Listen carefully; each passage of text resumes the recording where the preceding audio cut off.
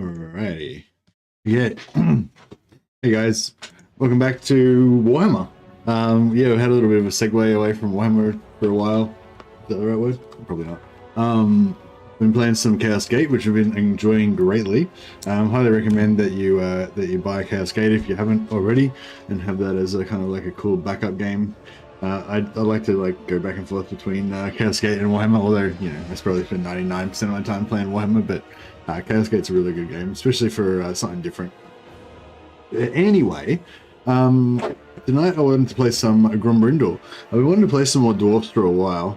I think my like thing with Grombrindal, like Grombrindal's like one of my favorite Dwarf lords, but I really don't like his starting position. I've just got a thing where I like my Dwarf lords to like live around the, the wastes, mountainous areas like of the traditional Dwarf home in the World's Edge Mountain, that kind of area. So I'm going to play Grombrindal, but the mission will be to return home.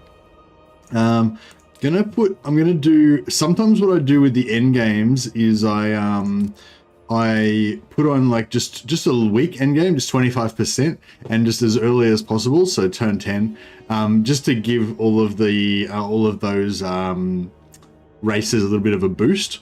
I've got enabled diplomacy on, so it's just normal. It's not really an end game. It's just like all of these factions are just going to get a little boost. They're all going to get like 1, maybe 2 armies extra. So it's only at 25%. So yeah, most of them should just get 1 bonus army, I think. But also their tech tree will get boosted and stuff. So they'll be stronger. So yeah, so all of the dwarf. So we've got it set up for everyone except for the high elves and the black pyramid, because I don't really like the high elves. I mean the wood elves, I don't really like them leaving their forests. I think it's not appropriate. And the black pyramid is like, I don't even know what that is, but I don't know, it's weird when they come after you. So yeah, but the traditional enemies of the dwarves, the greenskins, the Chaos Dwarfs and the Ratmen are all going to get a little bit of a boost. We're going to get the portals, the Will of Hashut, so that's going to give us the Chaos Dwarf portals, make it a bit easier for us to migrate back to the Dwarf home. That should open somewhere between turn 10 and turn 20. And I don't know, I just sort of have the Vampiric Ascension on. I could turn the Vampiric Ascension off, I guess. I don't know, I'll just leave it on, whatever. I don't know if it makes that much difference. So that's it. So we're gonna play Grombrindal today. Where is he? You know who I am. This is Friday is my day off. So today is, if sometimes I won't be streaming, but sometimes like tonight, like my wife was doing something else. So the main reason I have a day off is so I can hang out with my wife. She was doing something today anyways by herself. So I didn't really have anything going on. So I thought I'd have a day off from Chaos Gate by playing some Warhammer.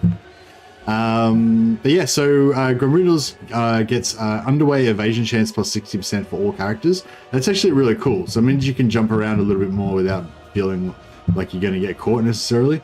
Weapon strength plus 20% when fighting against elves, all armies. So that's dark elves and high elves. Power of the Ancestors God, which is Grombrindal's special ability, which we'll see on like turn 2, and plus 10 melee defense for Quarrelers and Iron Drake units. So that's pretty cool. Reinforcement range plus 50% for Lord's Army and plus 10 leadership. So we'll be checking that out, and we got these starting units.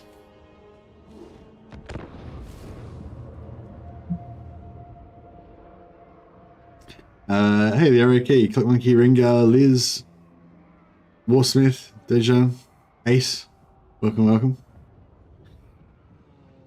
No, I don't really follow Crusader Kings Ace, although it is the sort of game that I like, potentially would play, but I just have never really gotten around to. I think I bought the first one, and I'd like dipped my toe in a little bit, but I just didn't really get into it. I think it's one of those games that takes quite a bit of investment to get into it. Anti-elf bonus, yeah, exactly. He's a man after my own heart. Or a dwarf after my own heart, I'd say. He'd be offended probably. Strike many grudges from the great book. Strike many grudges from the great book. Alright. We've We've got to have our first battle and get that, we've got to get our first battle down perfectly. This is where the, actually, I wonder if it's better to actually fight this manual. I don't know. I wonder if you could fight this better manually than you can auto. The auto is pretty, the auto is pretty easy for this, but I don't know. We'll just fight the first one anyway. It's traditional. I couldn't figure out how to play Crusader Kings. Me neither. Me neither. Let's be honest. You're not alone there, Clock Monkey. I mean, I'd like to think that I could have figured it out if I like made a bit more of an effort, but I didn't actually figure it out. So, just want to say your Warhammer videos helped me out a lot. Like the Ogre Camp video, you did help me a lot with my Scribe campaign. Oh, that's awesome, man. Thanks. I'm glad to hear it. I'll try and get back to making some more Warhammer videos soon. I've just been just been having a little segue into Cascade for a while, so. Power of the ancestors. I love all of the options in the survey, just saying, and happy to see some Dowie regardless. Yeah, nice. So basically our options as I see it are, I've got a preference of my own, but I didn't want to sway your guys' preferences. But basically, we got a mission to go back through the Chaos Dwarf portals, maybe punch some Chaos Dwarves on the way through, and then try and save Karaz-a-Karak and the other dwarf holds. But yeah, so to save the holds, should Grombrindal focus on a traditionalist or a progressive, elite, or basic army? So your options are, we can go traditionalist, focusing on shields and quarrels, just basic dwarf warriors, and long beards and iron breakers and stuff, and crossbows and stuff like that. Traditional weaponry. Should we focus on progressive weaponry like gunpowder units, gyrocopters, fangled flame cannons and stuff? Or should we go with a mixture of progressive and traditional, but elite armies? So perhaps like iron breakers plus iron drakes, kind of thing. Just stick with elite stuff. Or should we go with a mix but stick with basic troops? So thunderers, dwarf warriors, that sort of stuff. So yeah, so you can vote in there. I will listen to your wise counsel, your sage counsel. I may not follow it, but yeah, that's pretty much what we were thinking about. Hey, Astral.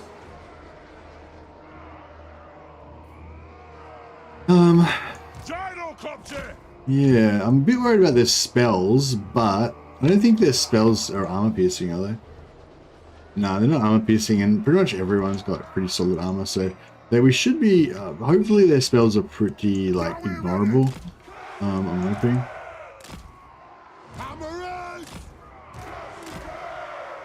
Is it time?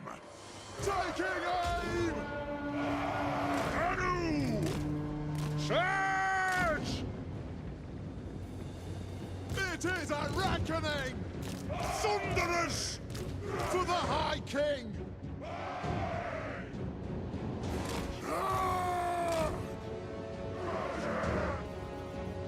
Dwarf warriors! Move now!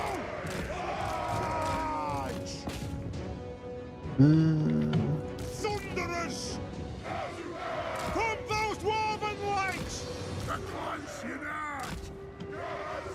Dive bomb! Just trying to distract these guys a little while so we can have time to set up our thing here.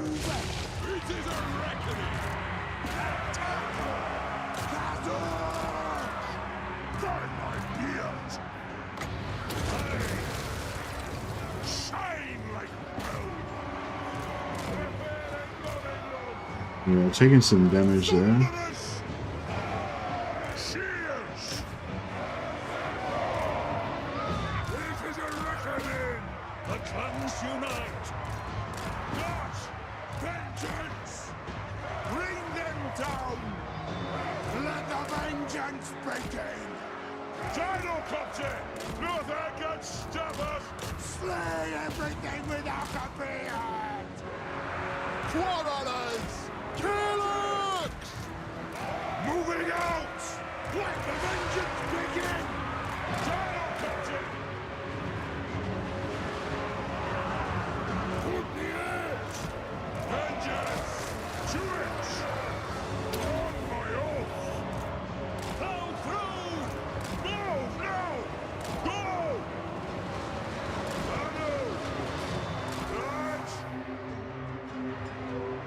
Cat's talking to me.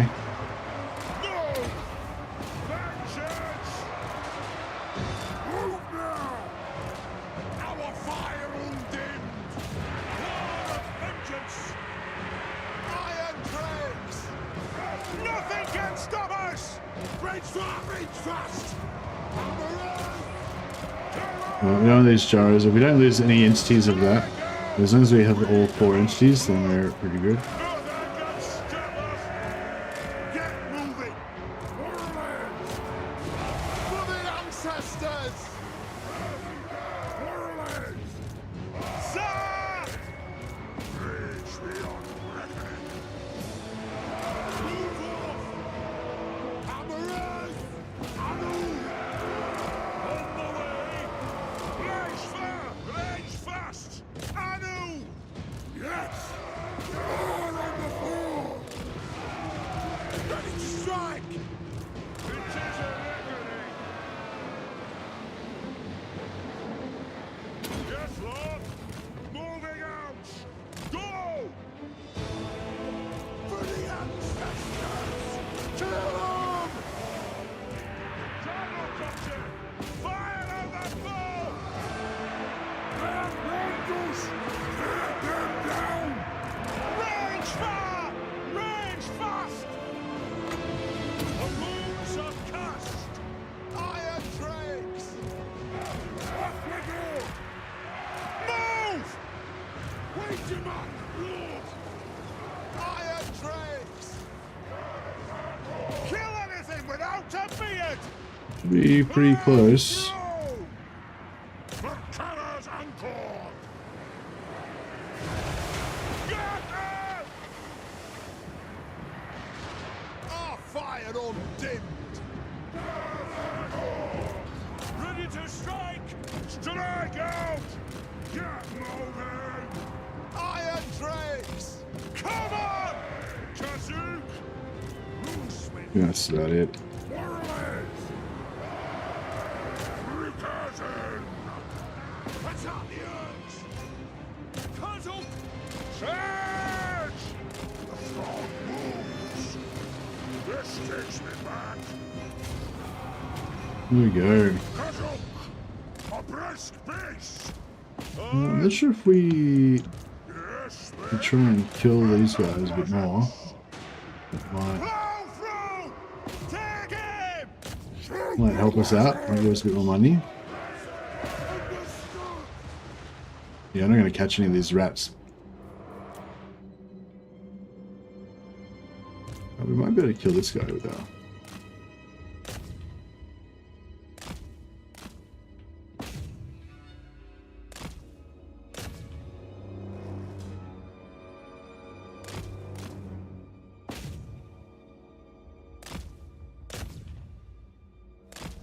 Nice. Alright, that'll do. Alright, I think that was a pretty good one. Mercy's granddad, who Grombrindal.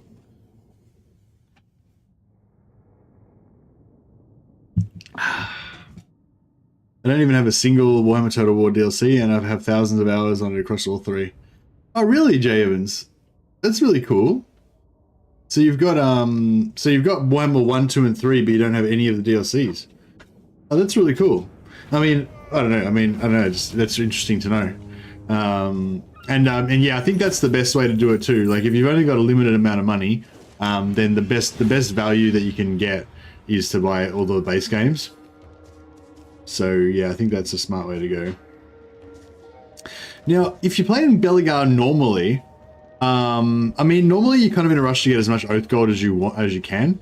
But if you're playing Belegar normally, like, you quite often don't really get much of an opportunity to use this buff, Drink to Victory. It lasts for 2 turns, and it gives you plus 20 growth, extra income and control in your local, But normally you're kind of like attacking enemy settlements, so you're sort of like going out of your area into an enemy settlement or into an enemy army and like fighting them in an enemy territory, and then you take over a settlement, and then you immediately leave that settlement, go to a different settlement, etc., etc. But the territory we're taking over now is part of our home province. So as we reclaim it, we're going to have this buff, and then we're going to be sitting in our home province giving the buff to our home province. So it's quite a good little, you know, this 2 turns is probably going to be all spent in our own home province. However, I don't think I'm actually going to be migrating like immediately, so I don't really care about my home province. So I'm going to just go for the Oath Gold. So long story short, normally you would go for the Oath Gold. Normally you would go for the Oath Gold, but in this situation it might actually be good to go for the other buff. But I'm going to go for the Oath Gold anyway. That's basically the gist of it. Grog is great, but Oath Gold. Yeah, exactly. I'm Beligar, so he's my ancestor granddad. Yeah, that's it. Downloaded Warhammer Online, Return of Reckoning, private server, currently rolling with an Ironbreaker, pretty solid. Love me some Dwarf gameplay. Oh yeah, nice one, Prince Kawaii. Yeah, I love Warhammer Age of Reckoning. I haven't, I know I have actually played Return of Reckoning a little bit, but yeah, I know. So yeah, but I played it for thousands of hours when it first came out, like the original release. All right, let's move on to this suspicious-looking settlement here. Yeah, so it's just trash, so we can just auto-resolve this. Methinks. Oh, actually, we did take a pretty big hit on those miners, but that's alright. Oh yeah, that's a really nice rune we got. Discouraged effect. So that's quite a good savior of... actually saves us a good amount of Oath Gold, so that's good.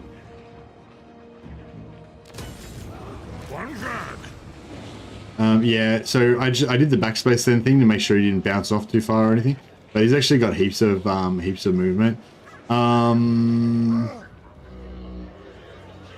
If you wanted to get really clever, you could raise another lord here and then just sack this and then have the other lord, whatever, and then move faster with Grombrindal. But I think I'm just gonna occupy it so that way we can just start getting better troops here straight away. What's our poll say? So 20% say traditional. We should just go shields and quarrels. Tradition, which is somewhat appropriate for Grombrindal because he's like in the ancient spirit of the White Dwarf and all that. 5% say we should go for a mix, but we should stick with just basic low tier troops. Because Grombrindal's quite good at, because he got his army buffs, he's quite good at making just like basic troops strong. But the majority of people, 35% said we should be progressive, focusing on gunpowder and gyros, and 40% people said we should go a mixture of old school and new school technology, but we should focus on elite armies. So that sounds cool to me. So I'm going to try and actually pretty much follow this poll. So I'm going to be aiming towards getting fairly elite troops. At the start, we might have to just go with like regiments of renown mainly, because we probably won't be like tier 4 or tier 5 for a while. And get some gyros and stuff, gunpowder. We've already got some, so it's cool. So this will give us some grudge throwers, and this will give us quarrelers, and yeah, we'll just quarrelers basically.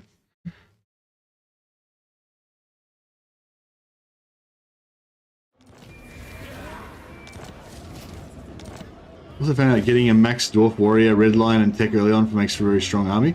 Yeah, for sure. And that's really that strategy works really well with Grombrindal, because he buffs his basic warriors a lot as well.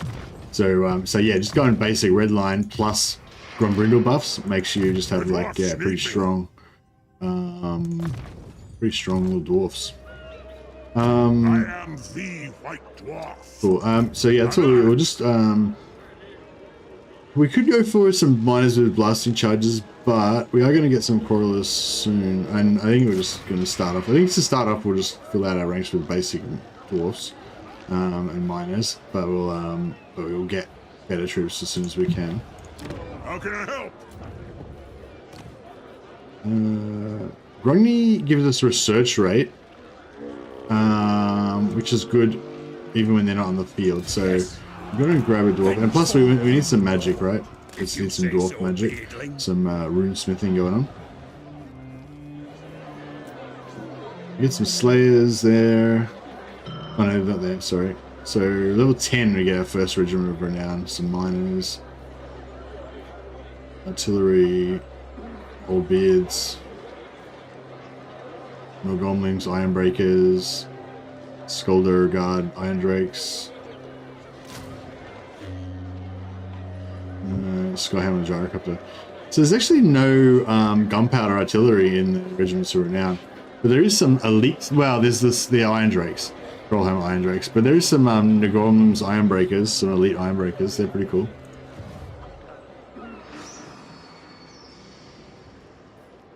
It is time. Diplomacy wise, there's really no one around that's friendly.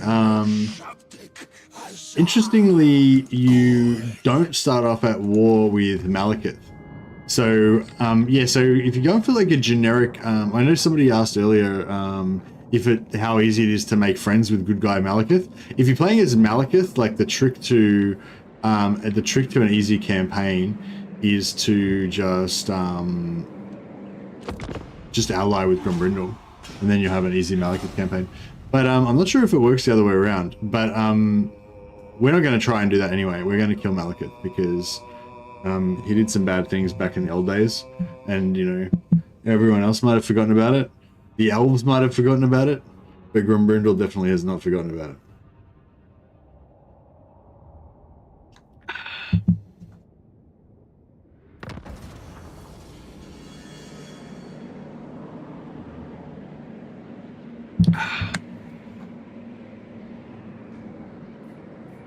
Malekith did nothing wrong. Malekith did lots of stuff wrong. Malekith is evil. Grombrindal. I don't believe. I'm not. Yeah. So one cool thing about Grombrindal as well is that he gets this skill line absolutely relentless, because plus 15% movement range to all dwarfs, like to all of your armies. Which is pretty cool because like dwarves are normally kind of slow, right? And not when you play Grombrindal, all your dwarves are got good movement. Also, this get up. You know, again, dwarves normally have pretty bad replenishment. Not if you play Grombrindal. Well, you know, less so if you play Grombrindal because they'll have plus 6 max replenishment. Having said that, though, Grombrindal doesn't get normal replenishment or anything. So, yeah. And he doesn't get the normal... and he doesn't get the normal movement bonus either. But he gets something better. He gets a Mountain Strider, which is like a unique movement thing, which is pretty cool. Okay, so next we want to take out the Altar of Ultimate Darkness. Where's the border? Oh, it's this there. Okay. I go where I'm needed. Heading out. We might just put this guy just on the border. With these two guys, because they can get replenishment if he stays behind. And that means that I hope not. The dwarfs need me. What do you want? You know who I am. Yeah, we're gonna get that movement there, so that's fine. Just give him a bit of extra movement just in case. A bit extra movement. Who calls me? Forward. I'm sure if I should move a little bit extra just to make sure. You have my axe. I'm leaving. Force march to glory. Always a good idea. I could put another lord here, but I'm not sure if he'll catch up to us. Yep, so I might wait on that one. And we'll get more dwarfs in there.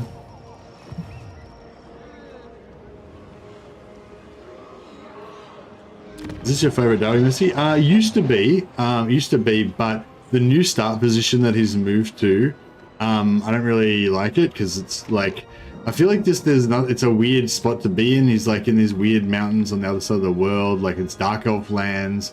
It's not like, I don't know, I kind of like the setting, like the whole diorama of like, you know, your dwarves doing their thing in the appropriate background and stuff like that, you know, whereas I think Karaz-a-Karak is like the perfect dwarf starting location because you're surrounded by greenskins, Skaven, you know, you've got the Empire allies not too far to the northwest, so it's sort of just like the whole kind of tapestry of the story of the Dwarven race is kind of laid out for you there in Karaz-a-Karak, whereas Whereas I feel like if you're playing as Grombrindal, like you're off on some weird adventure doing weird stuff. It's kind of like Volkmar, you know.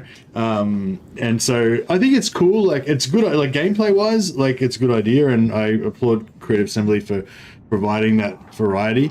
But yeah, and I think it's a fun new location and everything. But I'm just saying, if I want to play my like ultimate Grombrindal campaign, then I want to migrate him back to Karaz-a-Karak. So that's what we're going to do today.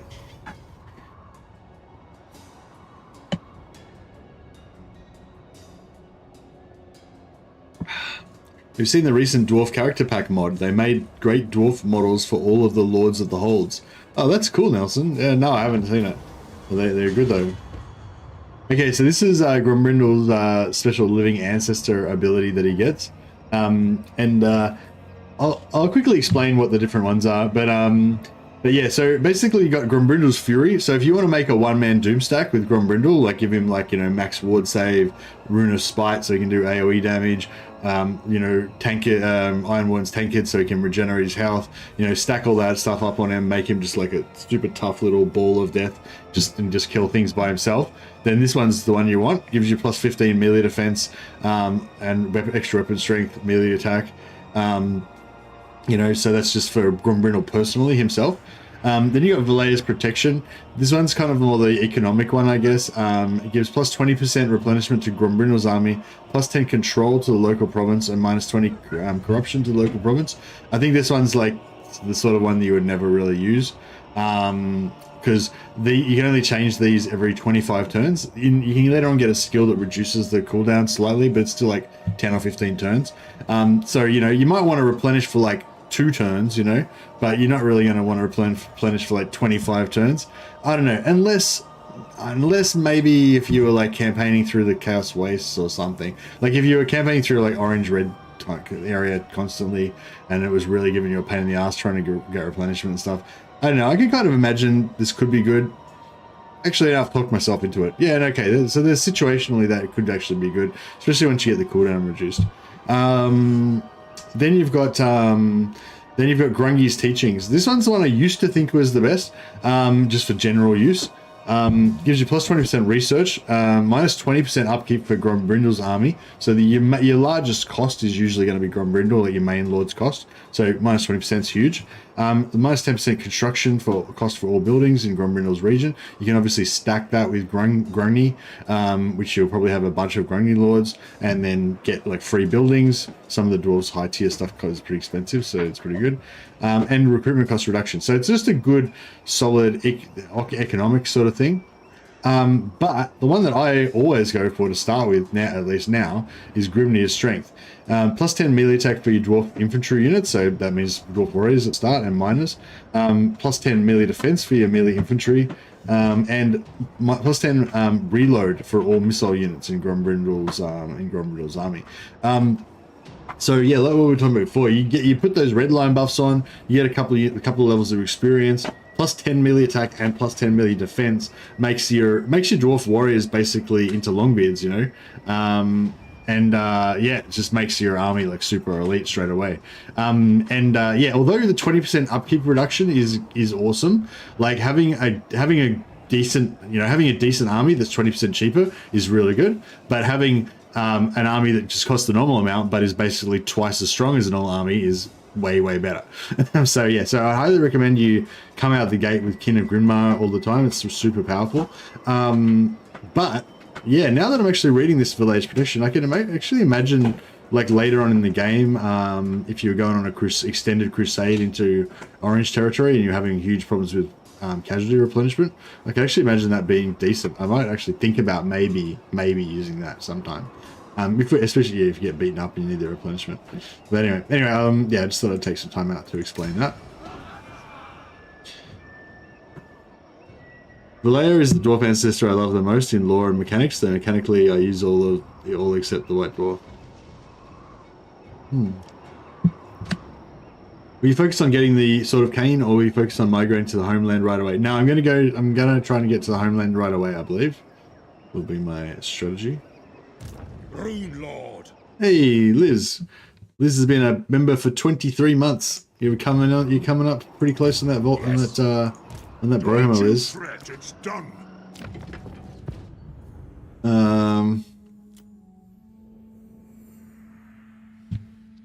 Lizik.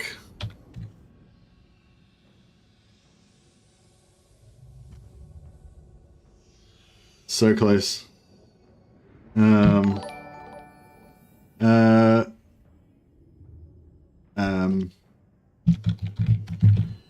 Lizak Nearhammer is always close by. Master of Runecraft. All right. Yeah, thanks a lot for your spot, Liz. You're awesome. Appreciate you. And yeah, good to see you again, by the way. All right, so I really want to kill these beastmen as well, but they don't seem to be offering themselves up on a plate for us right at this moment, unfortunately. That's okay. On my way.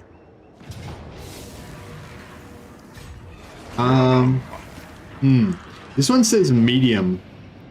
Cast the runes.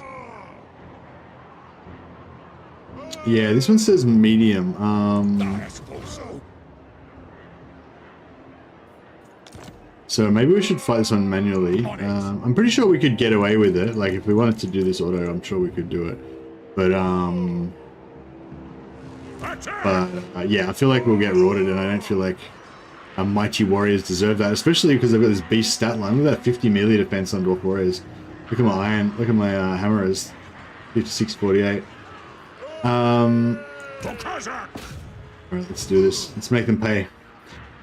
So yeah, so we've got discouraged effect. Discouraged. So this guy applies burnt, which is -8 leadership, and then this applies discouraged, which I think is -16 leadership. So it's pretty, yeah, pretty good. I'll put that on one of my crossbows, I think. Yeah, so melee attack and their missiles are both doing discouraged now. So yeah, I quite like using missiles as a little like morale breaker. Benji wants to have Grombrindal's gyrocopters. All right. Hopefully they don't. Hopefully they don't die on you. I mean, they will die eventually. But I'll try to keep them alive as long as. They're not going to die straight away. But I mean, sooner or later, I'm sure they will one day.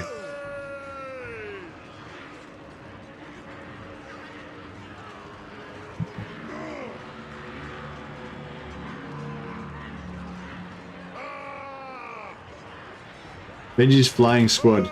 Boom. Literally flying. Which lizardman race do you think is the best? Out of what? Out of Skinksauruses or Croxigors? Are those my three options? Let's go. I guess out of those three, I like Croxigors the best. Because they're big. I like big things. I like big heavy units. Don't like little spherity little things. Fuck. Siege. I totally forgot this was a siege. Which lizardman faction do I think is the best? In terms of best designed, most fun, etc., I'd say Oxyotl, but I haven't played Nakai really, so yeah. But in terms of my personal favorite, I'd probably say not Oxyotl. I just don't really like Oxyotl as a character that much. I think I prefer like Krokgar or even Mazdamundi. I feel like Mazdamundi's got more of the whole like vibe of the, you know, the great plan and all that. I don't know, like, yeah, I like yeah, kind of like what we're talking about with Grombrindal. Like, I like races that sort of get me into the character of the faction.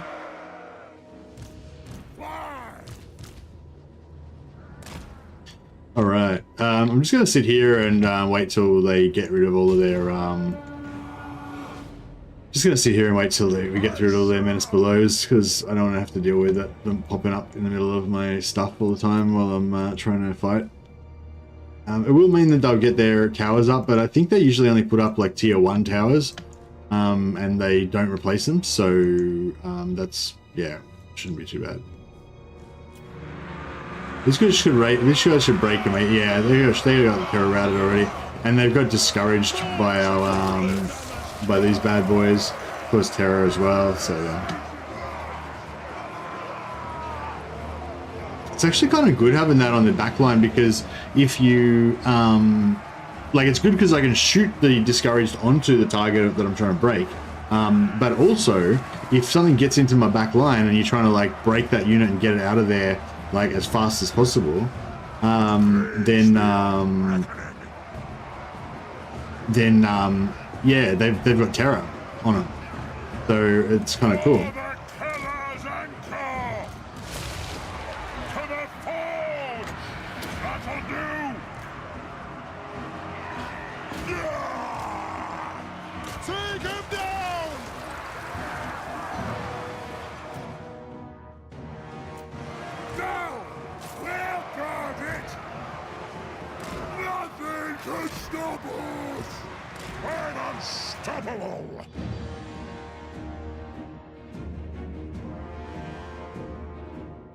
How many do they have? 3 or more?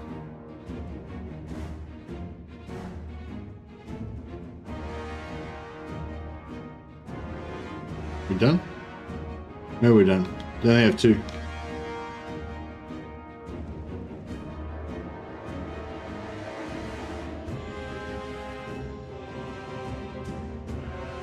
Yeah, I think maybe they only had 2. All right. We've got to watch out for that tower. So we need to kind of feed our guys down the side here. Dwarf warriors, from those Dwarven lakes, for the ancestors!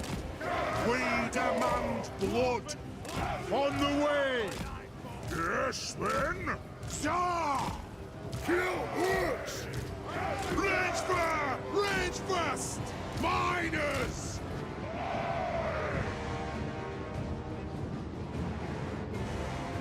Runes of power! March!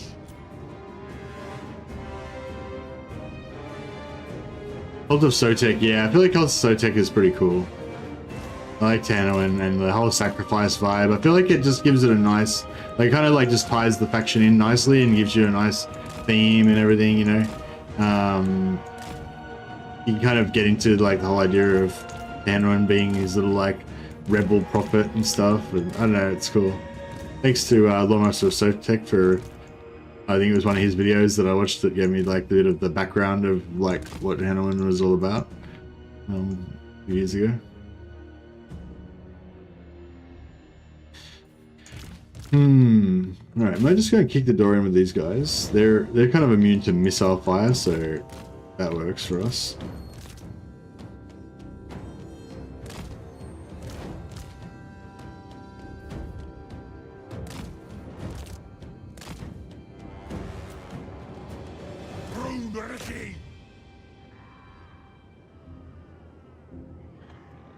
What criminal enemy is the biggest threat in the early game and which late game? I don't really know, because I'm going to migrate away, you know, so I mean, in the early game, your first threat to wipe out is Malekith, like your main priority is to wipe out Malekith, but he's pretty easy to wipe out, like as you'll see in the moment, we're going to kill Malekith in about 5 seconds. He's not going to provide like any threat at all. So yeah, I feel like Malekith's a bit like undertuned as like the early game threat. So, well, yeah, sorry. So I guess I'm saying Malekith's not your biggest early game threat because it's easy. I don't know who's your early game threat. Is maybe someone else who's played Grombrindal more. Like, I don't really like Grombrindal's starting position, so I don't really play him like starting from his starting position. I just realized we probably have enough Oath Gold to get a Rune of Spite that we could have gotten. It's alright, we'll get it later. I might just go up on the mount on the wall. Oh, I thought those guys were ranged. Alright, well maybe we'll just tank them over there. Valkia is annoyance. Yeah, I was gonna say Valkia. Yeah, I can imagine she'd be a pain.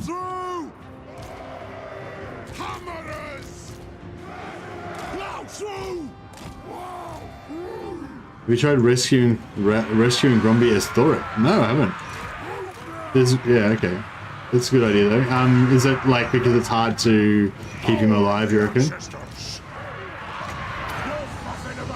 Like you're trying to confederate all of them or whatever, it's hard to kind of keep Grombrindal alive. Is that why that's a concern?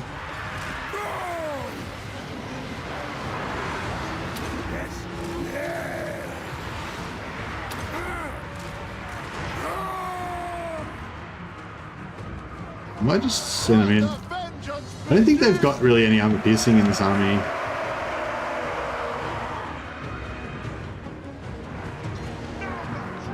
Quarrelers! Blow through! We are relentless! Start climbing! This could be a threat.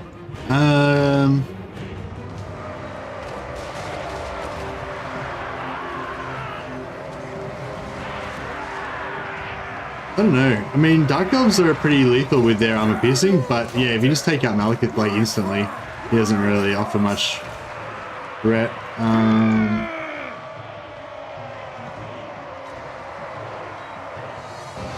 Quarrelers!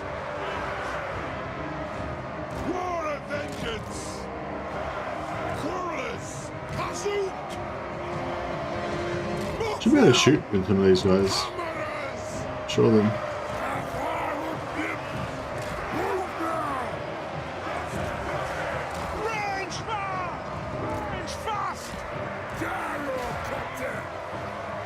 Yeah, Gromby's working on those guys, but I'll get some. Understood, Lord! Drops away! Yes! Let the vengeance begin! Move now! Move! Plow through! Strike out! Dwarf warriors! Attack the earth! For our ancestors! Yes! Yes! More of vengeance! Mark out! Get shot up a bit there. All! Twitch! Killers! Handpigs! Plot! Go! We demand blood! Take them down! By the Layer's will! We'll just yeah, Train them! Hammerers! put these hammerers and we'll sort of back up.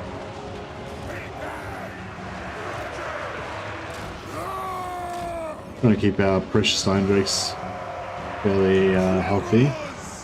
Charge! Dwarf warriors! Move now! Form those dwarven legs! Strike out! For the High King! Move!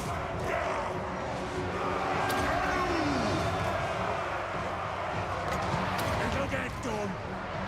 Obey me! Dwarf warriors! Axes out! For the ancestors! Oh, these guys are climbing the walls. Okay, fair enough. Let the vengeance begin! Rune Lord! Rage fast! This should break pretty hard.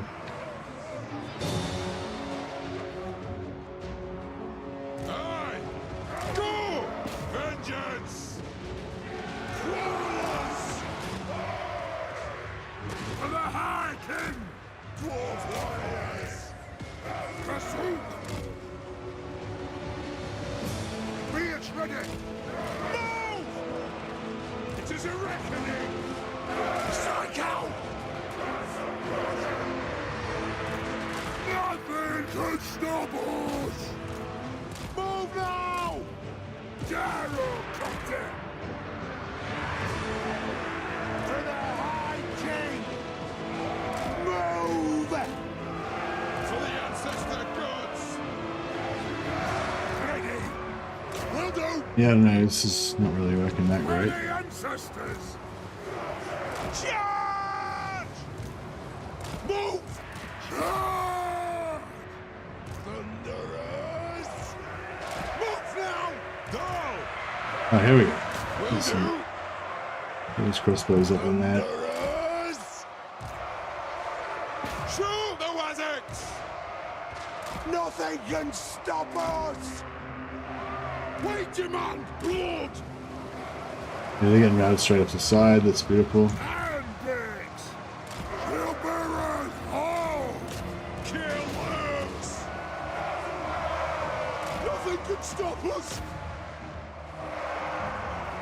For the High King! Scarf! Oh no!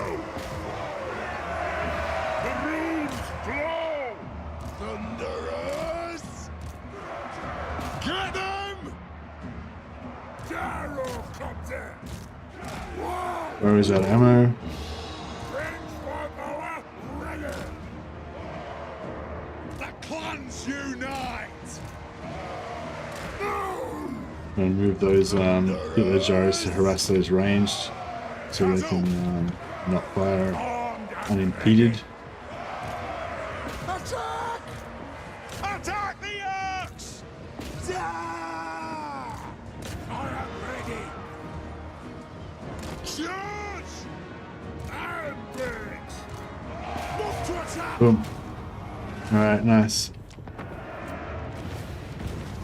I think that was pretty good. Minimal casualties. I'm pretty sure it said medium, so yeah, I think that's better than medium. Medium would have rocked us. So worthwhile. Good spin. Good time for it. Shara Khan says sisters shouldn't really make it that far north for a long time, if at all. Yeah. Hey, Wily Coyote. You just Bob Rossed me. Now I have to play along with my own campaign. You know who I am. I take that to mean that I've inspired you to play some Grombrindal.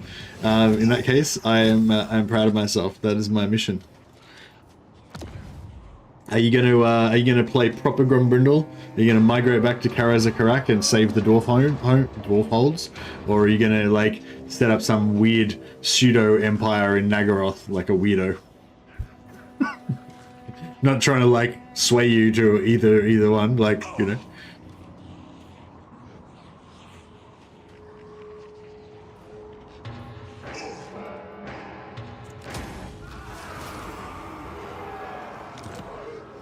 All right.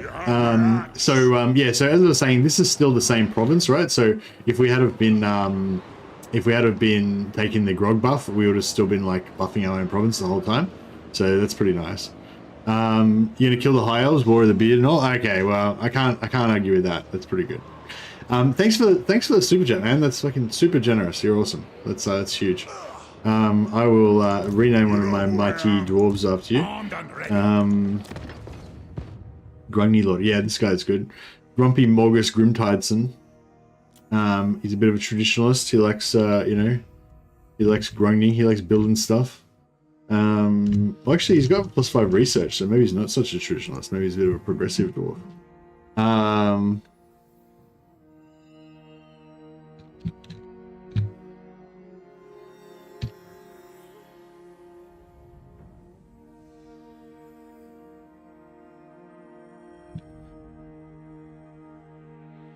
don't know where that name comes from. It's a pretty weird name.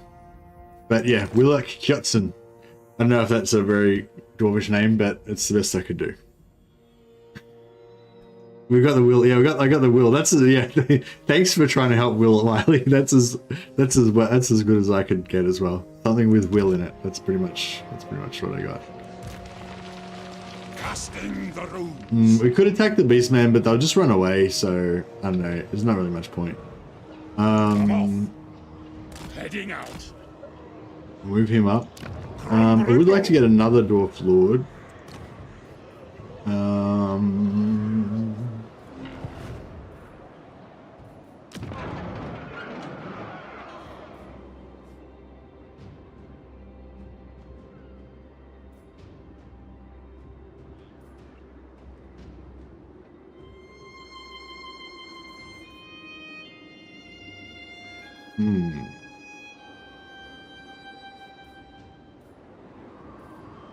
One flag.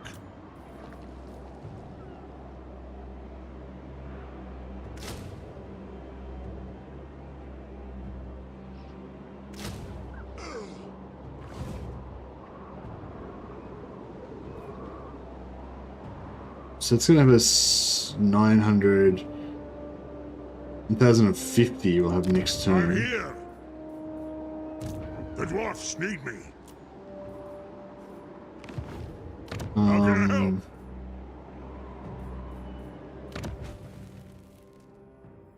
How much do these cost to recruit? Oh. Hey, Scott Bonadonna. Thanks, buddy. You're super generous as well. Thanks so much. What does that do? Oh, I can heart your message. That's cool.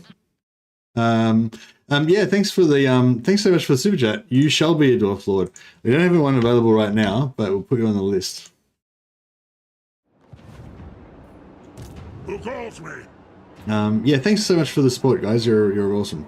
All right. Master of Room. On a donjon. So you bought it. Scott's got a great name. I don't know why, but it's not really a great name. It doesn't really work that well for most races, but I just like the noise that it makes when I say Bonadrondron. But Wily Card is a good name too. It's not a good name for renames, but it's a good name for being immediately identifiable and rememberable. I'm ready. I don't think we need the replenishment just yet, really. I'm just going to get more movement. I would like to get some more buff. I would like to get some more buffs for our melee line, but we aren't really facing anything that's particularly worrisome at the moment. And strategically, if we don't have enough movement to get to the objective, like I feel like that's the main, like that's the real issue. Hey, Warsmith. Had the turn 8 in sport game. There you go. Yeah, no, the turnout was good. Like, Chaos a much smaller game. It doesn't have much of an audience, really, compared to Warhammer. So I was never expecting it to do very well. But having said that, we had a good, 50 people watching, pretty much every day. The last day, I think it petered out a bit, but that might have been partially my fault, because I kept getting my ass kicked and having to restart. So I think I might have, kind of worn people out a little bit with that. Maybe if I had have just kept going with the one mission the whole time, would have, people would have been more into it. But, what can you do? A timely arrival. My warhounds have not eaten in days.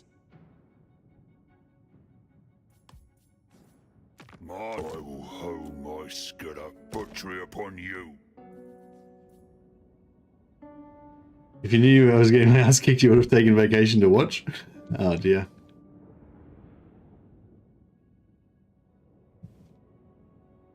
Your whole life? People who always love saying your name. It's a good name. It's a good sounding name.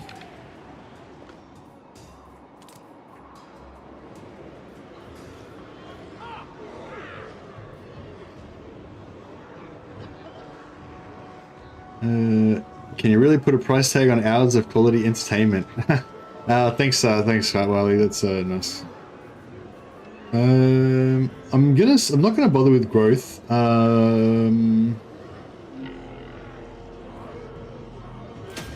aren't gonna need the recruitment capacity because we're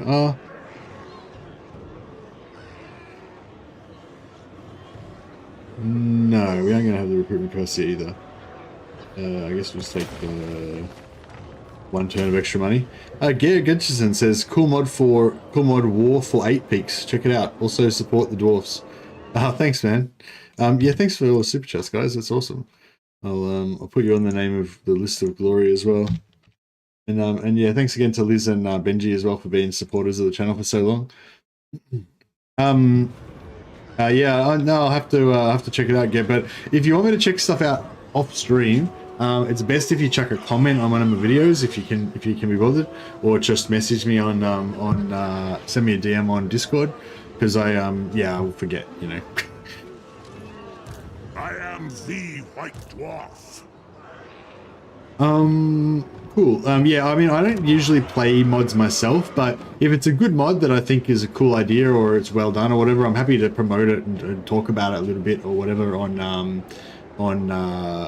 stream and stuff. Happy to promote mods, because I do believe in mods, and I think they're really good, and I have a lot of respect for a lot of the mods. Oh, we've got 50 oath gold, so now we can get our rune. I just don't play them myself, but that doesn't mean I'm anti-mod or anything. I'm super not anti-mod at all. And yeah, no, I got a lot of respect for that. I've even done a little bit of modding with myself on certain games that were really easy to mod.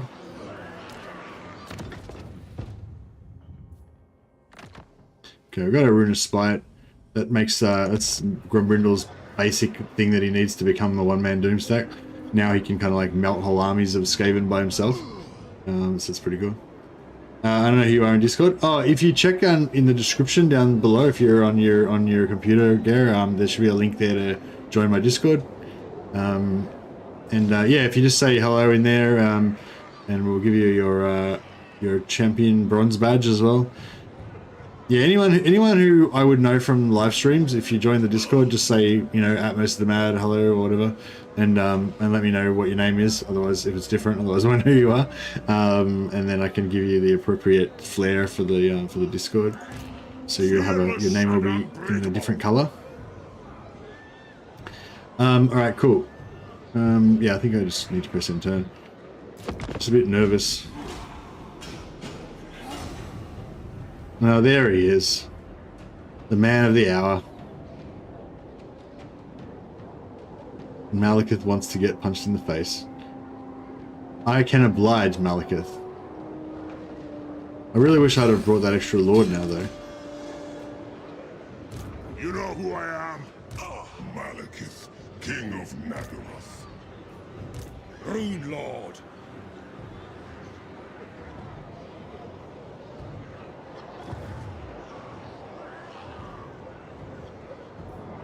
The dwarfs need me.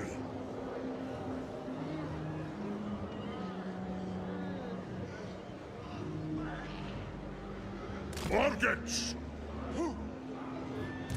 Aye.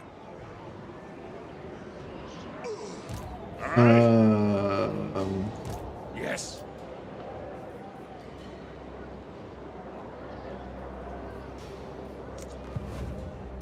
Can I help you? We can sell. Actually, I just realized we could probably sell this war to one of his enemies. Oh no, we're at war with his enemies. Doesn't work. Malekith, for your crimes against my people, I declare war on you. Once we called you dwarf friend, but no longer. I'll cast the runes. Die. Someday. What a wazok. Oh, we can just auto-resolve this for low, so I might do that in the interest of saving time. Also, I like the... Actually... Malekith gives a army defeat trait of frenzy, and I'm pretty sure Grombrindal... I don't think Grombrindal gets frenzy, does he? Does anyone know, does Grombrindal get frenzy in his skill tree?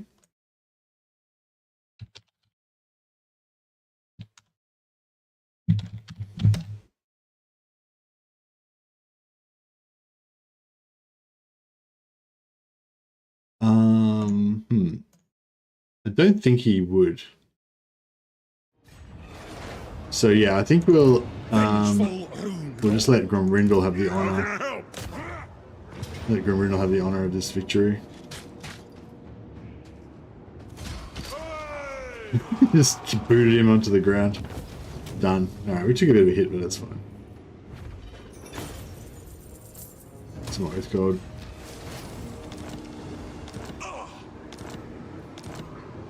I am the White Dwarf.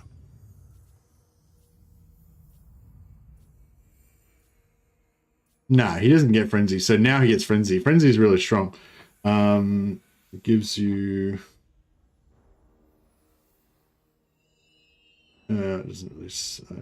oh yeah, because you have plus 10 base weapon damage, plus 10 armor piercing, charge bonus, plus 10 melee attack, and immune to psychology. I think he's already immune to psychology or unbreakable, isn't he? Yeah, he's already unbreakable, but the other stuff's good. Grombrindal's already a bit of a badass in melee, so that just makes it even better. Okay, so... Where's the... Okay, yeah. So if we go... There's no bother, I'll do it. I do. If we put this guy in ambush stance, Setting off. put him there, and then we... Grombrindal... Our enemies shall tremble.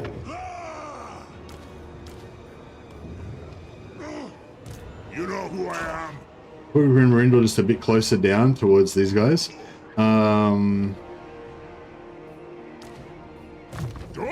that we'll make sure that we've got enough movement to get them. I'm pretty sure we will have. No problem. Just in case. And we could probably afford an extra lord now.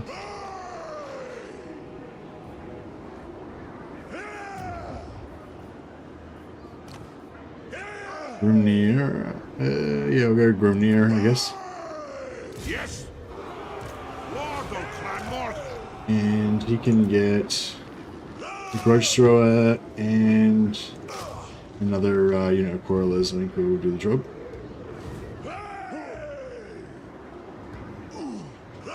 Grombrindal campaign is so funny, you just get new and new enemies in the north and you can't stop fighting until you reach Cathay. Well, we're going to do on a different mission for this one, but yeah.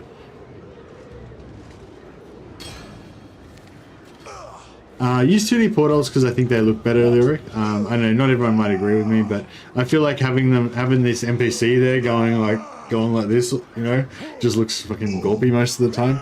Yeah, the legendary lords like Grombrindal, they actually have the nicely painted 2D art from their unit card. So I think that actually looks kind of nice, you know, whereas the picture of the just in-game model I think doesn't look as nice, but especially when it's animated I think it looks even worse. So yeah, so that's the main reason.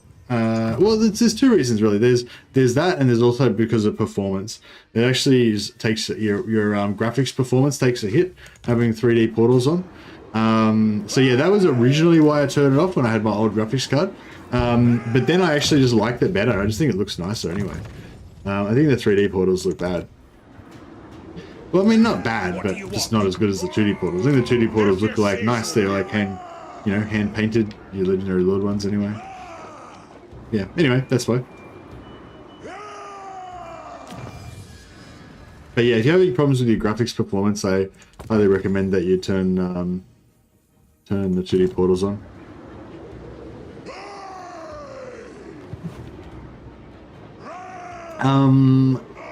Cool. So we've just out of hand punched Malekith in the face. Didn't even bother like get excited about that really. We just gave it to him, and we'll come back and finish him off later. But he's not even that worthy of our time. And we'll continue beating up this Skaven. Dejan said he likes 3D better. Well, that's cool. You know, if you like 3D better, then use 3D. I'm not trying to tell you how to live. But yeah, 3D portals take up more of your graphics, more of your graphic performance, which means that, you know, your other graphics are not going to perform as well, I guess. And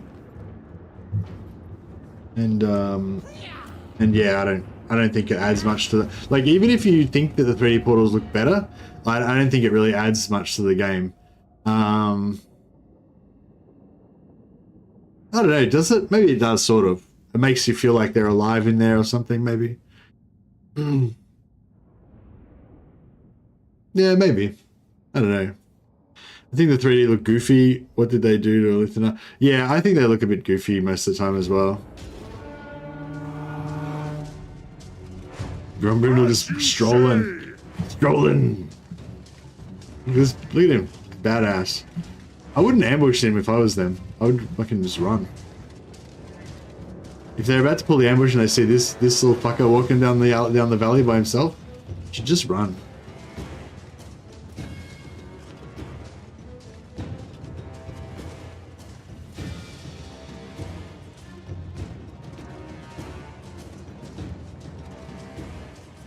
Yeah, yeah, 3D is the default. Yeah, I think I'd probably put, if your system's good enough to run it, yeah, I'd probably put everything on max, except for the 3D portals. I'd just put it on 2D because I like the 2D better. And like, even if your system can handle it, like, it's just like, why get less frame rate just because of those 3D, like, I don't know. I just don't reckon it's worth it. By my beard, this takes me back. But if you feel like it gives you more immersion, or makes you feel like the 3D portals are like, you know, I feel like you do get that feeling sometimes from 3D animated portals that the character's kind of alive in there and you're talking to them and fucking whatever. Like, I can sort of dig that, you know. I'm not sure if I feel like that, but I wonder if I can actually kill these guys. That's cool. Even though I'm not attacking them, because they're attacking me, they're taking their own spite damage. That's pretty cool.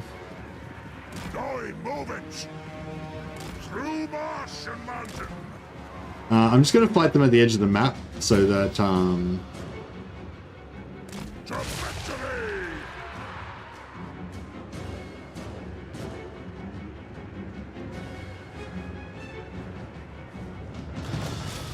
Range far, range fast. Go, go!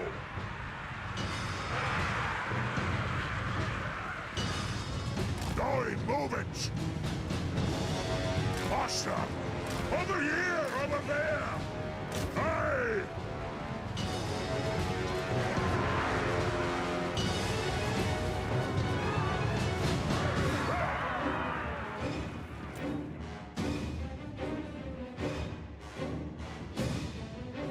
see who wins, Grombrindal or Army of Skaven.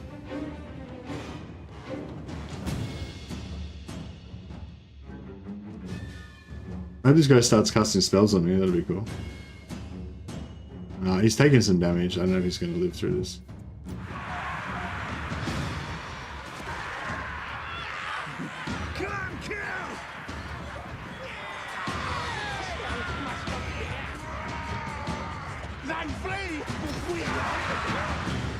See, they run! The White Dwarf!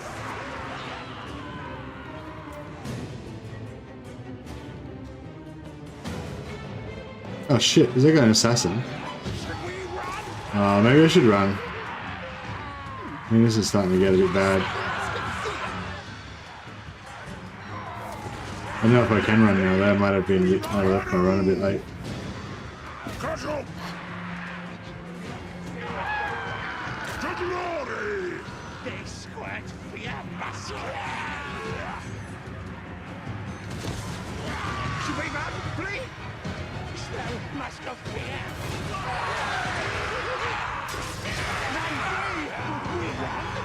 We're gonna be smashing this assassin. He's got his melee defense buff up at the moment, but oh no, he doesn't. It's worn off already. That dude's like, I'm getting the fuck out of here.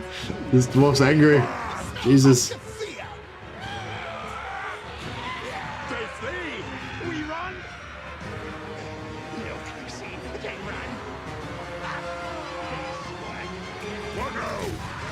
He's just flogging this Morgan Skaven.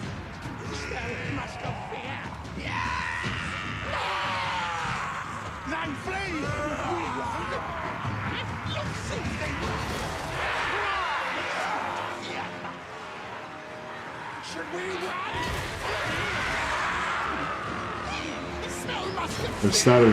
Oh no, they're not routing these. Yeah, the rune spike's not as good as it used to be. I don't think they nerfed it a fair bit. I think we should maybe get it. I think we should maybe run. He's about the edge now. I could potentially get away.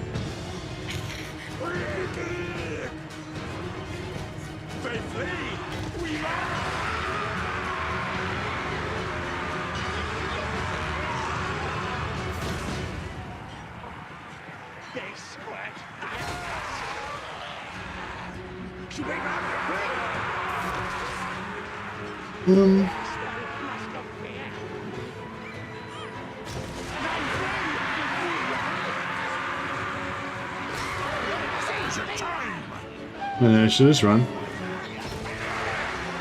Through marsh and mountain. Should we run? It's gonna, yeah, it was gonna take like half an hour to win. Even if we did win, it would take like half an hour, and I don't think he would win. Oh, he's not running anymore. He like unrouted. No, I think Grumpy's gonna die.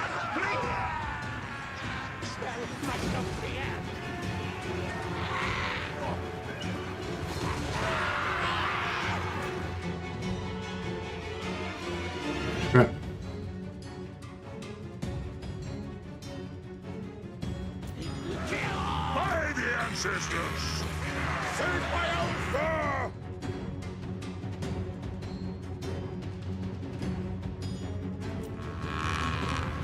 To war! Fight now, now!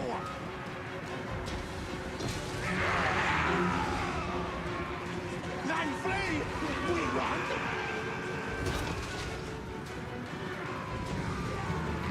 Scab back! To it! Fight another time! Bring!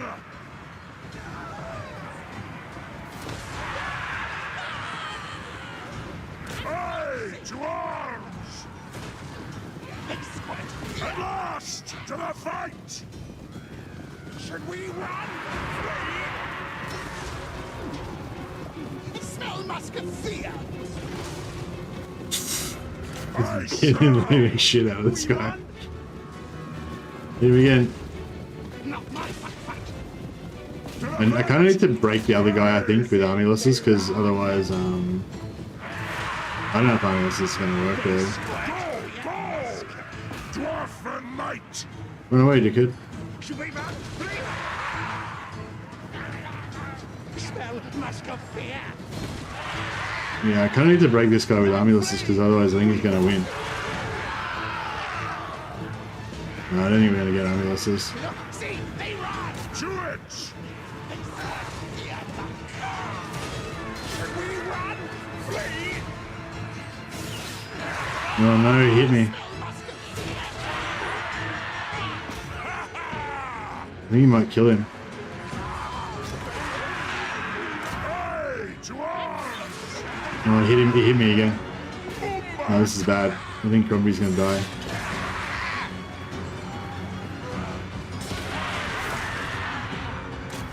Oh!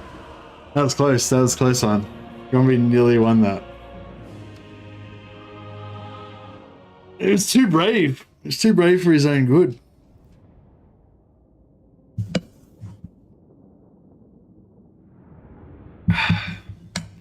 Need the iron wood and tank it? Yeah, I know. Or just if I could have retreated, but I could have just run. I could have just run at the start. If I had just run, it would have been fine. But yeah, all right, that was my bad. I've kind of kinked the campaign a bit now, but it should still be okay. But yeah, that's definitely not a good start to the campaign. Obviously, getting Gromby dead. But here we're back.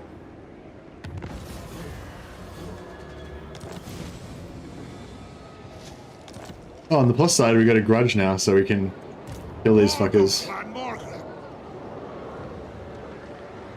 My anger burns bright. Got master of runecraft. Heading out.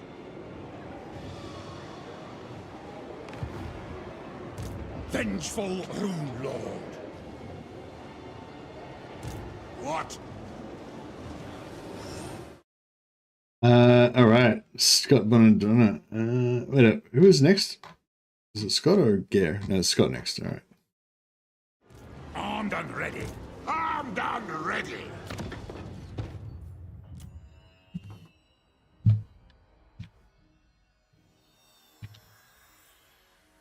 On a dungeon.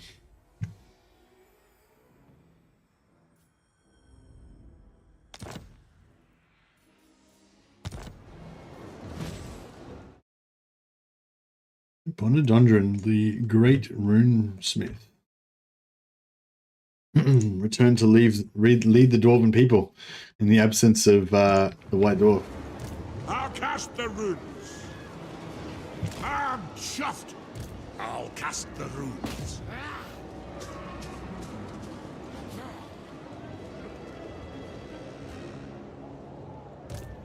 Yeah, if he had have just had like, you know, 1 or 2 levels in melee, he probably would have won that. I mean, he very nearly did win it. Like, he very nearly did win that.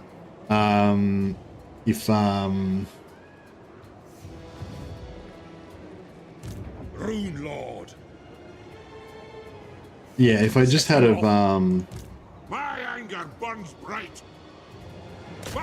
if I just had have got like 1 more hit, maybe like it might have been enough to make the other make the Scaven Assassin break. But yeah, he died. Yeah, I missed like 2 or 3 hits in a row, I think, on that Skaven Assassin at the start as well. So yeah.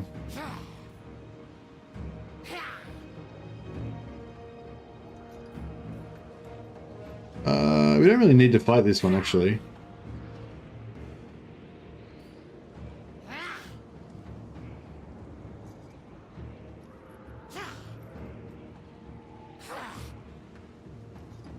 But maybe I will anyway. I'm a bit worried that this growth sword is going to get wrecked.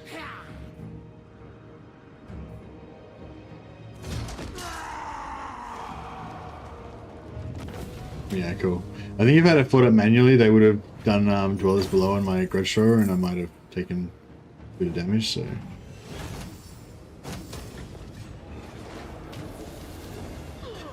Ninja Jim is bad luck confirmed. Indeed.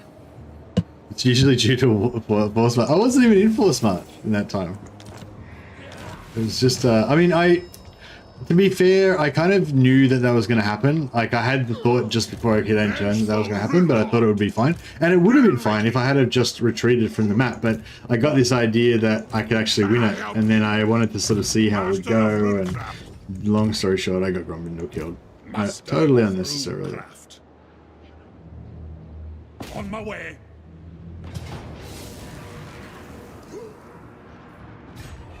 Vengeance! Aye! Casting the runes. I'm going. By the Gamma's Kron! We can hire mercenaries, Ogre mercenaries. How cool is that? Let's do it.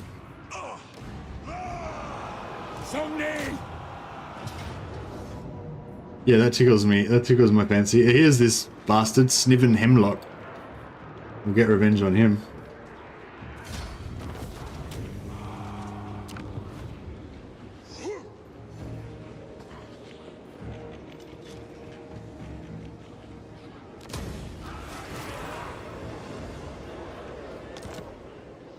I do.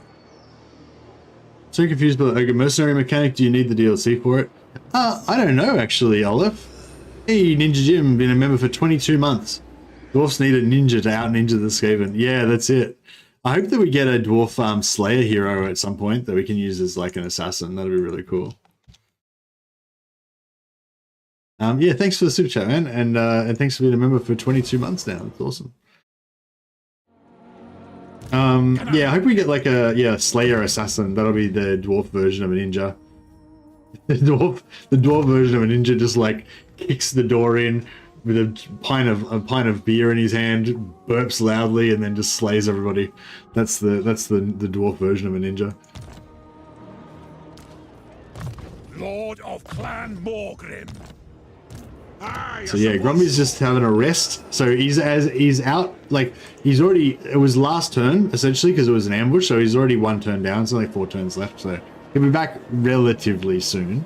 So that's cool. We can probably get a 4th Lord out though, just to be confident. We don't really need Determined. Determined's probably not really the best on a Rune Lord.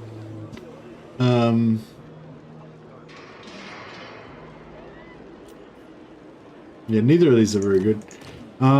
Perceptive is good. Yeah, I guess that's not bad actually. I don't really need it. We really want more Rune Lords. Do you have a specific reasoning for when to go for which Dwarf Lord, as in when I'm recruiting? Pretty much just go for Rune Lords all the time. The only time I would really go for a Lord is because the way that it works, like with other factions, like when you're playing Dark Elves, for example, right? Then you want to, if you're playing a non-magic caster, the first thing you want to do is get a magic casting Lord, right? And same thing with High Elves. You know, if you're playing a Lithanar, he's got a wizard. But if you didn't have a wizard, you know, the first thing you want to do is get an Archmage, so you got a wizard, right? But once you've got one a wizard, maybe you want to get 2 wizards. Then for your, like, if you have 4 lords, your 4th lord, you may as well get a prince or something. You may as well get a tank. have another tanky lord, right? But the thing is with the rune lords, because they don't share winds of magic, they all have their own cooldowns. So basically the more rune lords you have, the more firepower that you have, you know, if you're doing Wrath and Ruin, or the more buffs that you can go, you know, whatever. So yeah, so I don't know, I mean, I think it's sort of diminishing returns, but not that much. It's still like pretty good.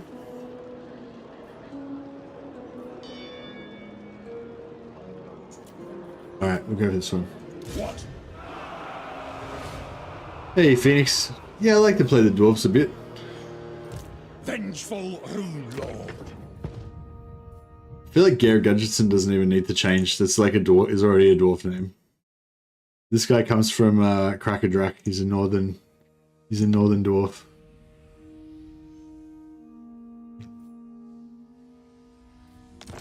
He's a Viking dwarf.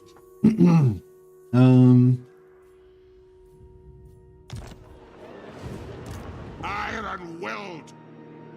What do you reckon the chances are they're going to assassinate Bonadondra here? I don't think there's much chance, but just in case, we'll put him inside the settlement. Inside the settlement, he can't be ambushed. And then we can just transfer the troops back to him so that they can get nice replenishment inside there. We do have a barracks here. Just won't give us crossbows, but at least we can recruit normal dwarfs. We'll grab a couple of more dwarf warriors. Dwarfs, indeed. Bit burnt out. Yeah, no worries, Phoenix. Yeah, I think it's important to take a break when you feel burnt out. Who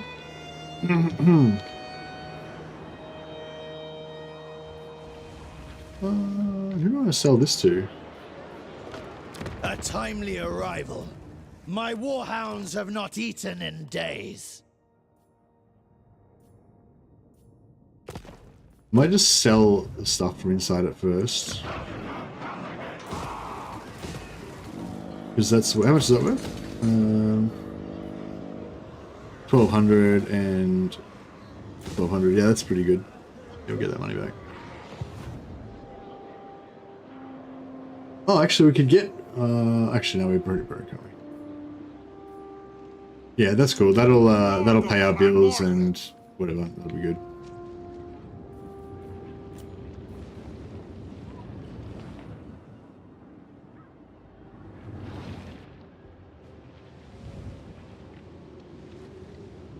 Yeah, that's fine.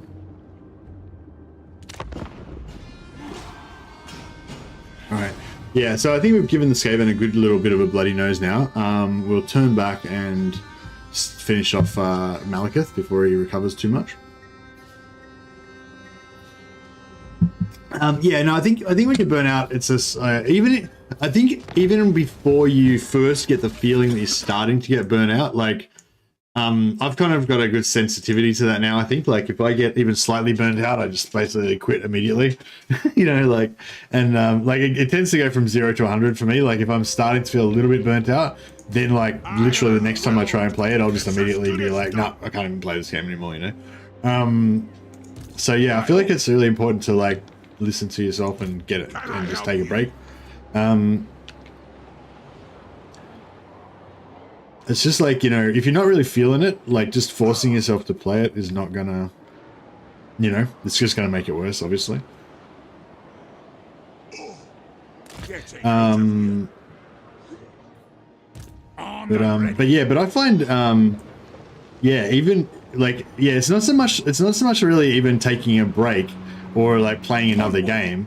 It's just not playing it when you don't want to play it. Like, that's the thing that kills it for me. Like if it's not even about burnout really. It's like, even if I play, like just say I'm like, oh, I should play a Lizardman campaign because everyone likes Lizardman and I haven't played Lizardman for ages and whatever, but I'm not really feeling it. And then like I go to play it and I don't like Lizardman and I hate it and I have a shit time playing them and stuff, then that will burn me out. You know what I mean? Like, and it's you know what I mean? It's not so much that, yeah, it's not so much like I need to have a break or I need to play something else. I just need to just don't play it if you don't feel like playing it. That's pretty much the gist of it. That's my the realization I've come to. All right, let's. We've got some good money rolling in now that we sold all of our crap. But hey, Dracula's Spire is our capital, so we can't sell it. So what I should have done earlier, but that's right, now's a good time, is just build build a money building there. Should have actually sold this as well. We could have had another 600 gold. That's What right. brings the despicable dwarf scum before me? Do they come to beg? Hey, fucking keep it a civil tongue in your mouth, you filthy barbarian. 2,000 gold sounds pretty good.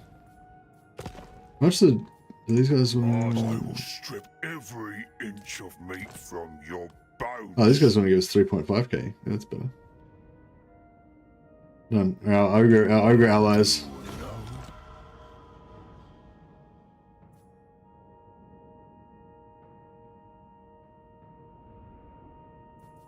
You're selling that as well.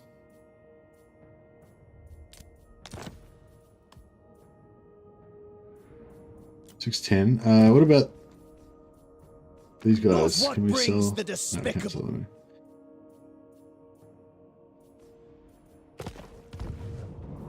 Big thank you to Mercy for recommending the early lower difficulty endgame crisis. Tried it recently. I very much enjoyed it.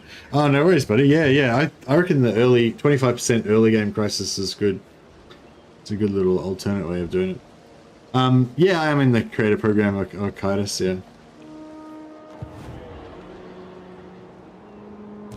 Lord of Clan So yeah, it's Dwarven. good to similarly give me early access to the games and stuff, so it's pretty cool. Rune Ricky.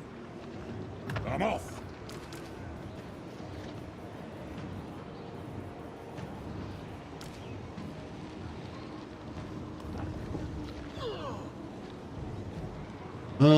Do you want some more dudes? I don't know if we want some more dudes or not. Heading out.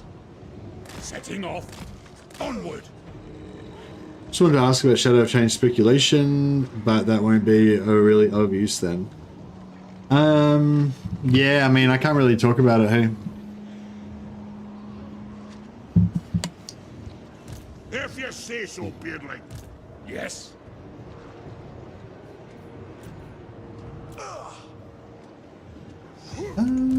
Runlock. Aye. I don't really want more dwarves, but we could buy a couple more, just to use as replenishment. It might be the way to go. Armed and ready. It'll get done. What do you want? There we go.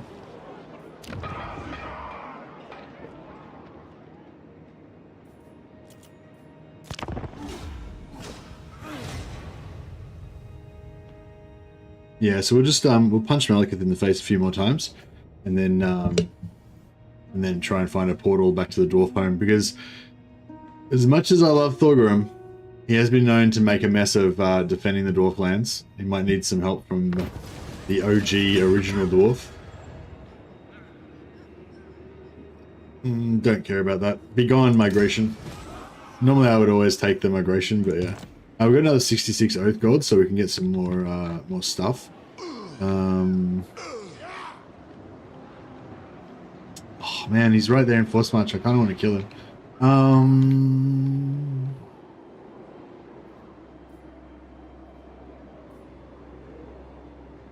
Should we kill him just for the XP? Gather. He did insult us. You guys heard him. When we did that diplomacy before, I tried to do diplomacy with him and he was all like, "You dwarves are bitches," Yes. etc. I've been looking forward to this. Prepare to be ripped to shreds. I mean, I entered diplomacy in good faith. I feel like, you know, that's an insult, that's a grudging. There's only one way that this grudge can be settled now. Rune Lord. Blood. I'm gonna kill stuff if it's part of a strategy. Such a grown-up clock monkey. Jesus. No. The strategy is vengeance. So I feel like this falls within the parameters. Aye up.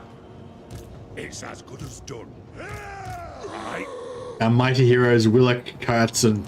Gary Gudgeon and Willock and My anger Bonadondron. burns bright. Mighty heroes. All right, let's do it. Who's the highest ranking leader in this team? Willock is the ranking dwarf, so he will have the glory of leading the On battle. what? Master of runecraft. I'll get on it. Marauders all! What do you want? Yeah, I mean he's in force march. Like I can't. I mean he's asking for it basically. Yes.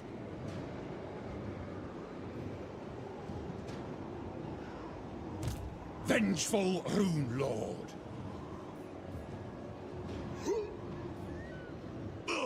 What brings the despicable dwarf scum before me? Do they come to beg? Although it will put us also at war with Valkia.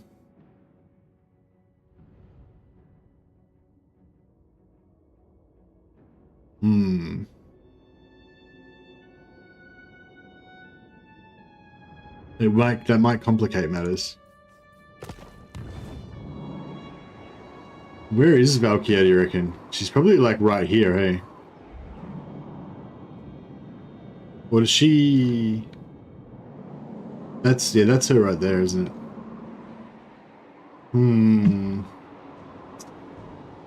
Nah, I guess we don't really need to, Lord and it of would Clan complicate matters. Wargrim. She's right there with 4 armies. Yeah, that's right. Yeah, she's right there with like a full stack. All right, fair enough. Can I help you? I'm leaving.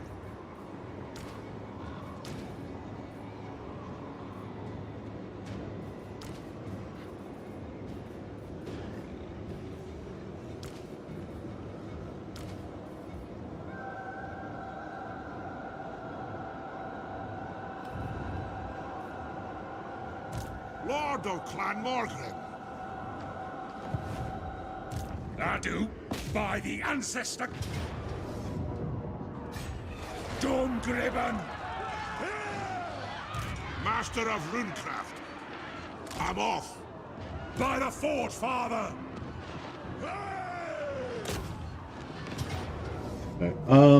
Since we've got artillery now, I might just do this one. Might just do this one. They've got armor-piercing missiles, but we outrange them, so, and we've got the artillery, so we should be able to, you know, do this with minimal casualties.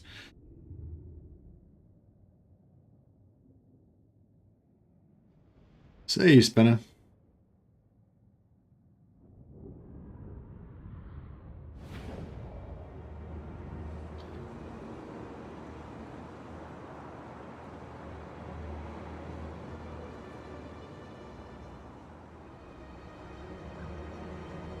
Runes of Iron Will. Actually, now that I'm thinking about this more.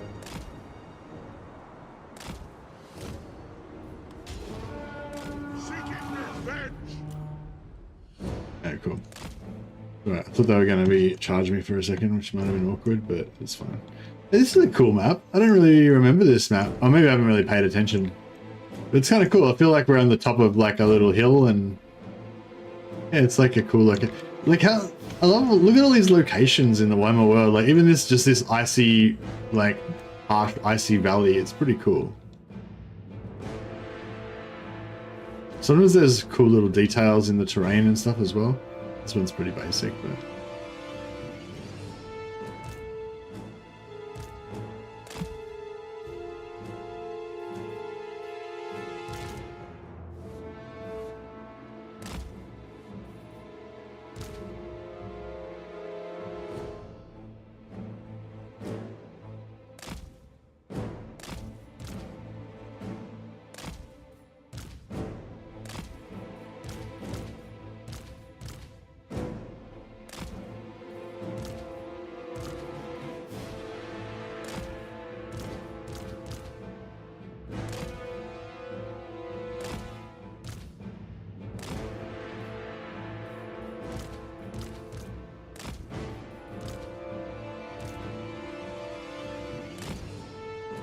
Man, I can't believe I got my got my lord killed. What a noob. Oh well, so it goes.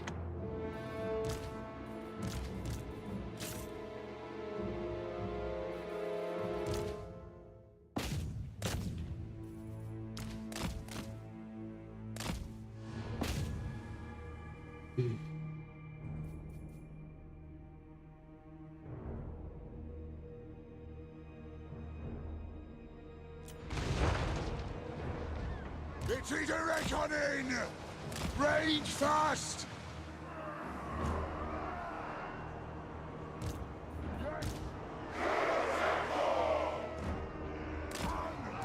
Move now! Move! Nothing can stop us! Battle ready! March! Charge! No! Dwarf warriors! Alright, I might try and shut down these archers before they get a chance to As well. shoot. God! Strike out! The next kill is ours! For the Karaz-a-Karak! Oh shit. Let the vengeance begin! Stop fighting! Nothing can stop us! Nothing can stop us! Range fire! Range fast! Dwarf warriors! Pick your target well! Plow through! Dwarf warriors! Watch out! Ready! Vengeance! Well done! Hit them! Now! Shoot the weapons! Should be about it.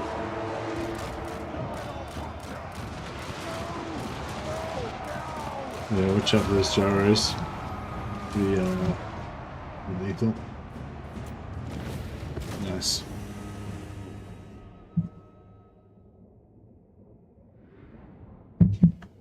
Yeah, is there any new hints or news or clues about the Shadow of Change? I don't know. I can't really talk about anything that's told to me in the creator program, but I can like comment on, I can comment on stuff.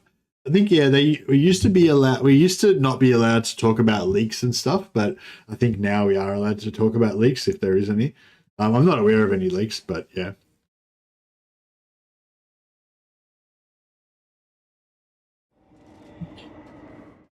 But yeah, if there's any leaks or speculation or whatever, I mean, yeah, I can talk about it in a vague sense, but yeah, I can't really talk about anything that I've been told. But also, like, I'm pretty good at that. I reckon I'm pretty good at this because I don't remember that much, like a lot of the time. So I can just pretend that I don't know anything because I literally have forgotten. Or or let's just literally haven't been told anything. They don't keep me very informed. Hey, Malone. For rock and stone.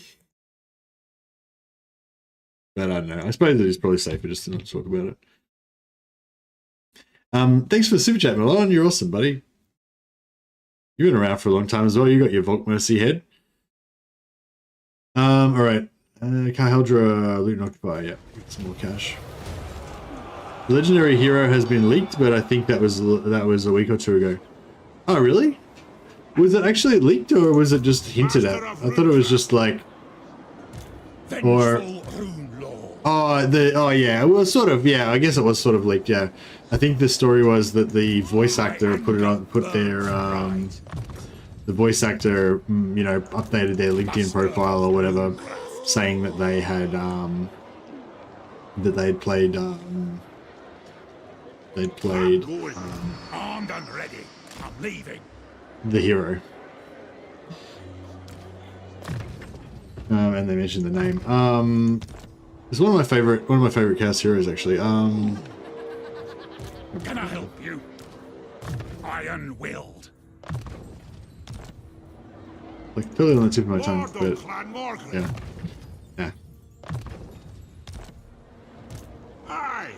But yeah, he's actually, I used to have the miniature actually, and he's like he's pretty much like the first chaos hero that I actually really liked. What? What do you want? Setting off? What do you want? So yeah, I was happy about the announcement. Clan Borglin. Brumby's 2 turns till he's back.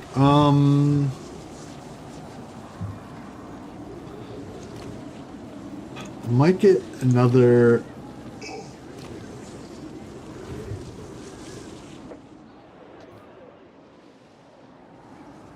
My anger burns bright. We might get another Rune Lord. We'll probably retire one of these guys. Rune Lord. Vengeful Rune Lord. It's as good as Yeah, we'll probably retire one of these guys once Gromby comes back, but that's okay. Ninja Jim.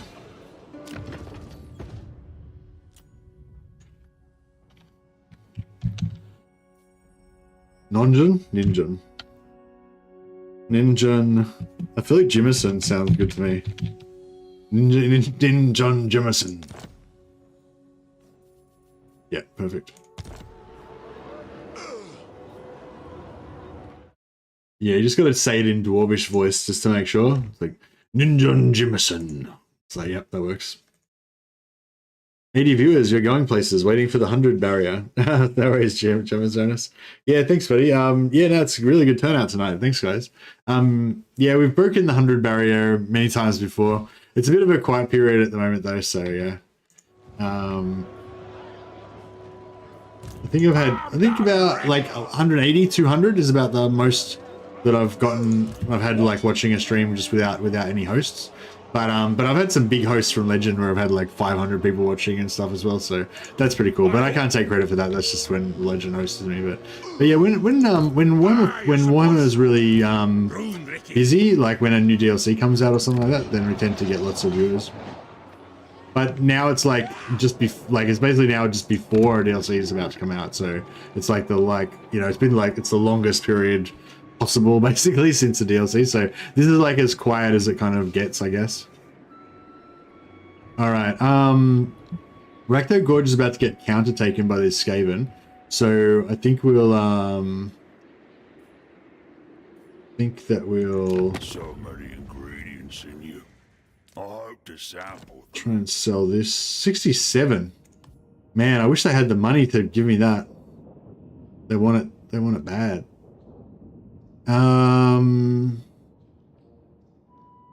See, in these situations, what you can do as well is you can give them money and then they'll give it back to you. So if you want to pump relations with them or whatever. But I don't know if we really care about the relations with these guys that much. But yeah, like, so they had 2,500 or whatever, right? So if we give them like 3,000 gold, that might be too much. Is it too much? No, fuck it, whatever. Do it for science. So we just give them 3,000 gold, like, for nothing. And then we give them Rakthar Gorge. And they give us, like, all of the money back. Plus they're still got more that they want to give us.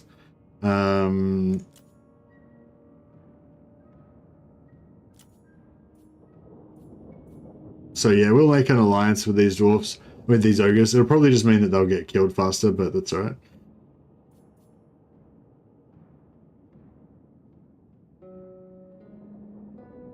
The hunger.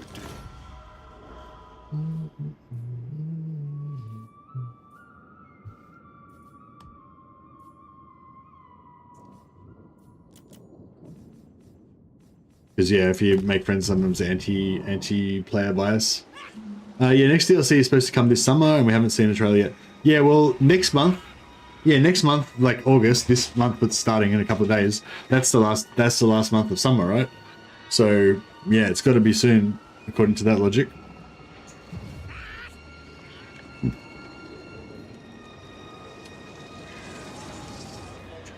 I suppose so. Master of Runecraft. Yes, Master of Runecraft.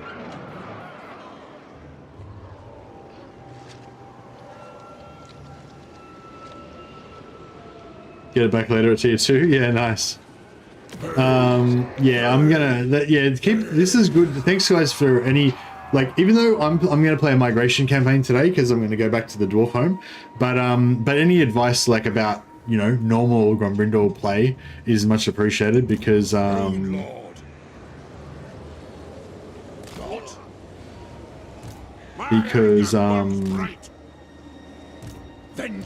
Rune Lord. Vengeful because yeah, like obviously a lot of people watching aren't going to be playing migration campaigns, so any tips are useful,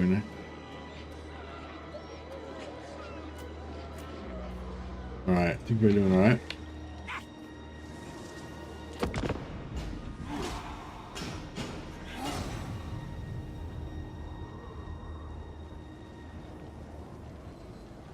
Mrs. Mercy went rock climbing last night. She went rock climbing with some, I think, friends from work or friends from... Oh, I think it might be friends from... She volunteers at like this, like cat shelter place, dog, like where the cats and dogs get adopted.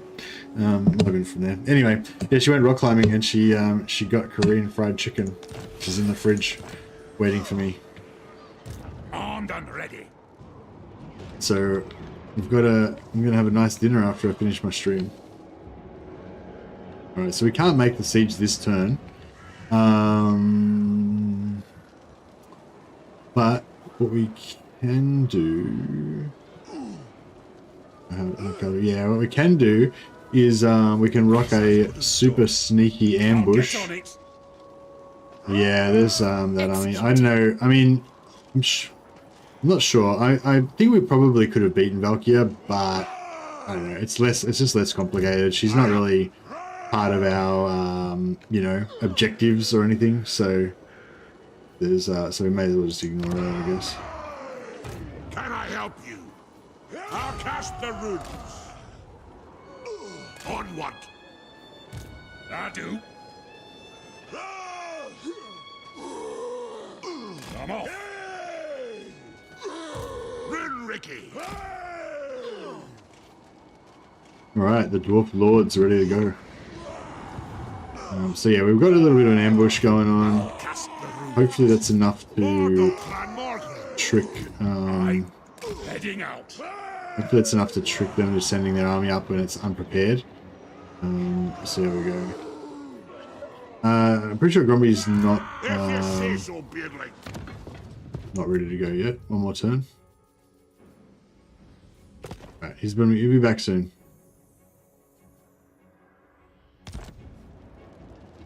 My anger burns bright.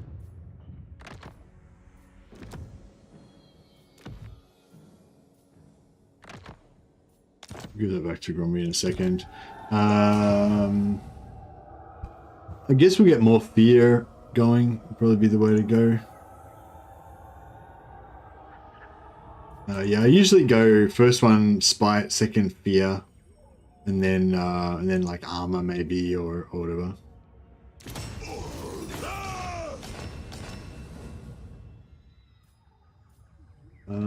We could go another lower level one.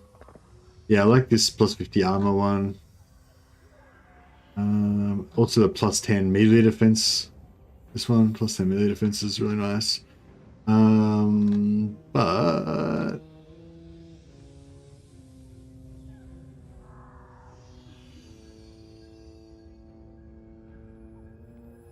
I guess just plus 20 armor is pretty solid. Times 3. Oh, actually, I'll save it. It's fine. We'll get some more Earth Gold soon, so...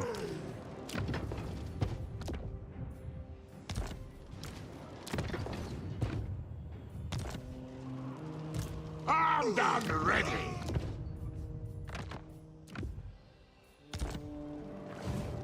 Sneaky dowie, exactly. Alright, oh yeah, we've got to start getting some archivists as well. I've been forgetting to cancel my technology. Master of Runcraft. So I'll do that this time. Grombrindal. Aha! Okay, they did not fall for our ambush, unfortunately. But that's okay. We get to beat up some shades. Yeah, hopefully this will be alright. Grombrindal is the best, but don't you miss smashing the Green Tide with the starting unit of Iron Drakes? That's peak Warhammer 2 start right there. Yeah, I do. I mean, you get to smash Skaven, so it's okay. I think that's quite a nice touch, actually, that your like starting enemy is Skaven. Like, if your starting enemy was Dark Elves, it wouldn't feel right. But like smashing Skaven feels pretty dwarfish as well. Runes of power.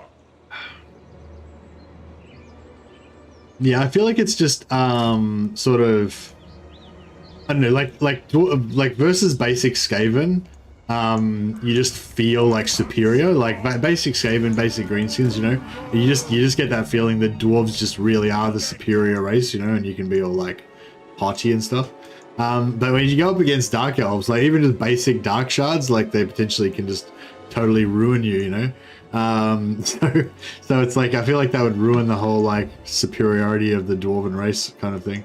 Because yeah, I feel like if you're playing Dwarves, you want to be a little bit, you know, a little bit proud, a little bit gruff, you know, a little bit like, we don't make a big deal out of it, but obviously Dwarven engineering, Dwarven craftsmanship, Dwarven moral values and righteousness in general is superior to other, you know, younger races.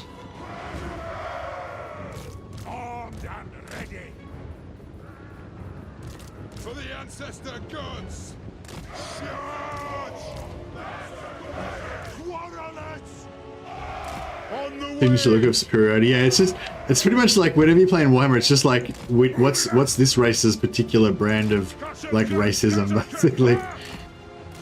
Alright, that's not really a joke, I guess. Not a very good joke, I guess. Move! Unbending. Go! It's like, yeah, the high elves are like haughty, the dwarves are like grumpy. Meal time. Oh, fuck it, let's just ult it. Let's just F1 plus F4. This shit. For the Karaz-a-Karak. Bring the Ellis with us. Oh, baby! Blow! hit them! Shoot the wizards! Dwarf warriors! Attack! Get them! For Grimnir! Those giants, I mean, those ogres got in there pretty hard. I liked it. Sisters! No faffing about! Wind shopper! Looking for me! Hammer us! Kazook! Vengeance! Kazook! Ready! Fire! Move! The more cold! Oh, the ogres got routed. Have at them! For the High King! Shield bearers! Ho! It is a reckoning! Pick your targets well! Dwarf warriors! Shoot the wizards! Sounding! For the High King! Thundering dwarf! Quarrelets! March! Oh, can't lose any entities out of Benji's flying squad. Nothing can stop us! I feel like I have to change the name of Benji's flying squad. It doesn't sound good anymore. It sounded good in my mind originally, but you know, it's. This way! Yes! It is a reckoning! Aye! Yes! Charge! Satisfy the grudge! All right. We demand blood! Battle ready! Battle ready! By the force, father! Iron tricks! Yeah, I want to pretty much murder these guys because they're gonna. Anything that escapes from this, we're gonna have to fight it in the siege next turn. So we can get a little bit of extra damage on these fuckers. Good. Kill that brick. Master of runecraft! Ancestor gods! Dwarf warriors! For mountain and home! Hammer them! Don't have to worry about them. Ready to strike! I am ready! Yeah, it looks like these guys are going to get away.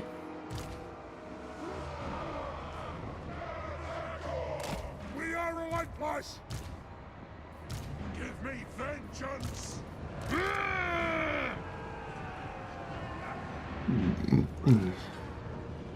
Kazook!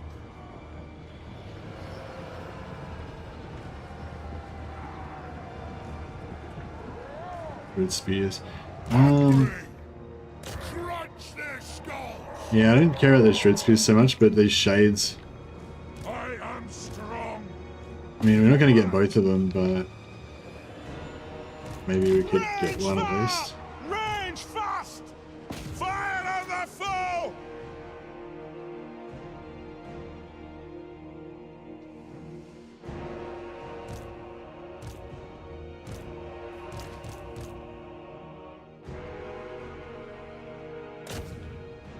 We've got their lord. It's good.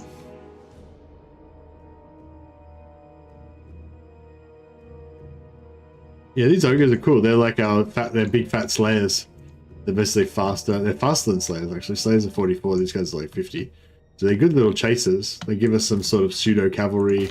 Plus they're basically a siege attacker. So we've got Grombrindal siege attacker, Grudgeshore siege attacker, and these ogres can siege attack as well. So we've got lots of siege attacker options. Good for the early game. I think Grombrindal needs to move back home. Maybe get him in the mountains east of where the Chaos Dwarfs are and west of Xiaoming. Oh yeah, that could be cool. But I feel like, I don't know, I mean, I feel like in the lore, like, he's pretty related to hating Malekith and stuff, so it's kind of, I don't know, kind of makes sense that he should be up in Nagaron. But yeah, I just like, I don't know, I like the idea of him having like an easy way of getting back to the normal dwarf lands. And you can do that now via the Chaos Portal, so, I mean the Chaos Dwarf Portal, so yeah, I feel like that's pretty good.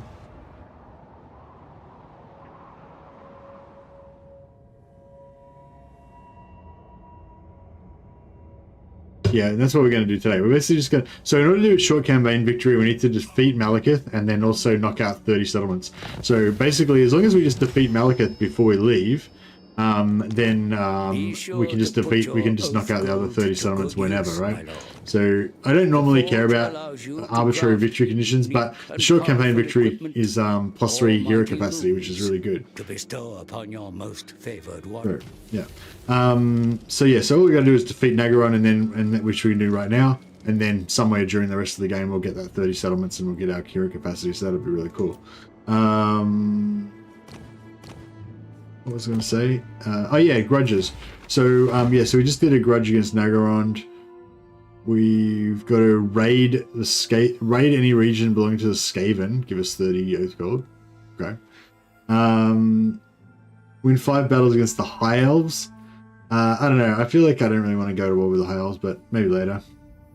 And yeah, we just have to have 5 total battles against the Dark Elves. We've already had 3, so we'll get that pretty soon.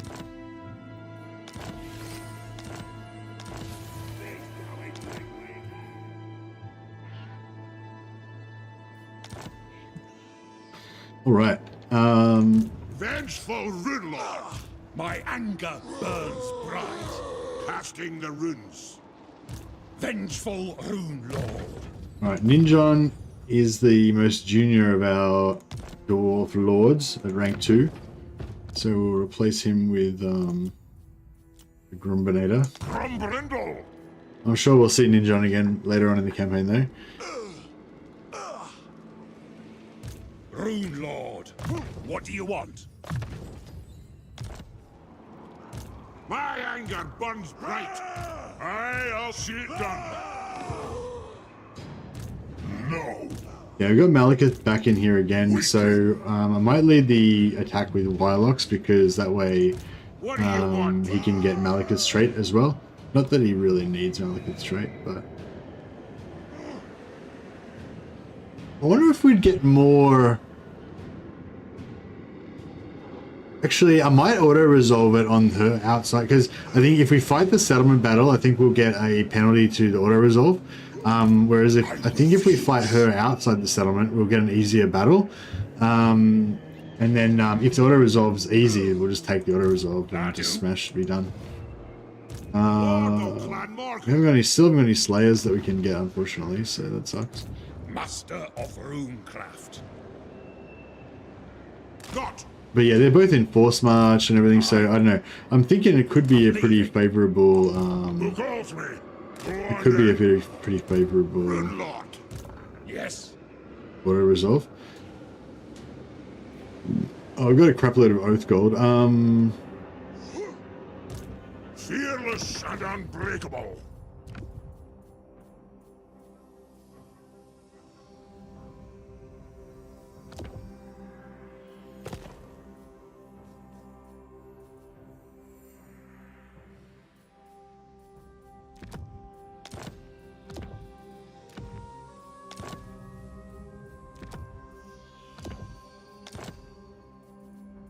Yeah, we can melt down some stuff as well. Alright, cool. There's no chance of getting... Oh yeah, I just realized that we've got an opportunity to kill, we can possibly get, Gotrek as well, which we could have popped early if we wanted to get a bit of an early boost, but we didn't need it at all. So we could also go and do like Legendary Gotrek style and, take out, take out, Vlad, maybe. That's an option.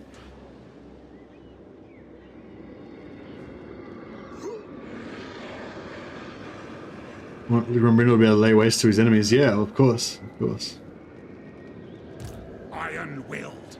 Oh yeah, so before we do this, just to make sure, we'll get rid of the feather foe. We'll get rid of that,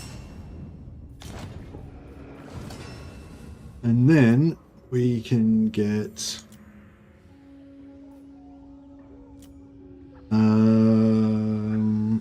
melee defense plus 10. This is nice.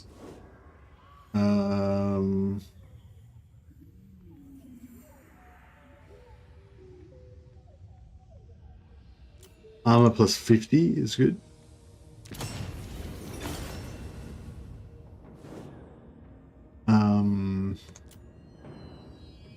Banner for the artillery. What artillery banner do we want? We could get Immolation.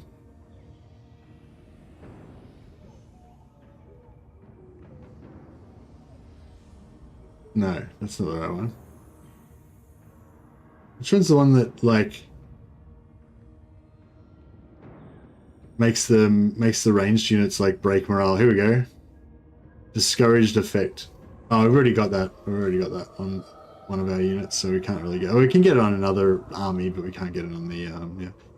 We can get physical resistance banners, 3 of them, and we'll get the ward save banner.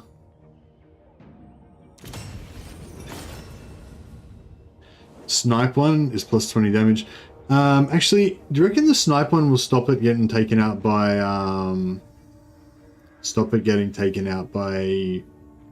Menace Belows?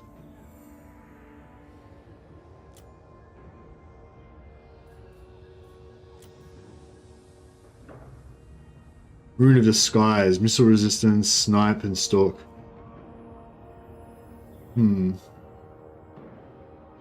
Yeah, I actually have spent too much, so we can't get any more. But yeah, no, so it's 20% missile resistance, so yeah. I think we pretty much got everything I wanted to get.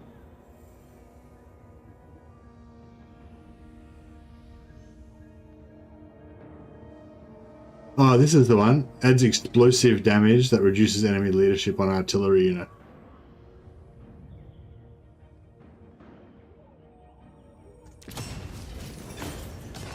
So we just want to like stack the fear on everything, basically. Armed and ready. Armed and ready. So we'll give him Rune of Adamant.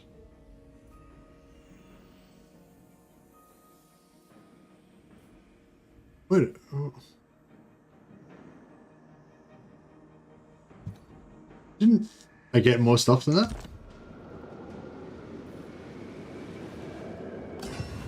I feel like I just got rid of it. I just feel like I just got rotted. Like, I bought like a bunch of stuff. Iron and weld. Shit, where'd all my stuff go? Did it? Oh no, I think we got something. I think something bad happened. So Rune of Burning is done. Oh, it's ancillaries, yeah. Thanks guys. Yeah, I freaked out for a second there. I thought it was like bugged out. It's like, oh my god, where's the ancillaries? Oh, yes, thank you. Sorry, I freaked out for a second there. Okay, so yeah, so we got physical, we get Grungni, we get Rune of Burning.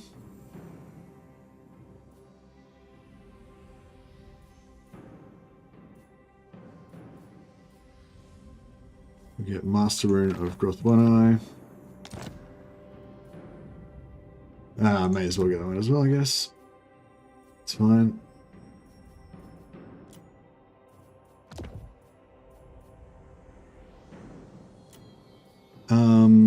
I should have put the student on Jim Ninja on before we disbanded him, but I mean the archivist, sorry. Cool. Okay, I think that's all good. Then Brumby I'm ready. needs a sanctuary and a armor. Respite.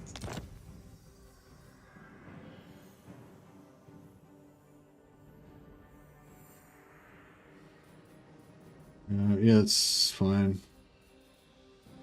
And Rune Ricky. Dungeon needs a sanctuary.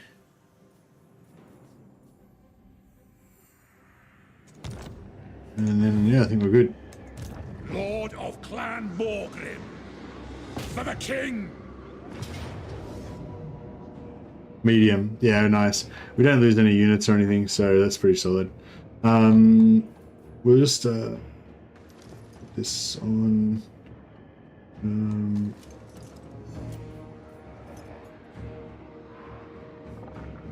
Yeah, missile resistance on the on these guys is good because they got no shields.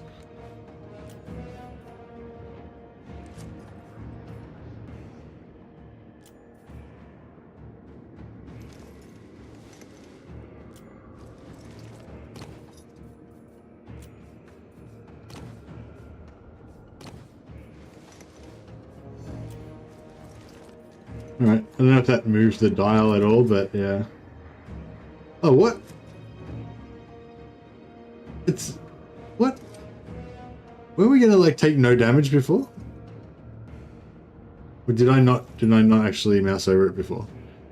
Did I just go like that and say, oh yeah, it's fine?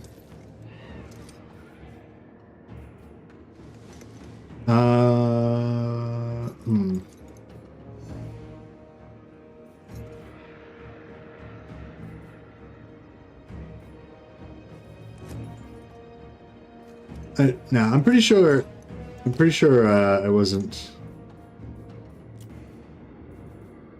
I'm pretty sure the banners didn't kill the units. It was just my own. Who's that one? Oh, there it is. I'm pretty sure I just didn't like look at it properly.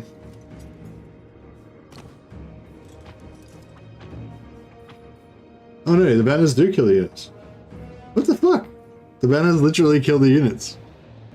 According to that. I don't know, alright, well whatever. I guess we'll just try it without the banners and see what happens.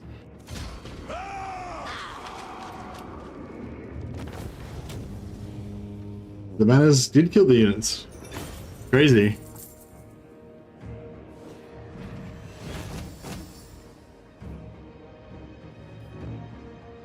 There you go, I guess.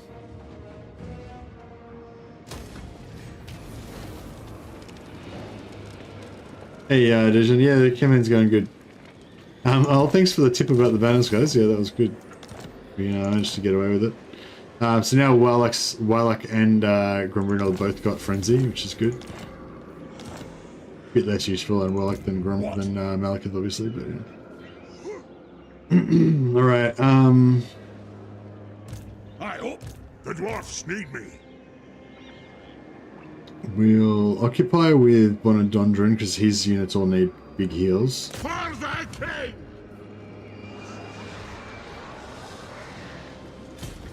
Master of Runecraft. Can I help you? Onward!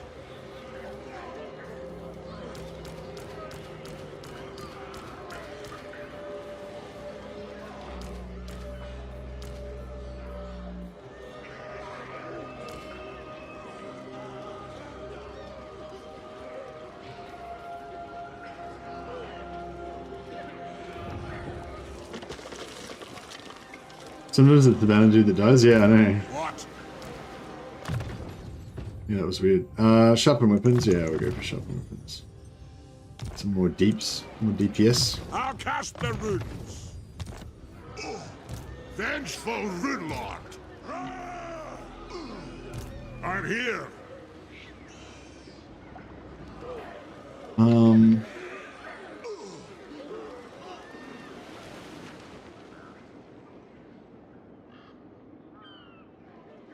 I want to take that in one turn if we can.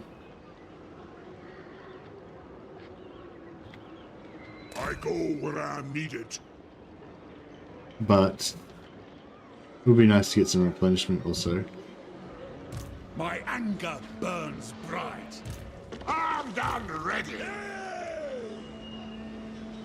I'm off.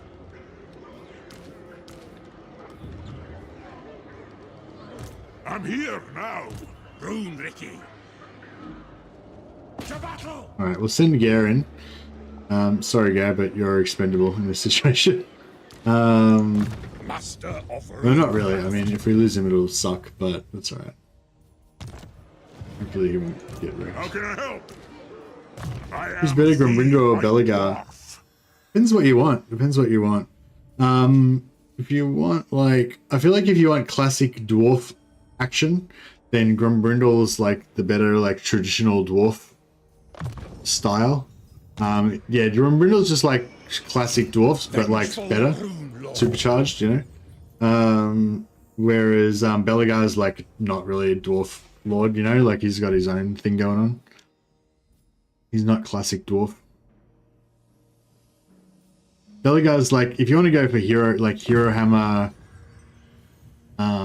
style gameplay, then Belagar is the way to go. If you want classic dwarf like armies versus armies, then Grombrindal makes your armies heap stronger, you know, so it's cool.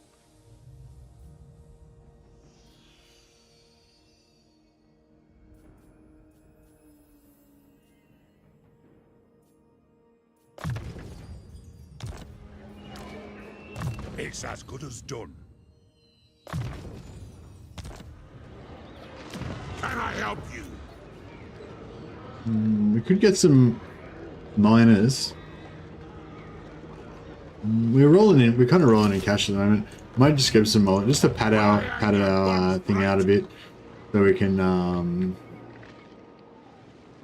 yeah, just get a bit more damage going. All right, I might sell Kalhaldra to these guys as well. Mouth commands us not to devour you. Actually, no. Maybe I'll sell Eldar Spire to them. Oh, I don't really want that. What about Kalhaldra? Yeah, they're all over that.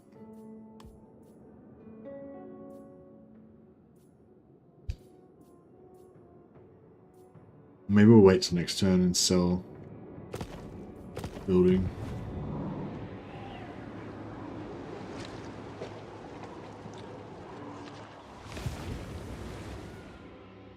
Yes.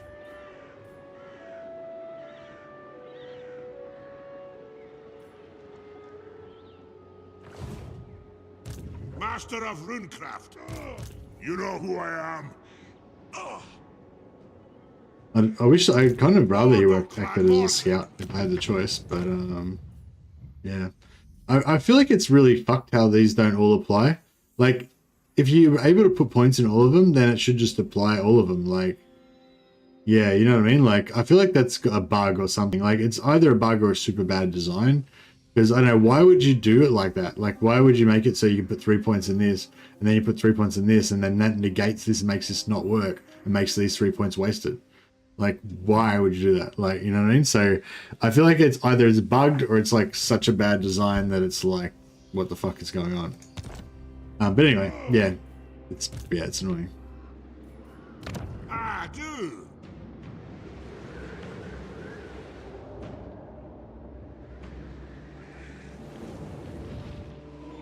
But yeah, I forgot like that. I forgot about it because if you put them into an army and you don't take them out ever, and then you give them sharpened weapons, then you end up getting scouting and sharpened weapons.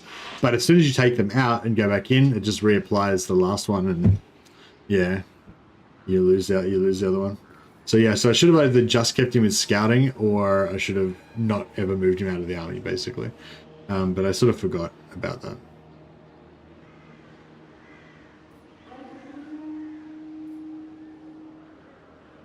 I don't really need any of this stuff. 300 gold? It's not really worth it, is it? Kind of.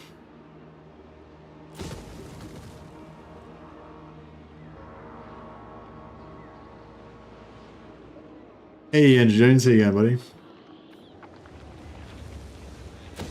Ah, screw it. I might just give it to the ogres now. I speak for the great Moor. Do you have tributes? The Moor. Such an unkillable monster. Yeah, well, mine's not quite unkillable yet, but we're getting there. We're working on it.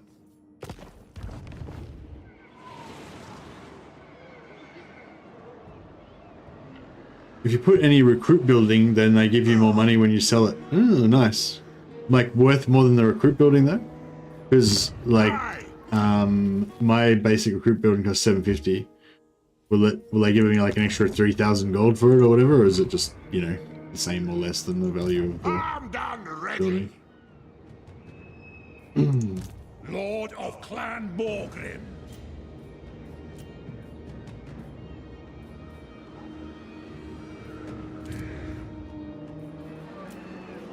Which dwarf legendary lord is best for beginners? I don't know. I don't really think of the dwarfs as a beginner-friendly faction.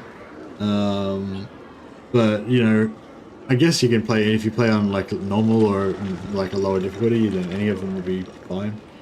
But yeah, I'd just say definitely not Belegar.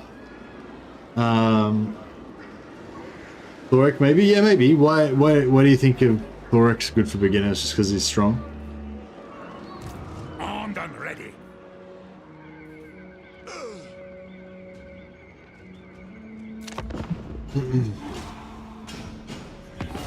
My lord, a rival power desires a change in your mutual relations. Thanks, Ninja Jim. Thanks for the reminder. Alithanar wants a trade agreement. And he wants us to pay him for it. And he wants us to pay him for it. Wazuk. Any of the dwarfs work on easy? Yeah. Yeah, I feel like Belegar isn't like normal dwarfs, so like you have to play undwarfish, undwarfish kind of strategies with him. So yeah, I feel like anything except for Belegar. Mighty lord. I think Ungrim's also kind of hard for a new player. While the potential rewards are yeah, probably great, Thorek or so Grombrindal too are probably are the the easiest, I guess. It depends what you do as well, like if you migrate or whatever.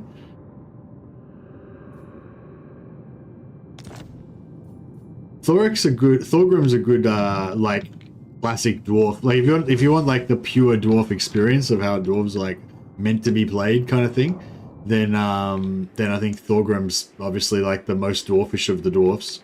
But he's kind of in a bit of an awkward situation, surrounded by enemies, and it's a bit of a pain in the butt. iron-willed. By the ancestor gods.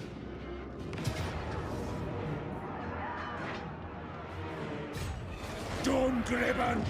I can't believe those banners killed me. There's no bother. sucks. I'll do it. Organs. You have my axe. One back. Vengeful Ridlord. I'm going. Master of runecraft. By the Forge, Father.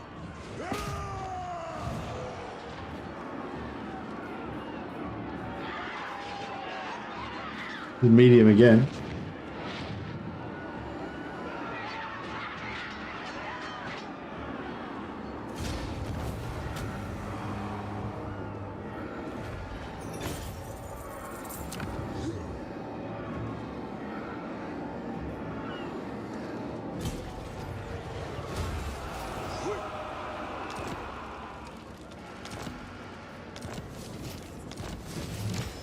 Got a master in a spite. Got our fifth battle against the Dark Elves. Just perfectly eliminated Malekith in exactly 5 battles. So we get the 3 battle grudge and the 5 battle grudge done. Look at all these grudges we've struck off. You know, we've just got to win 5 battles against the High Elves, or we might put that one on hold. And raid the Skaven.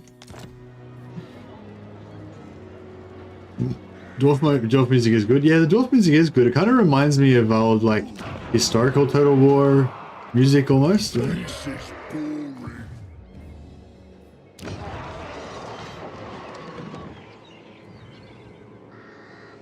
Hey, Hellborg, how you going, buddy?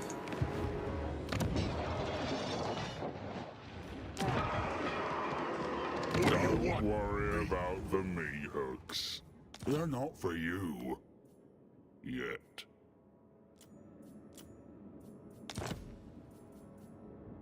My. If you're using sea lanes to move, you can kill that minor elf faction in the south now on the way home. The sea lanes don't get you anywhere near where we got to go. I mean, may as well just walk home. There's like not really any advantage to going through the sea lanes. Yeah, because like, so I could use this sea lane to go to here. Then I could use this sea lane to go to here. Then I could use this sea lane to go to here. And then... No, that's not the right one. Sorry. Got a bit too carried away there. Now we go past this sea lane. And then use... Is there another one? And then use this sea lane to go to here. And then we'd still be really fucking far away from where we've got to go. You know what I mean? So yeah, the sea lanes are no good for getting home. I mean, you know, it is possible to go that way, but it's not going to save us any time. We may as well just walk there. But no, I'm going to use the Chaos Dwarf portals. I'm going to use Hoshut. What do you want? How can I help? I hope. Alright, we'll put this dwarf in the water. He's got pretty much full health, so he's good. Grombrindal, we'll let him have a heal. Master of runecraft. I'll get on it. Aye, I suppose so. Give him all these units.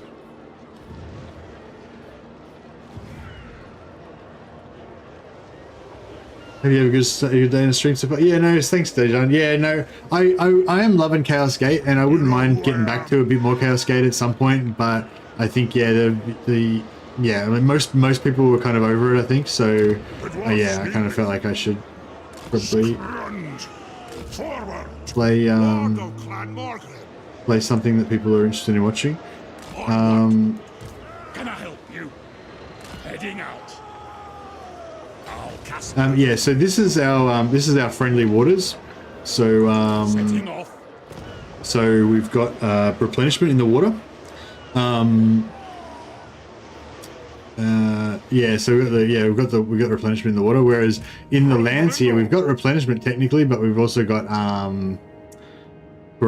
chaos corruption giving attrition, and attrition stops you from getting replenishment. So blah. So yeah, so basically when we're in the settlement, we can get our normal replenishment, but otherwise we have to go in the water to get replenishment. So that's why I'm doing that. If I go back into scouting, will that override it or not? I'm not sure if it will or not. Maybe I should be careful. Maybe I should be careful not to do that. Because otherwise we're just wasting points.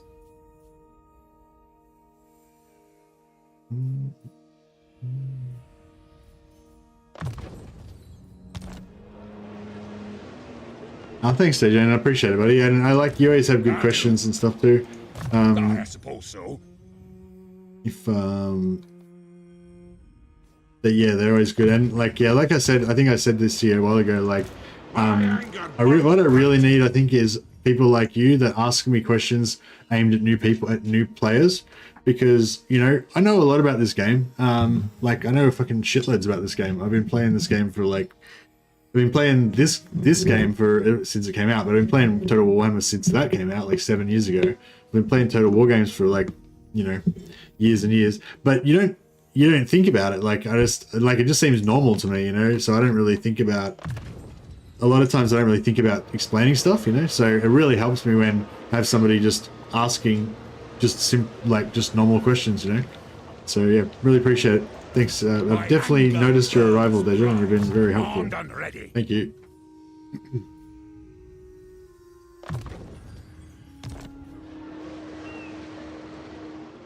Could you help me with advice for Reichland? Oh no, now I've opened up the fucking floodgates now. But no, sorry, Halberg. Dejan already used up the quota of questions for today. We'll have to wait till tomorrow. Well, yeah, what do you want to know about Reichland?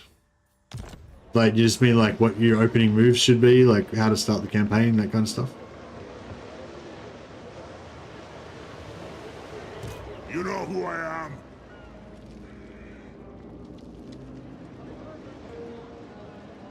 am. Hey Litfisk, you have to wait for the official announcement. Even if I knew, I wouldn't be able to tell you. I'm here now. Who calls me? Right, we could sell Elder Spire as well. I'm not sure if I should sell Elder Spire or not.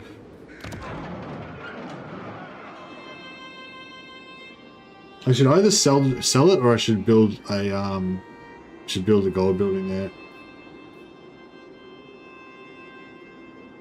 It'll tend to take 5 turns to pay itself off, and we'll probably get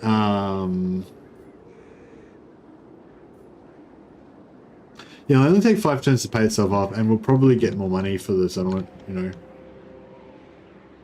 If we improve it a bit, so hopefully it'll work out.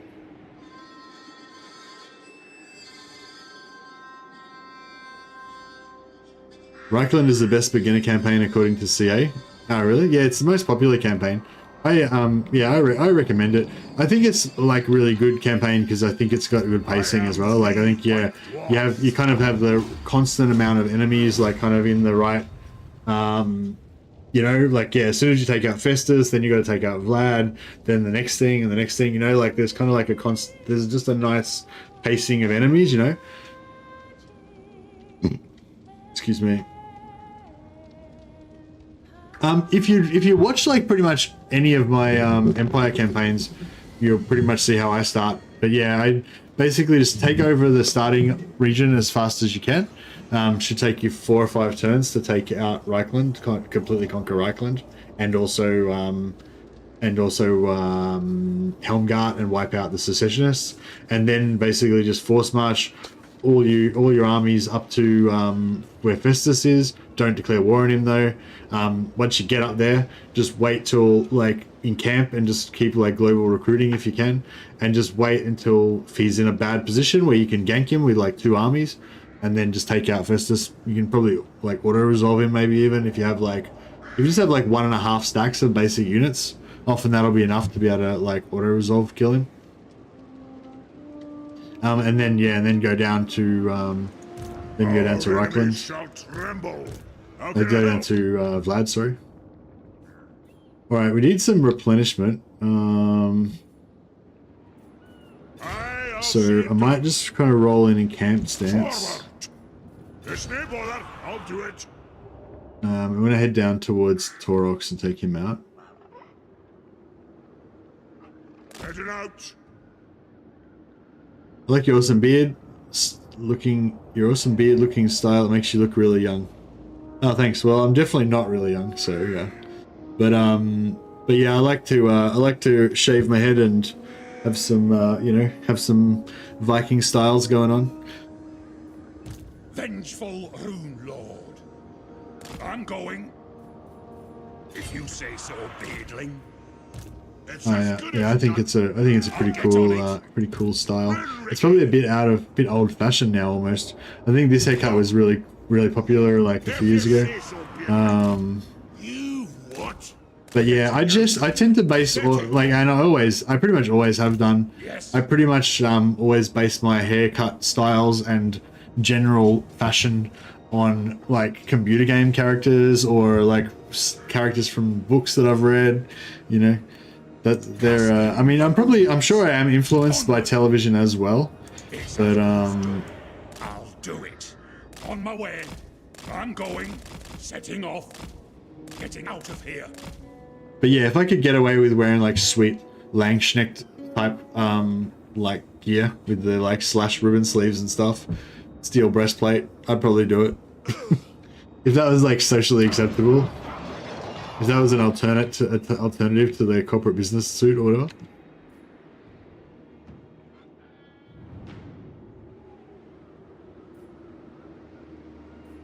Got any meat?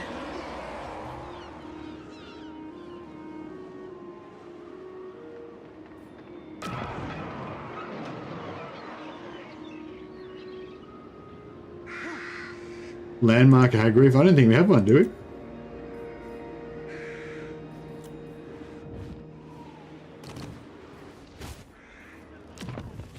Oh no, you do. 600 income, 96 ingots, 96 slabs. It's pretty good actually, isn't it? It's a really good boost for your economy. Like just the numbers of that: 96 ingots, 96 slabs. It's pretty crazy. It's a lot. Have I got any other trade?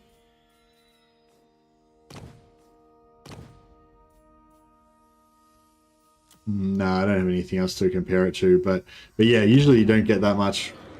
Like even the yeah, that's like you get more than the normal amount of each of the two things. So you get like, yeah, it's like two different resources. Also, both of those resources giving you like more than they would normally would give you, and you get a shitload of money on top of that as well. So it's pretty good. It's the wrong way around. The other day I was sporting the bottom half of some Christmas pajamas and a 30-year-old vest. Nice. Were you going out somewhere, Clock Monkey, or what? Or was this just like at home because you wanted to feel pretty?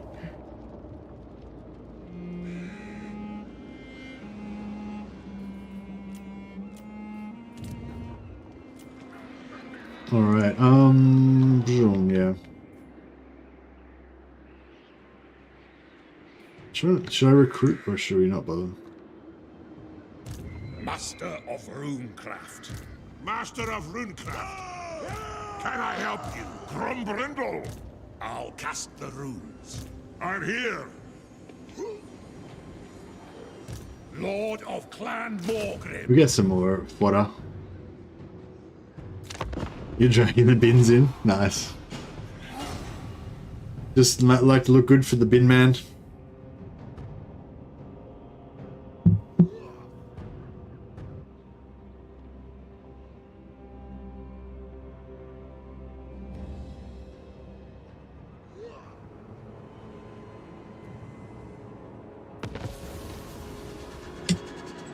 Number one tip for Imperial Authority, Hellborg Kurt, is always give, you know, when those dilemmas come up and it says, should you allow them to expand or not? always make them give it back. So when it'll say if you let them expand, then you get +1 fealty with them, -1 with the other. If you don't let them expand, it'll give you -1 fealty with them, +1 with the other. Or whatever. But it doesn't tell you that additionally to that, it gives you, if you tell them to give it back, it gives you +1 Imperial Authority. So your Imperial Authority will go up every time you tell them to give it back. And the other part of that is you'll only get the dilemma to force them to give it back if the faction that is supposed to own that region is still alive. So basically, you want to keep every Empire faction alive with at least one settlement if possible, or as many of them as possible. You want to keep alive with at least one settlement. That way, you'll still get the dilemmas to give it back, and as long as most of them are alive, you'll get enough dilemmas to be able to keep your Imperial Authority up with that generally.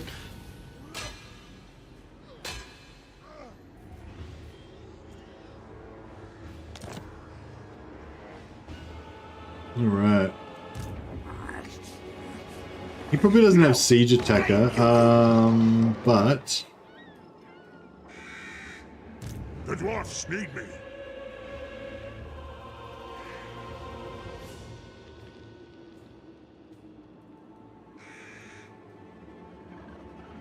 I would like to get some more replenishment, but I don't want to take all day to get over here, so maybe what about if we go underway instead? You have my axe. Roman, So we get no replenishment, but if you say so, we Adrian. do get I'm leaving. Lord of Clanmorth. no replenishment, but we do get immunity to attrition by going underway stance. So yeah, that's good.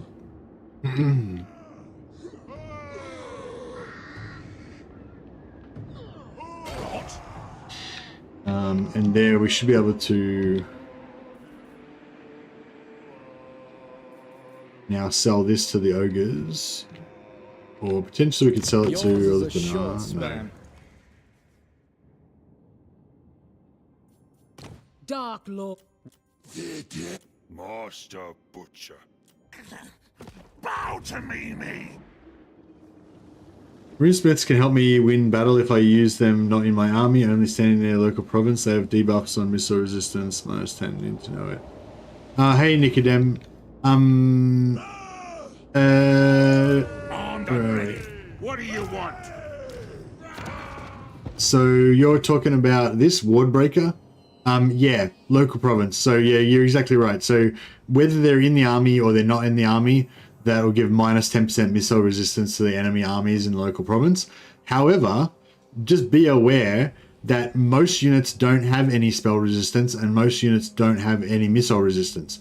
So most of the time, this doesn't do anything, right? It only does something if they have the resistance. So if you look at this unit, it doesn't have any missile resistance. So you can't reduce 0% missile resistance any lower than, like, missile resistance only goes down to 0. You can't reduce it below 0.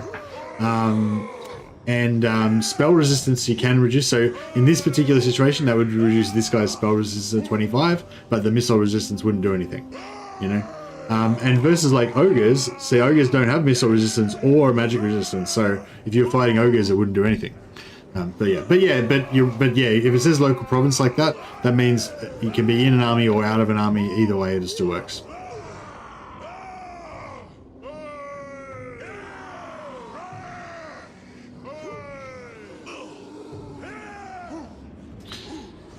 Bellicor, magical units.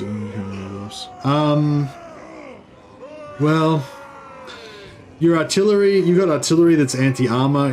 Well, it depends what his armies are made up of.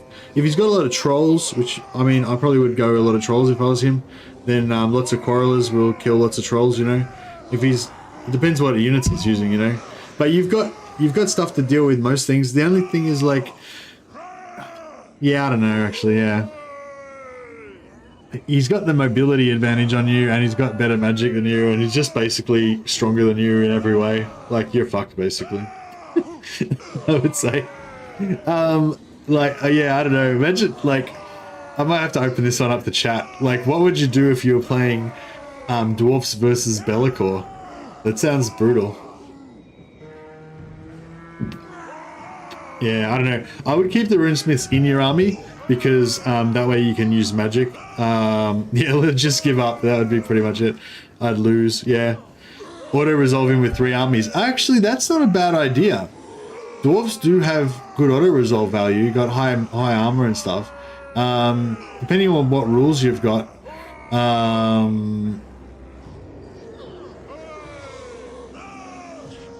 Yeah, just ambush him. Yeah, ambush him. Ambush gives you good auto-resolve bonuses.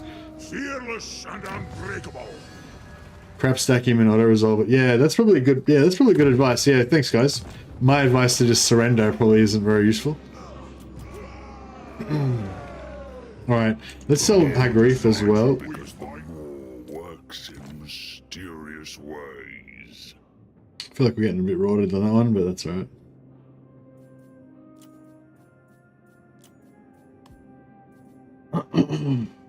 Maybe I should get something back from them.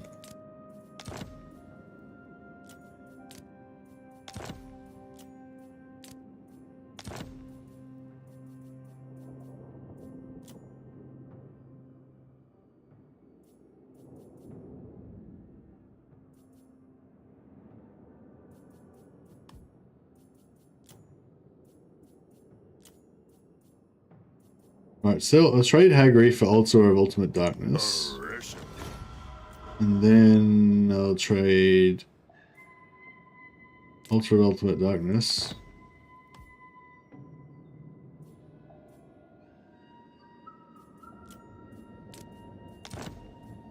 Doesn't work.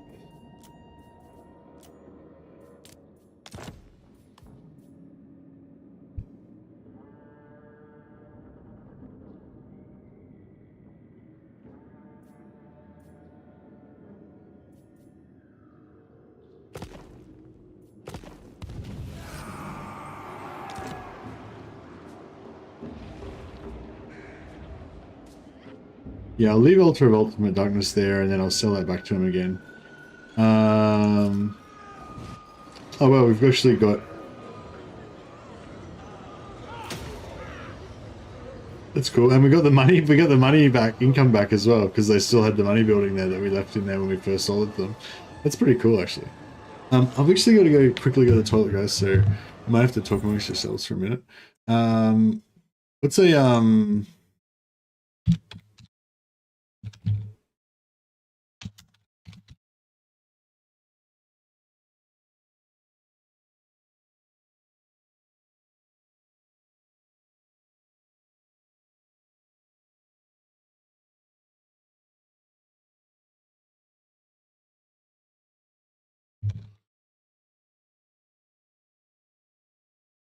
right, I'm gonna put a little ad on for you guys. It's not really an ad, but it's a Warhammer video. This will like keep you occupied while I go to the toilet quickly. Hopefully this will give you some vibes. Okay. Sega.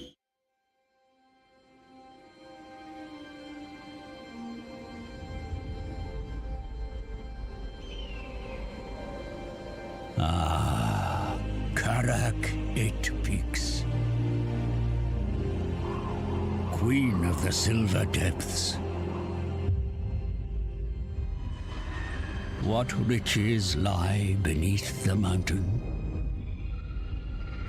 What horrors?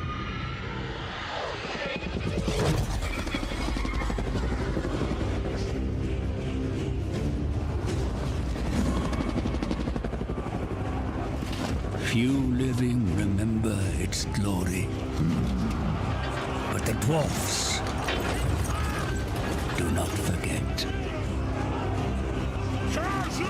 A warrior king returns to take his ancestral throne from a cruel and cunning warlord, hitherto unchallenged.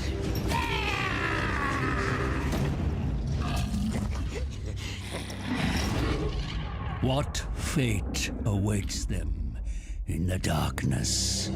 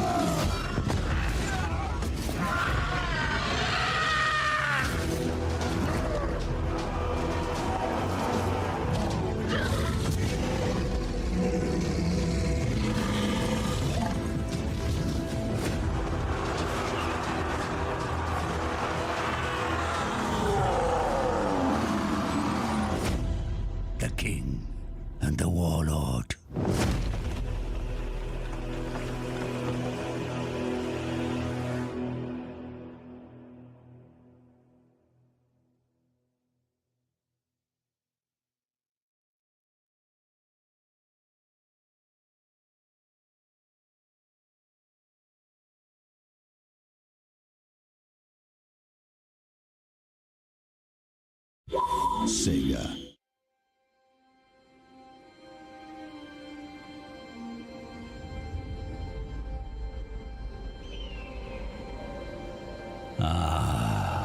Karak, 8 Peaks. Queen of the Silver Depths. What riches lie beneath the mountain?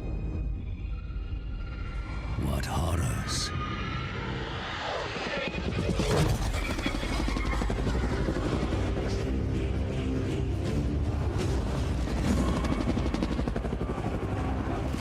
Few living remember its glory, but the dwarfs do not forget. Fuck no, we don't forget. A warrior king returns to take his ancestral throne from a cruel and cunning warlord, hitherto unchallenged.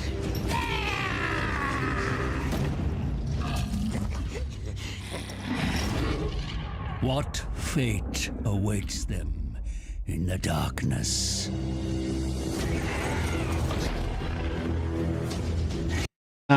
Yeah. Yeah, anyway, sorry guys, I just had to go to the toilet, so I thought that would be a cool little diversion for you. Get a bit of Belagar vibe. Mercy Iron Toilet has returned from his throne. Indeed, that is what's going on. Yeah, sorry about that.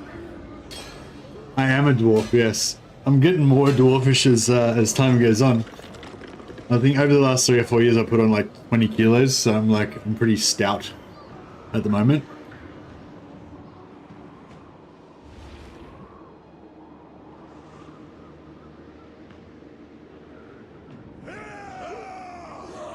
Total Warhammer trailers are really good, yeah. Should get an axe for behind me. I know I've only got a sword. I feel like there was in old Warhammer there was dwarfs with swords. Occasionally you would see a dwarf with a sword, maybe, or maybe that's in fantasy.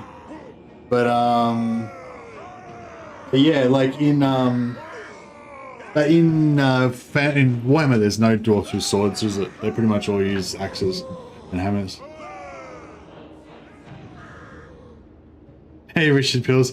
Now I've been gifting I've been conquering everything and gifting it to the ogres, so that we can have like a massive ogre squad. Dwarf.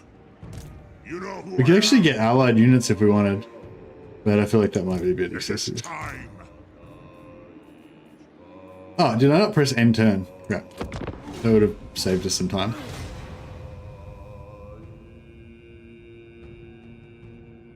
Calixtus Assassins, yeah, I know. I would love to... Oh, what? Way to steal my thunder. Like, I was just about to take that. And then she just comes swanning in. Alright, so...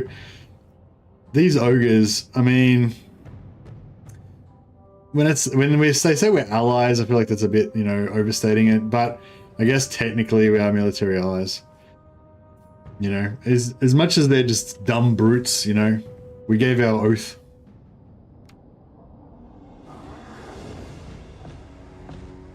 Iron Blasters recruited for the High Elves? Yeah, I can understand that that would be pretty crazy. So these guys are at war with them. Dwarves had swords in Lord of the Rings, but it's one where it's axes and hammers mostly, yeah. It begins. The will of Hashut. The biggest war. Vermintide. Vampiric Ascension. Grudge too far. Cool. So we've got all those endgames on. Now, don't be alarmed though. They're only on 25%. So this is one of the... Sometimes I go for like ultimate endgame, all enemies, everything really bad, make it really scary. Other times, my other version that I like to do is I do it as early as possible, but as weak as possible. So 25% endgame. And what that does is it basically just gives all of the endgame factions like one extra elite army.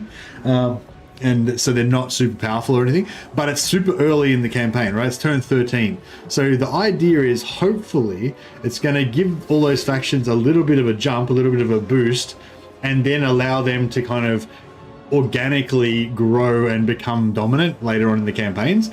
It doesn't really work that way a lot of the time, but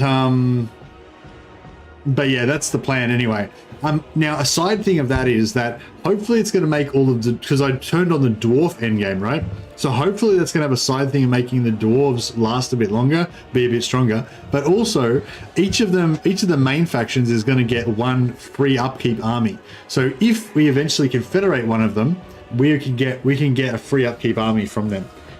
But having said that, I'm not really going for confederation. I like to make allies with the dwarves and pretend that they're like AI buddies that I can hang out with and stuff. So yeah, so that's pretty much the gist of it. Now, if this was Ultimate Endgame 200%, there'd probably be an army popped out here already. But because it's only 25%, I guess there's a lot less armies coming through the portals. So that's cool.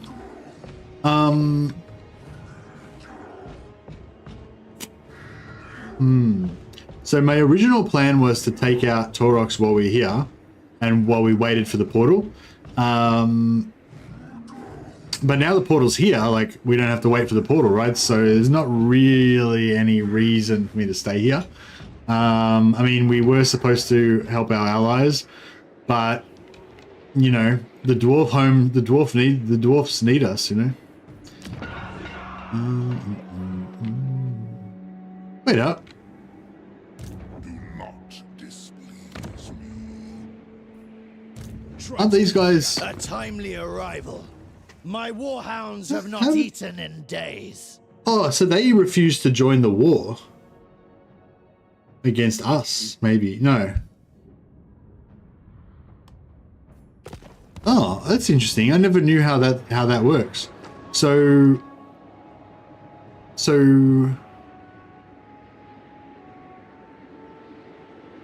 yeah, so Valkia declared war on the ogres.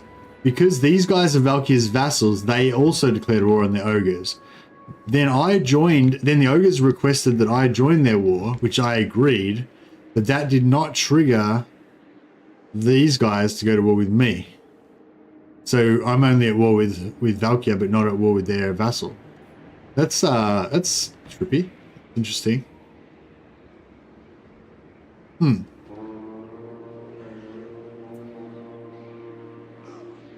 Anyway, all right. I'm gonna go in.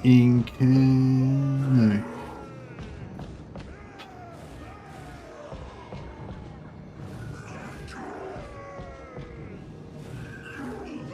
Yeah, we'll stay in underway.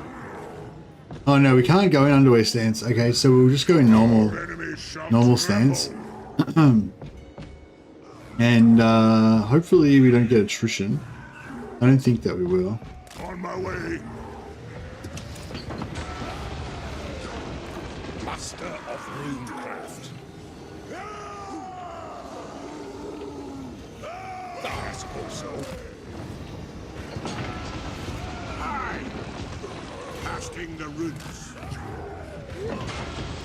Casting the runes. I'm going. All right. So the mission. Yeah, so the mission, did our upkeep just go down by a lot then? I thought this was like up to 1700 or something. That's weird. Not sure what happened there. Was it, yeah, or maybe I just remember mission. Anyway, so the point is that we're going to try to get back home to defend the dwarf homes, right? So this is going to port us over here. Next turn we'll pop out there. Then we can go up to here if we want and go to the old world. That'll take us out into the Empire. And then we can kind of come down through here, maybe fight Vlad, and then, you know, help like join up with our dwarf brothers. Or we can, currently our dwarf brothers are all at war with us as well. So that's another thing to consider. Or we could fight the Chaos Dwarves and set up like a Dwarven Empire in here.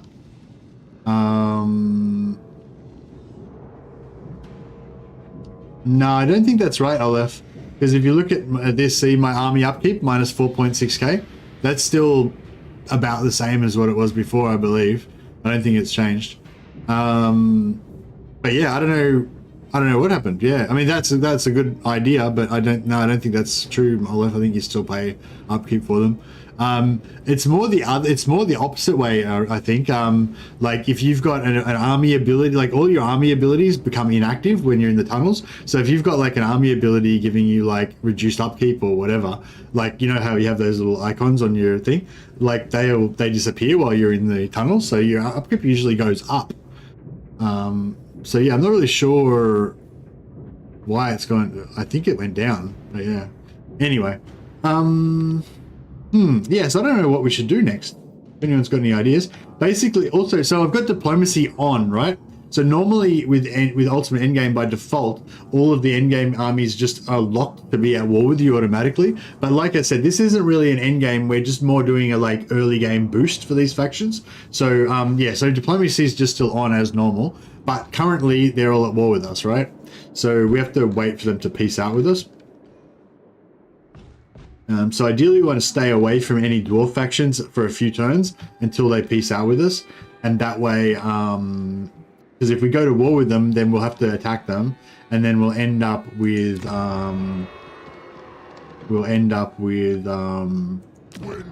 grudges against us. Which they'll never forget.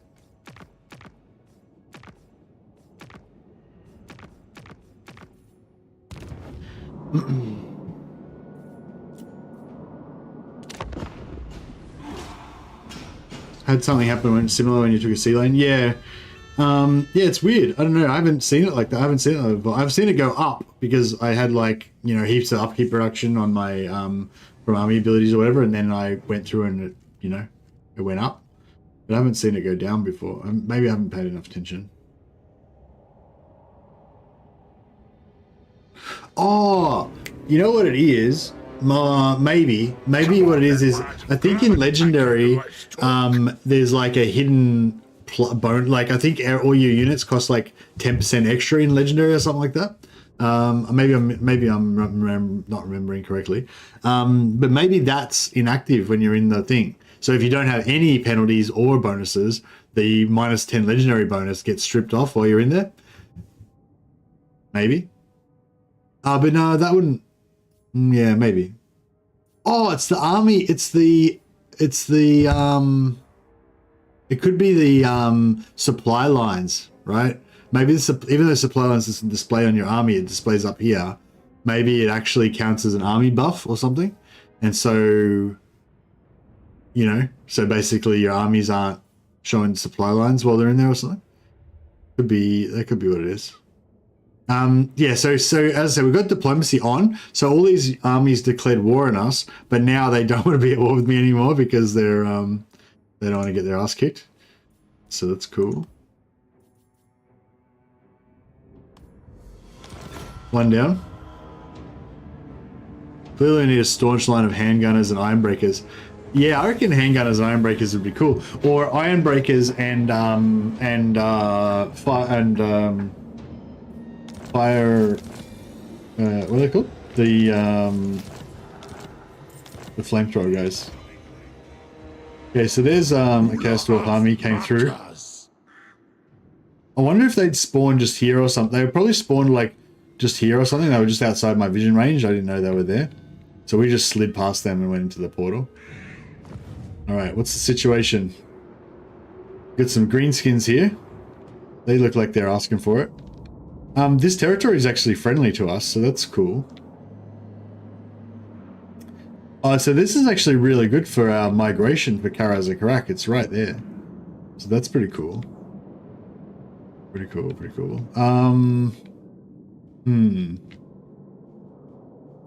We're kind of surrounded by enemies though. So, and this could be a bit rough. The Empire. Ready. Alright, we want to peace out with as many dwarfs as we can, like as fast as we can.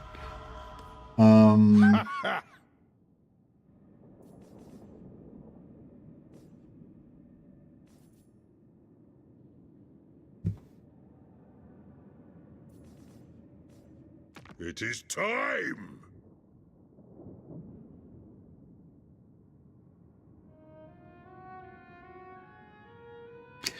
Karaz-a-Karak, Barak-Var, Zufbar. So Barak-Var and Zufbar, we can get those wars over with. I reckon if we get our strength rank a bit higher, that might make some more of these guys peace out with us, and then once more of them peace out with us, you know, we can get more other ones to peace out with us. Oh, human handgunners, because they can fire over the top of ironbreakers. That's actually a cool idea. I love the idea of having like human allies, because, you know, I feel like it's lore appropriate and just seems cool, you know. Love to see what the humans look like in Grombrindal's outfits as well. Oh yeah, so there you go. Army upkeep 5.1. So you're kind of right, Olaf. We did get upkeep reduction somehow on the actual army cost. Yeah, I reckon maybe it was this supply lines or clan oh, they call it clan loyalty instead of supply lines. That's cool. Yeah, it was actually it was about that 555 because it went from 11 whatever down to 600. So maybe it was supply lines. Maybe supply lines counts as an army ability. Yeah, I don't know. Anyway.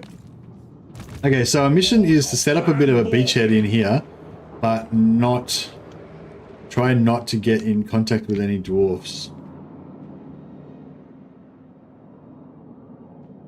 It's hard to see where they are. All right, let's go to war with these guys because they're here. We need to kill somebody.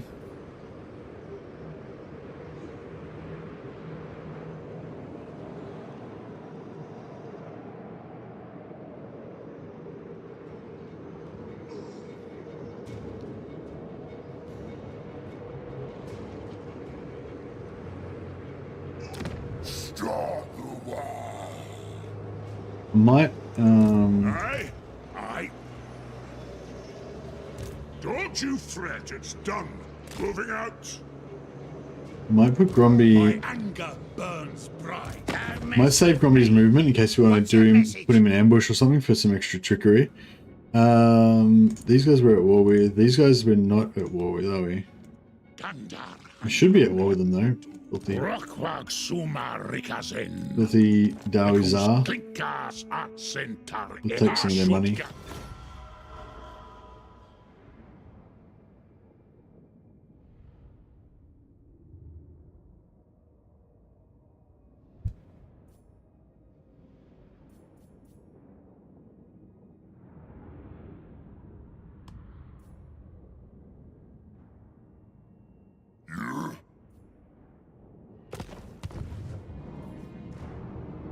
Probably should have done it the other way. I probably should have got these guys to pay me to fight the Dawizar.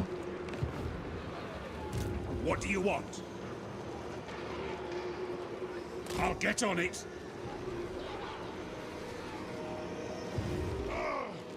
Vengeful Rune Lord. Vengeance! Armed and ready. Yes. Iron Weld. I'm leaving. For Karaz-a-Karak. Alright, cool. Right, we'll put all of our banners and shit back on this time. Oh, wait up. The banners are all on the wrong people. By the fort, father! So, this guy needs the artillery one. Rune of Burning. And Gromby needs pretty much everything else, so...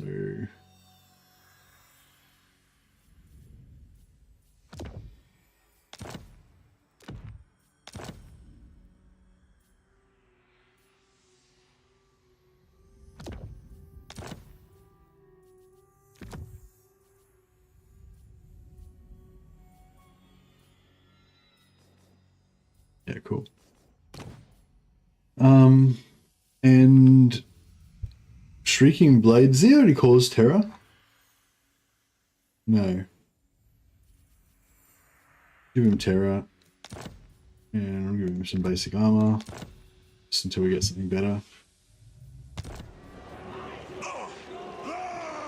148. We got a lot of got a pretty good amount of growth gold. I don't know if we really need anything else right now. We maybe should just save our. Maybe we should just save for the Iron Warden's tankards now. Oh, did we get the armor?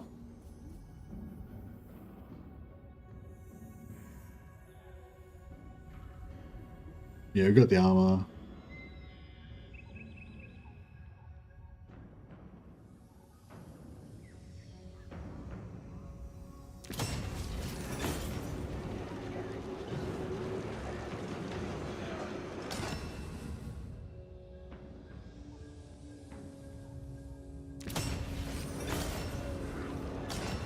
Yeah, I'm probably going to buy them at some point anyway, I figured, so I may as well just get them now.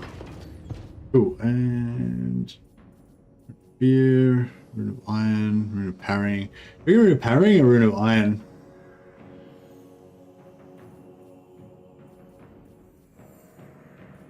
Oh, did I get the big rune of melee defense?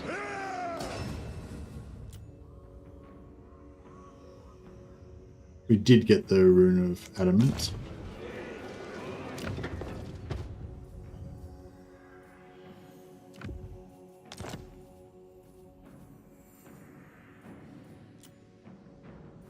Rune of fear, rune of iron, parrying.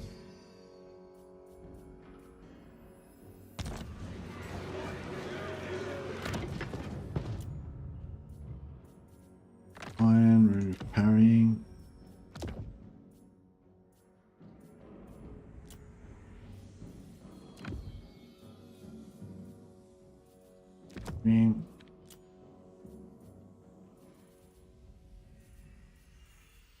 Alright, we're good.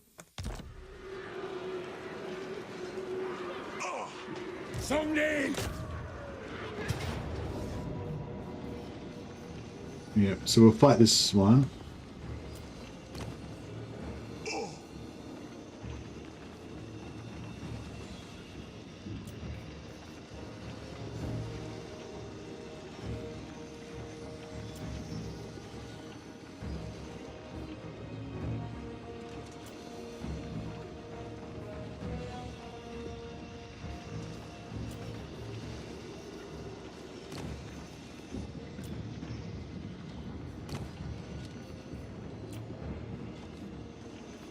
Cool.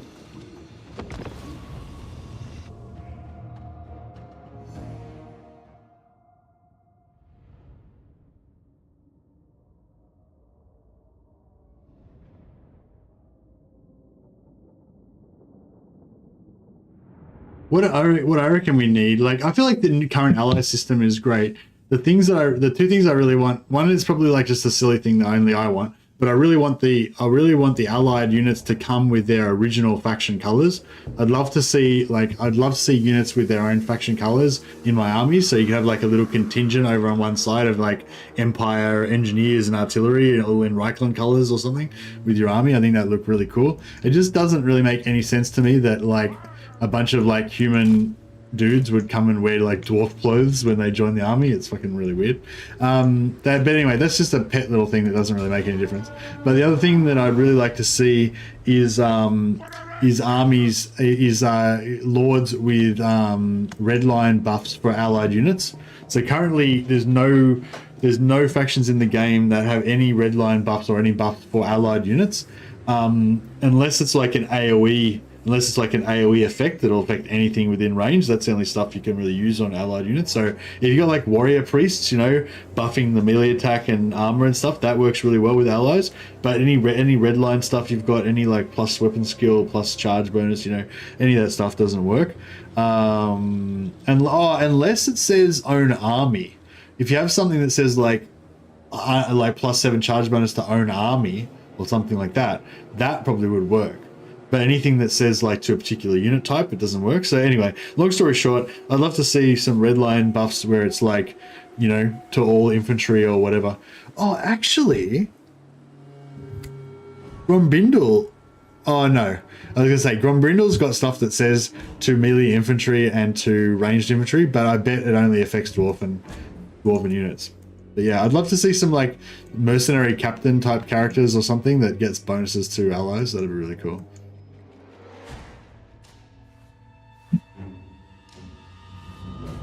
I didn't think that through. I got this chocolate biscuit.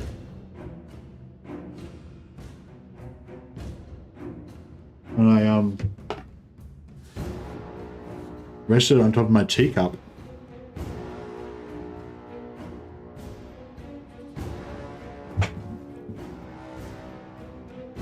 Excuse me. Yeah, so my teacup's got like a lid on it to keep the heat in, but which is fine. But the chocolate biscuits obviously all fucking melted. Oh well, that's a mess. Hey, Wolfspool.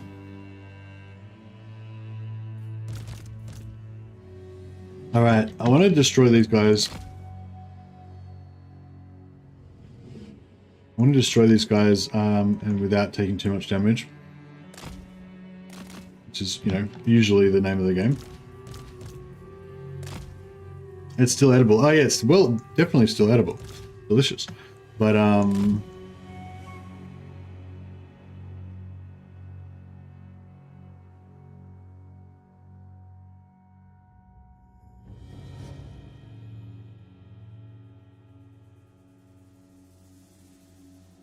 it's very messy now.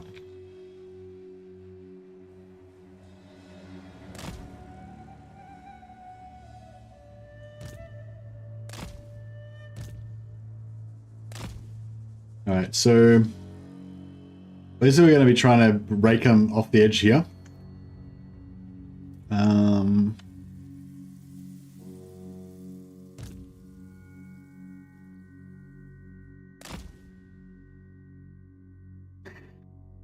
So we need a strong melee front line. Unfortunately, all of our melee are like severely busted.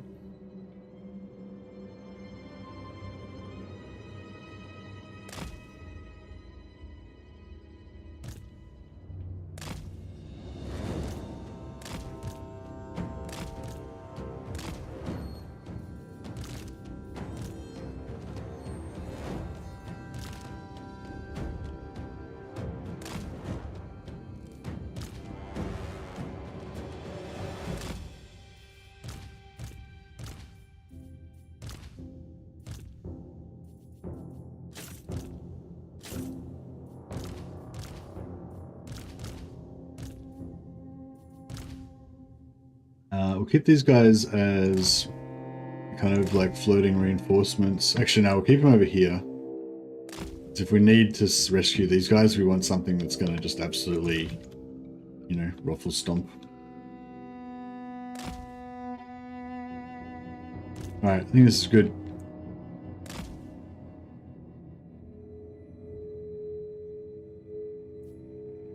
Hey, Phil Manscore. I was due to buy my membership today, but as someone gifted me, here's me squids. Thanks for 3 years of entertainment, Mercy. Oh, thanks, Phil. Yeah, geez, it has been nearly 3 years, hasn't it? I think I started in September, so I think it'll be like 3 years in like 2 months or something like that. Maybe, I'm not sure exactly.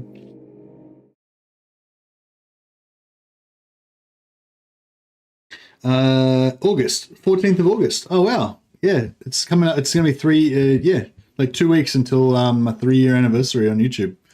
Crazy. I remember, I started YouTube when back during COVID. I remember it was like a really bad time. At the time, it was like really grim. My Mrs. Mercy was having a lot of trouble as well. She was really unhappy. Yeah, it was grim times, but it led to nice times, which we're having right now. Yeah, thanks a lot, Phil. Thanks for reminding me of my upcoming anniversary, and yeah, thanks for the support, buddy. Super nice. I found you during COVID. You, Turin, Nathan, Legend kept me going. Yeah, awesome. Yeah, Legend definitely kept me going through some times as well. I've yeah, been a fan of Legend for quite a few years. Nothing can stop us. Plow through.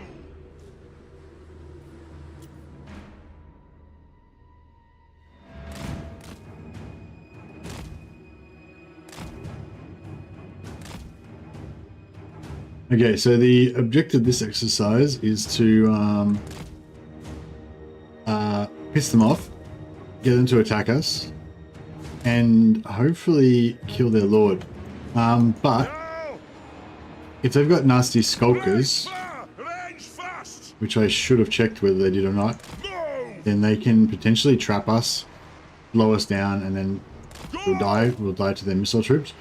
Strike out. So yes, I should have checked if they had nasty skulkers, but since I Nothing can didn't, stop us. our first job is to figure out whether they've got nasty skulkers or not. Charge. Let's just cruise around for a bit. Off we go. I'll try not to commit Plow through. too much. Now, move. So these ranged can't really get me because I'm moving too fast. But as soon as their nasty skulkers Move now. get that mad speed debuff on us. Stop us. No, I don't think they've got any. I don't remember. I just remember seeing heaps of goblins Range in fast. their I just remember seeing heaps of goblins in their thing. Nothing can stop us. Move now. Move. I just realized I don't really have the firepower to take this out. Plow through. Hmm. Charge. Shoot Yeah, the normally wizards. Go. yeah, normally you would kill this kind of thing with Take him down. heaps of firepower, but I don't know if we've got enough firepower to get it done. Range far. Range fast. Come on. Pick your targets well. We are relentless. Nothing can stop us. Charge. Plow through. Yeah, so just basically what we're doing, we're just shooting. Move. Then while we wait for our reload, we just move around a little bit, dodge their arrows, make them reposition everything. Once once our reload timer is passed, Go. we just shoot him again. And move again. Move. Stick and move. Stick and move. So if we can get a kill on their lord before the start of the battle, I think that gives them a permanent debuff. Or even better, if we can like get him to die just like really early in the fight after he gets to our lines, because that way they get that like general died recently debuff as well. Strike out. Range far. Range fast. I'm not sure if these count as missiles or as artillery, Move now. but I'll shoot him in the back just in case. Like if it's artillery, then a shield, I don't think a shield matters. But if these are just normal missiles, then yeah, he might be able to block it with his shield. Stop us. Plow through. Got them. Yeah, so he's nearly dead. It's pretty good. We haven't even used up all of our ammo. Charge.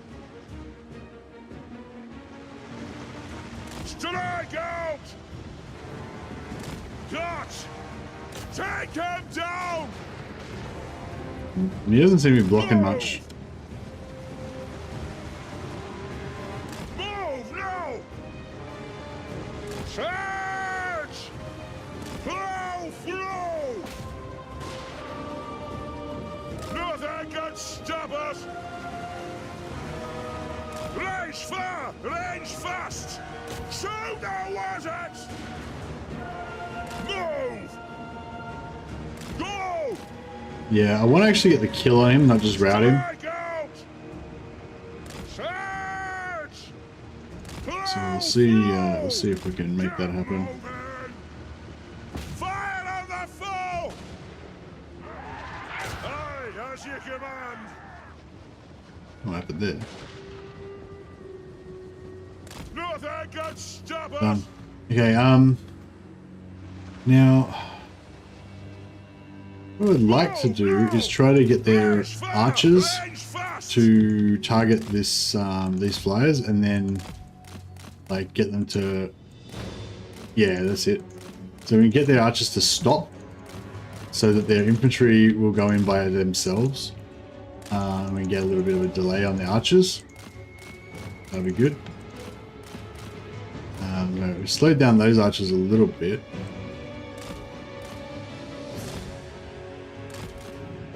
Let's slow down some more of this stuff.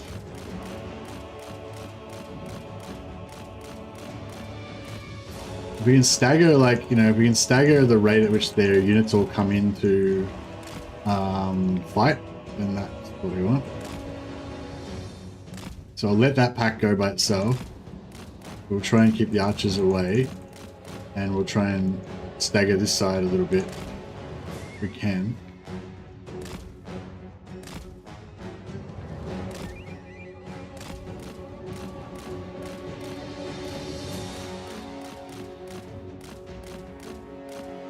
Get the shit shot out of us a little bit.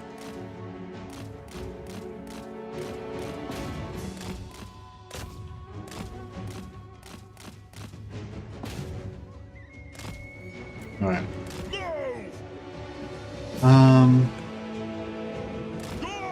Hopefully he doesn't get blown up while I'm not paying attention. Master of Runecraft. Shifting. Righto! Valia Blessari! Right. What? Strike out!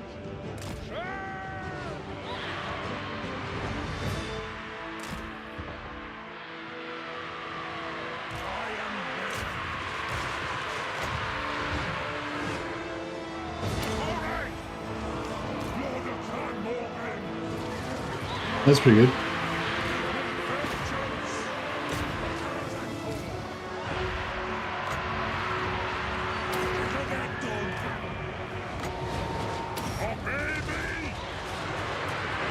Oh shit!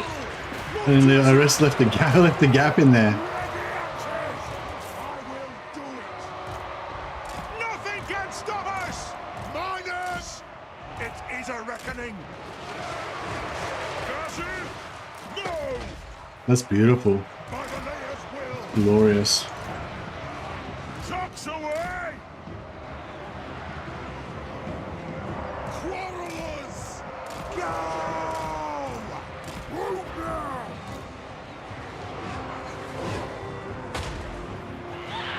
General Puncher! Move now! To the Karaz-a-Karak! Charge! Miners! Trim them! Fire!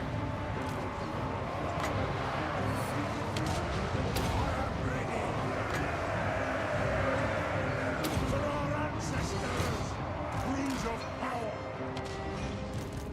Gyrocopter!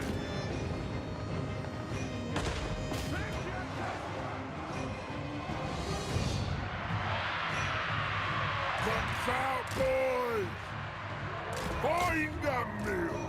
Anu! Iron will! Fire brigade! It is an order! So name! Nice. All right, cool.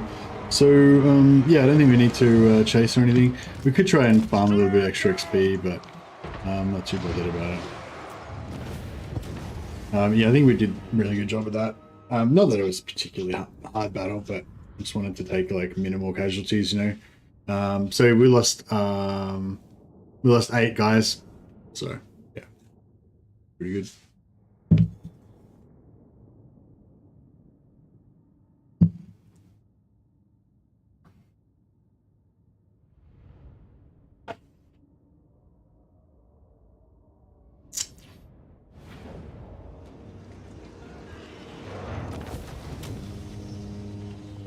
Yeah, they're like low sugar chocolate biscuits. They're called digestives.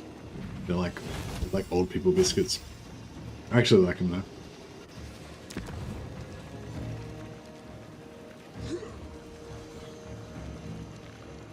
Do you want that earth gold? Kind of, but nah, it's alright.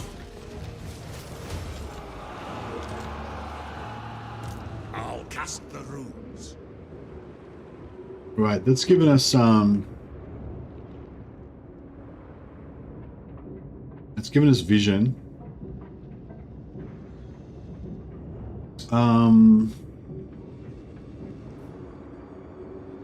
Looks like these guys only have one settlement left, right?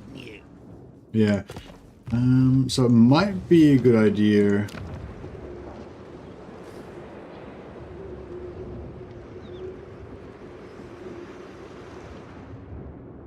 Because yeah, like I said, we got to stay away from the dwarfs for a while to give them time to get over their aggro.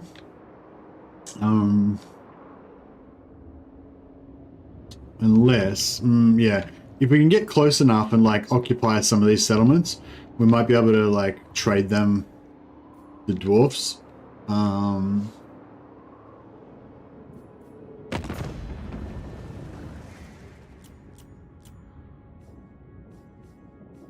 To battle, it is time.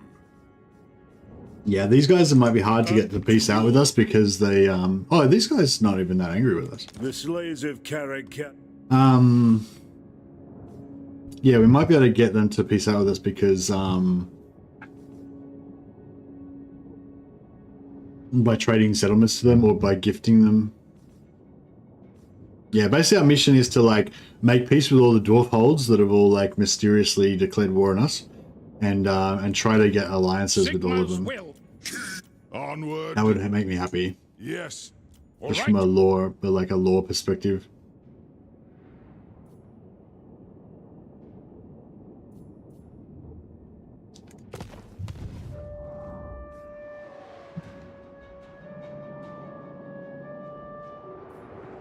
Yeah, alright. So we'll yeah, we'll I am the White Dwarf. head back. I'll see it done.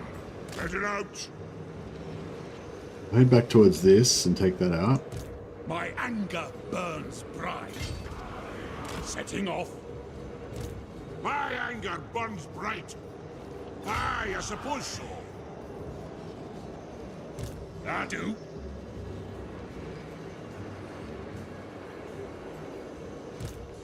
The dwarfs need me.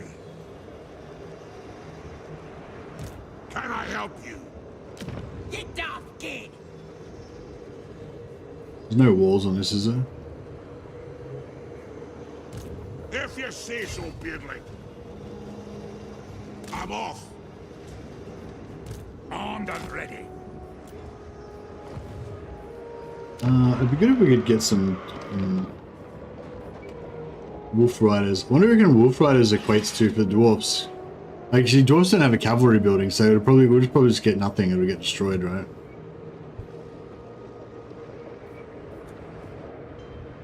See, this is awkward. This is stupid because, well, it's not stupid, but a bit like, so there's a money building which could convert into our money building.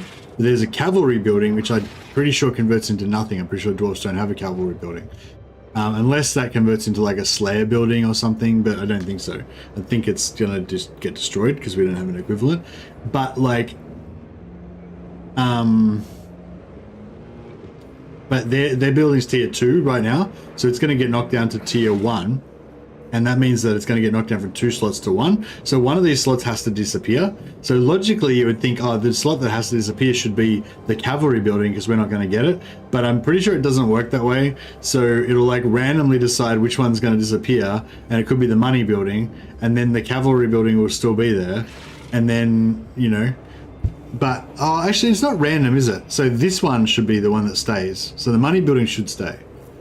But yeah, but if the cavalry building was there and the money building was there, then it would just, the money building would go, the cavalry building would still be there, and then that would get deleted because we don't have a cavalry building. So yeah. But anyway, I guess I was whinging about nothing because I think in this case we're going to get it.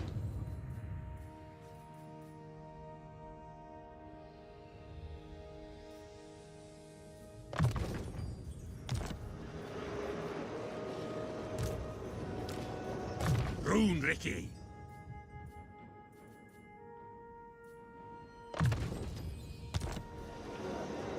It's no bother. I'll do it.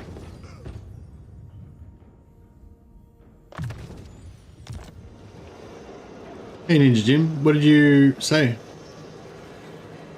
Was it recently or?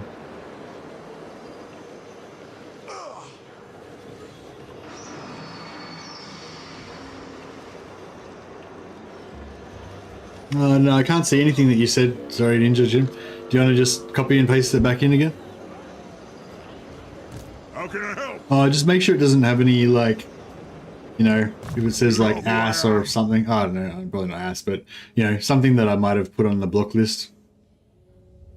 Sometimes if it's got a letter, like, it might have a, you know, like Golfag's Ogres, you know? Golfag's like a legit Warhammer thing, but I was asking if anyone knew how to tell if a minor settlement battle will trigger. Weird. Oh yeah, it tells you on the settlement, but I think there's some bugs. Sometimes it's a bit bugged, but yeah. So if you look on here, like if there was a wall there or whatever, then the wall building would say adds defenses to the settlement. In brackets, battles fought here will be an unwalled settlement battle. So if it says that, then that means minor settlement. But I think there are a couple of settlements that are bugged and they don't tell you that, but they are, or they, you know, tell you that, but they aren't, or whatever. But generally, that's how you tell. Master of Runecraft, yes? Did Bretonnian minor settlements get to keep their full walls, or did they go for minor? They turn into minor settlements as well.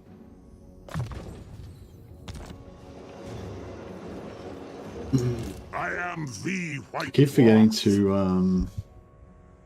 don't know if I should go for lightning strike or. I want to get some red line going because, yeah, as we mentioned before, red line's pretty hot for Grombrindal.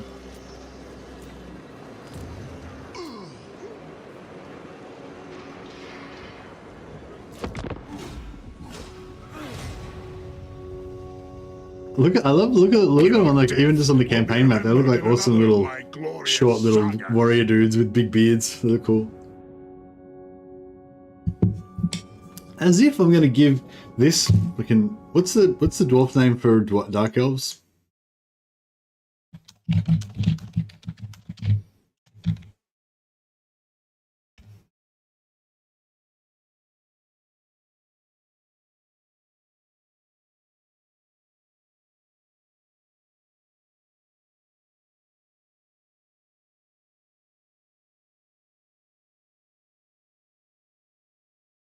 Druki? It's Druki, isn't it? Oh no, Druki's different, something else.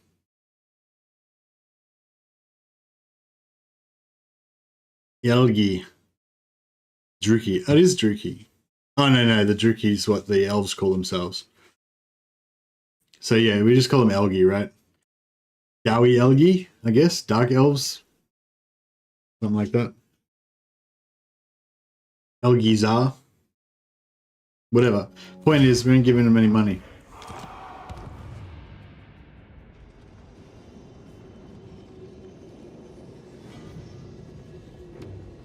Oh, that means our capital's about to go down. Because those Tomb Kings are south of our capital. So our capital was nicely tucked away in the corner there, but yeah, it's going to go down eventually. That's okay though.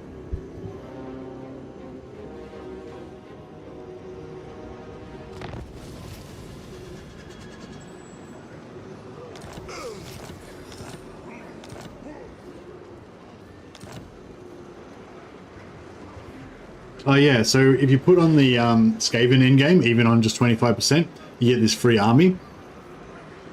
So yeah, once we go over there and get it, and and part of that we can get an Empire Fire Wizard, which is pretty cool. Actually, you know what? I reckon we should do a campaign over to the Empire to get our Fire Wizard, because we need to kind of kill some time and stay away from the dwarves until they want to peace out with us. So yeah, so I'm gonna take this settlement, then we're gonna march up here, take that portal, and go through to the Empire, and do the quest to get our Fire Wizard, and then then we can come back.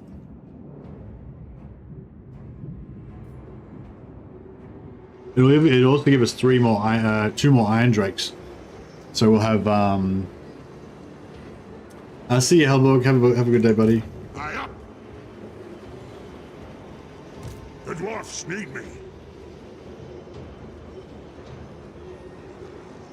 Yeah, thanks, buddy. I will. I love me some dwarf action. Master of runecraft, heading out. It is good What stuff. do you want? Can I help you? What? I do. Dumb cribbin.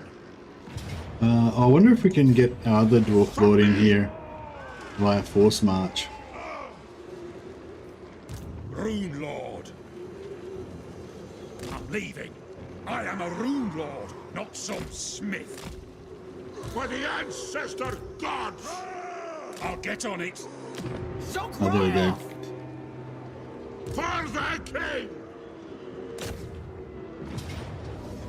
I think we should keep fighting manually because our dwarf warriors are just starting to heal up now. And I don't want them to get wrecked again.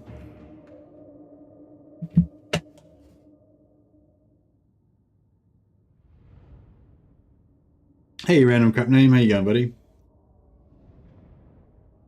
8 pints of Bugmans for the fallen. Yeah, for the 8 guys that died in that last battle. I know, it's like every dwarf, every single dwarf that dies is like is the loss of hundreds of years of experience and craftsmanship and dwarven honor. Whereas these greenskins, 1,000 of them can die and no one will mourn their loss.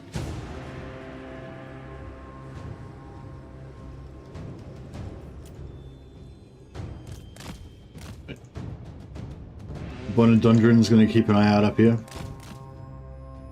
Oh, I keep forgetting to cancel my technology. We've got to, we've got to get some more archivists and students, mainly archivists, so we've got to start pumping that technology up because at the moment we don't really have anything else going on apart from just technology leveling up. So if we can maximize that, that'll be really good. Once we get a tier 3 settlement, then we'll be able to pump out some more rune priests as well. We also need to send some rune priests to do some map missions because that's the only way to get the rune bearer follower that gives us plus 10 movement, plus 10% movement. And we, as dwarfs, movement's really limited. The dwarves don't have the best movement, and with underway. Like, underway just multiplies the value of movement. Like, movement for races with underway is so much more valuable because it means that you can get over mountain ranges and stuff that otherwise you just wouldn't be able to get over. Like, normal movement's different because with normal movement you can just keep walking, eventually you'll get there. But with underway movement, if you don't have enough movement to get there in one shot, you just can't get there at all, you can't get under the mountains. So, so Runebearer is super good for dwarfs. Hey, Faster Than Jesus, how you going, buddy?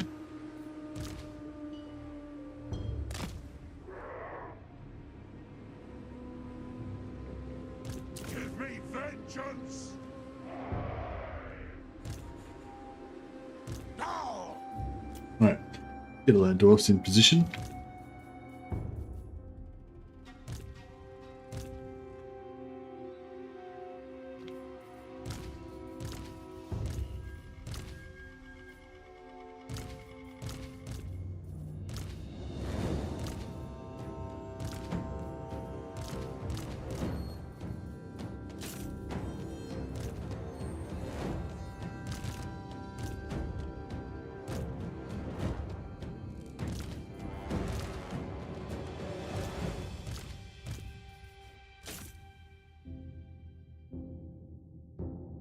Showing my age, but I remember when they made Grombrindal into a character to honor the magazine. Into a character in the game? Okay, well, yeah, I don't remember that. I remember, I'm sure that happened after my time, but I just didn't follow, I wasn't following Warhammer enough to know about it. But yeah, I remember, one of the really old, maybe the first one, I don't know, one of the really old White Dwarf miniatures, because I remember they had a miniature for him ages ago. It didn't look anything like he does now. He had I'm pretty sure he had a hat and different. Maybe his beard wasn't that different, but similar, different beard. Yeah, But yeah, I don't remember about him being changed into a character. But like, I know he is a character now. But yeah, I just remember him being like kind of like the Red Gobbo, you know, just like a White Dwarf magazine thing. But like, yeah, like I remember there was like I remember there was a miniature, but I don't know. I don't think the miniature. Well, I don't know. Maybe was so. Did they make him a character for the tabletop when they brought out the first miniature? Or was the minute like I just assumed there was a miniature, but there wasn't necessarily a character in the game for like ages, and the miniature was just more of a collector's item. But I mean, it makes sense they would have brought out rules like when they first brought out the first miniature, I guess. I don't know. Or yeah, I kind of feel like the miniature's been around forever though, like the original miniature. So yeah, so the name of the magazine is the White Dwarf, and then there was a miniature of the White Dwarf, which I didn't, at the time I assumed was just like a collector's edition, a collector's item, you know, like they brought out like White Dwarf miniature on the anniversary of White Dwarf magazine or something like that, you know, but he wasn't, I guess he wasn't a character in the game at that point. But yeah, do you remember, yeah, so was it when the first miniature came out, Faster Than Jesus, or was it like there have been a few miniatures? Was it like after they'd done a few renditions of him and it was like White Dwarf, you know, miniature version 5 that was the one that got added into the rules? Not that it matters, I just, yeah, just kind of struck my mind of like, ooh. But yeah, I didn't really, I don't know, I didn't really, like I said, like I was aware of the character, like, and I was aware of the miniature, but I wasn't actually really aware that he was a character in the game until he got added into this game.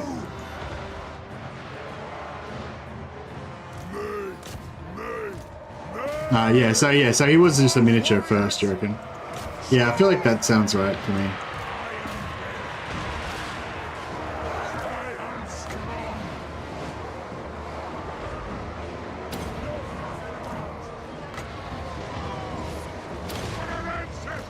Make him pay.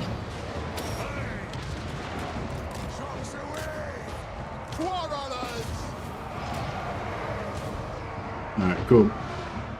Some damage. Very good.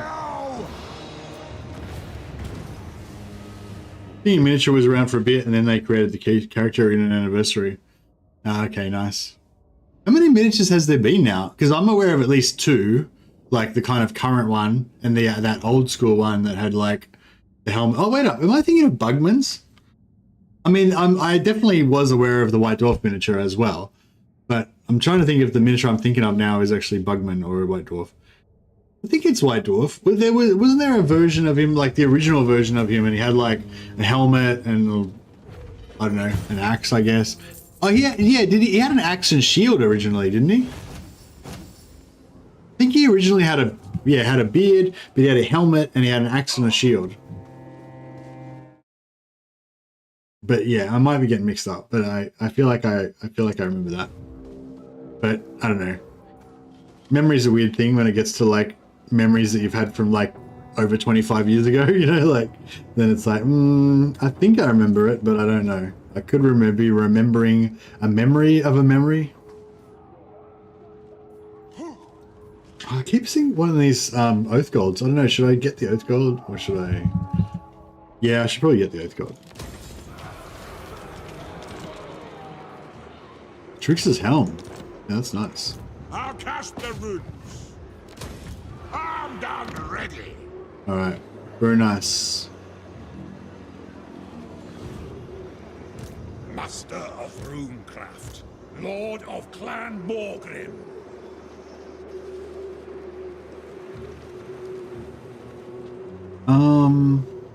Should we...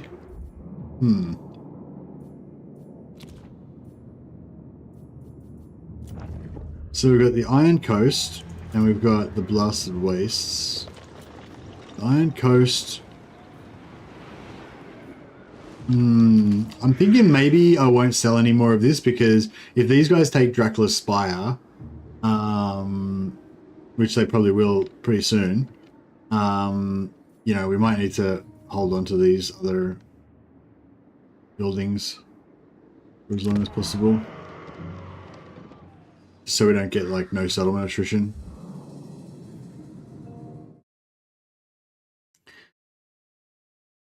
The original was helmet, Saxon Norman, and an axe. Yeah, that's the one I'm thinking of, yeah. Later he had a silly hat. Oh, okay. I don't know if I remember the silly hat one. I think I just remember the Saxon one. But yeah, that's a good description, the Saxon Norman. Yeah, I remember, yeah. You can't remember that one. Wasn't he depicted as a slayer? No. Oh, maybe another time. But no, the original one I'm talking about was like, yeah, it was like one of those axes with the like curved kind of, I don't know what you call it, like that double axe, curved double axe kind of thing. And yeah, he had like that, yeah, Saxon Norman type helmet and a shield, yeah. Oh wait, did he have a shield or not? I mean, yeah, he had that helmet, I remember that, and he had that curved axe, I think.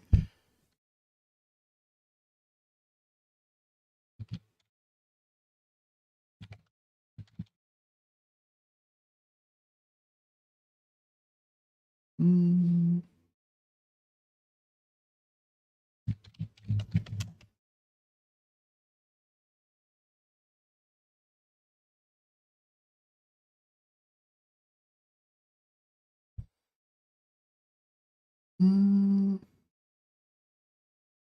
Hmm.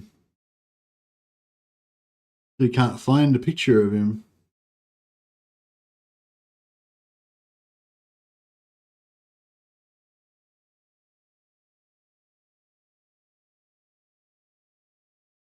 Oh, there's heaps of pictures of him. I don't know. No, I don't know. Maybe I'm mixed up with something else.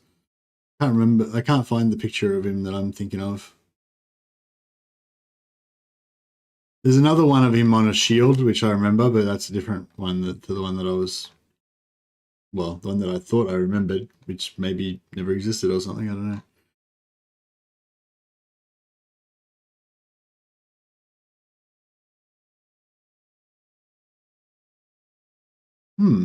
I don't know. Doesn't seem to be coming up on the Google.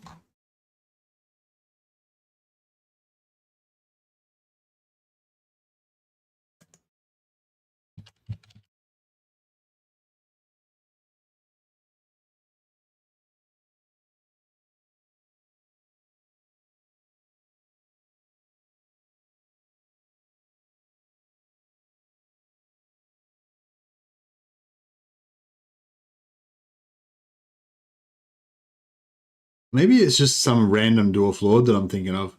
There's like this real like old hammer dwarf miniature like that I've got in mind.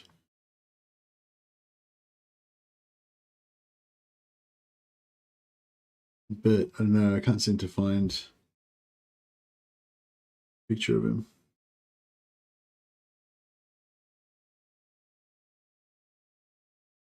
Oh yeah, that looks like him. No, not really. No, that's not him. Oh, anyway, this is probably not really very relevant. It's really relevant for me to require me to like stop the whole stream. That's right. Never mind.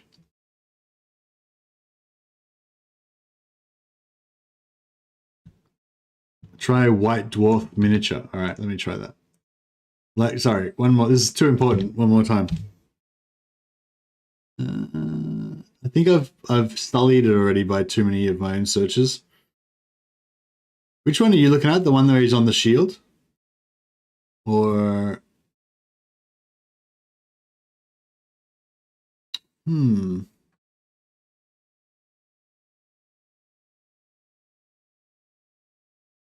There's a two-handed one that kind of looks similar to the style that I was imagining, but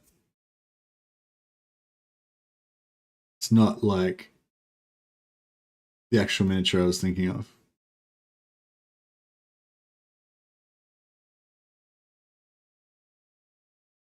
Oh yeah, the old picture.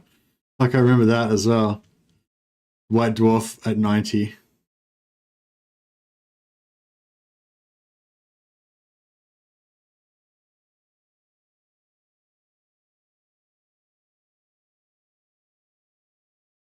Oh well, anyway, fuck, sorry. got a bit of a side, got a bit wandered there.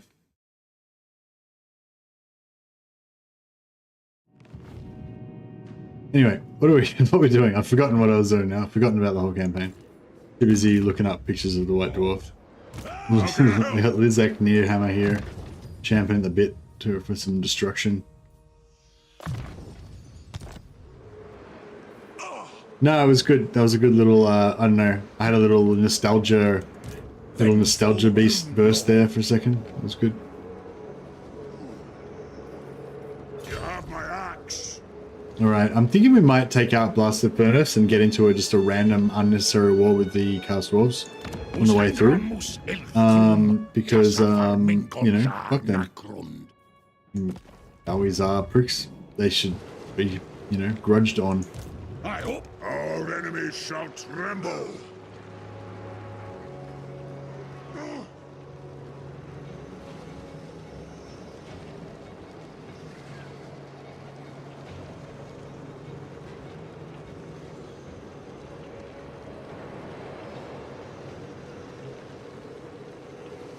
I go where I'm needed.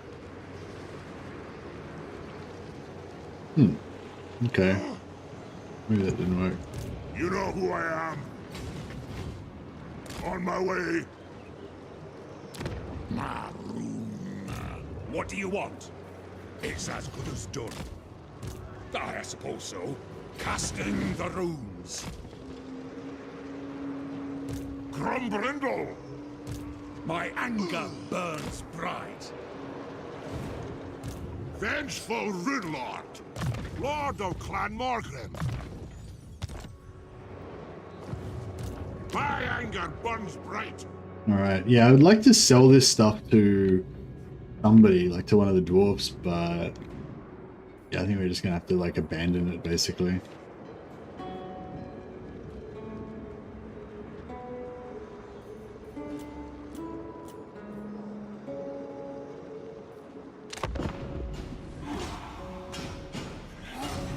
I don't feel like I should be recruiting more stuff, but I don't really want to. We need to kind of travel light, conserve our money because we don't have any income from just selling things.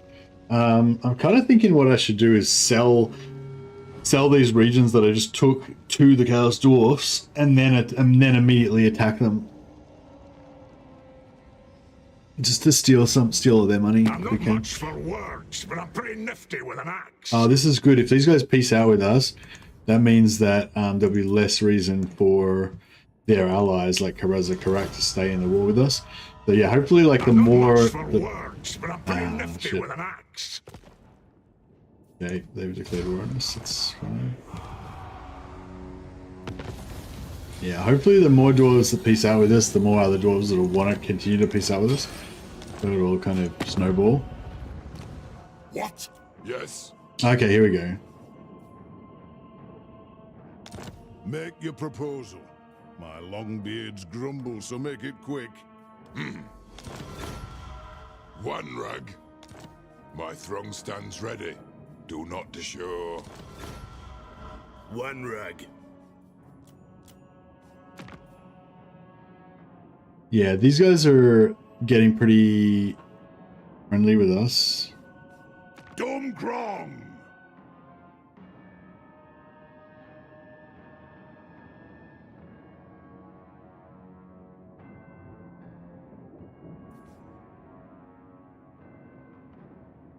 Oh, actually, what we could do is, if we offer to peace out with them and also join war with their enemies, some of them we might have enough to be able to, you know, get them. What brings you to my mighty forge? Oh, that's close. How much? 5 grand. That's a bit excessive. It is Greetings, Kinnaman of the Hold. What can I do for you?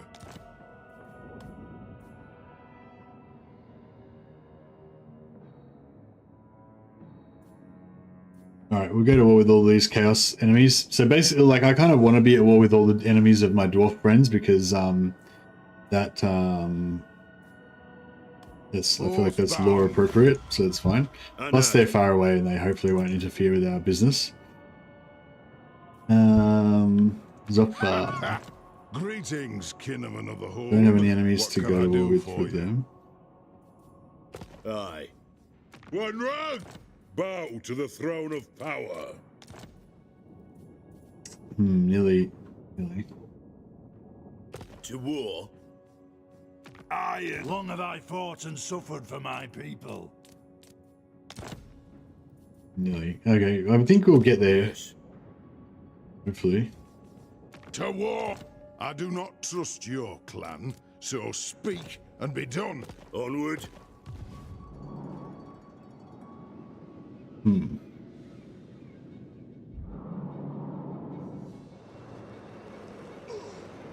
The dwarfs need me.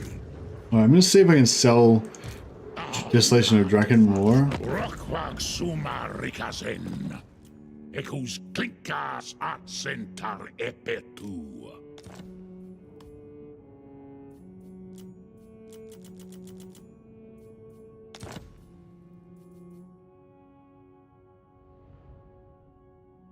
Yeah, I'll sell them Desolation of Draken more. And then I'm gonna sell them Howling Rock as well.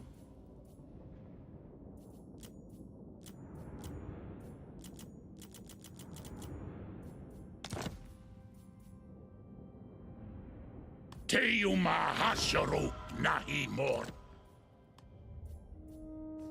Cool. So we just taxed 4,000 gold off them, and then we're just gonna attack them and take all their stuff. Master of runecraft. What? If we can potentially take Silver Pinnacle, we might be able to trade, just like if we nip past and just take Silver Pinnacle on the way past, we might be able to trade that to... Oh, no, it's not, it doesn't connect on. So, yeah, no, we won't worry about that. We'll avoid that. Armed and ready. I am the White Dwarf. Agreed then.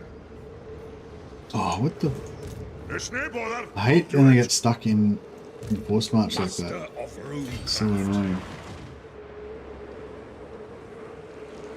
I'm leaving. I'm going. Vengeful Rune Lord. Usangron mus ilkrum tassa farmingol jar nakrund. Irsunar. Adu.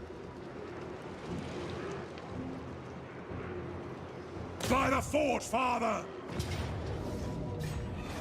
Vengeance. Oh, what's the defeat trait for Astrogoth?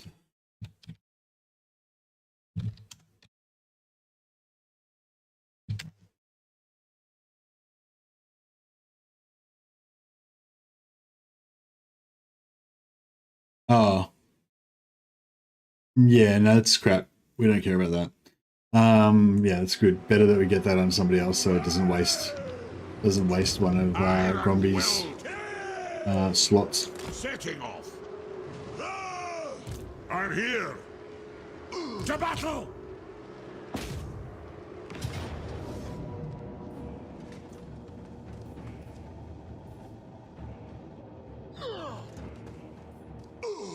I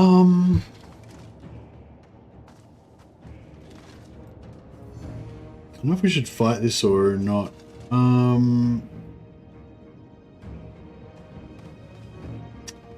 It's got a lot of magic, which should be annoying. We're probably going to take a lot of damage though. No, it'll be fine. It'll be fine. Yeah, not too bad.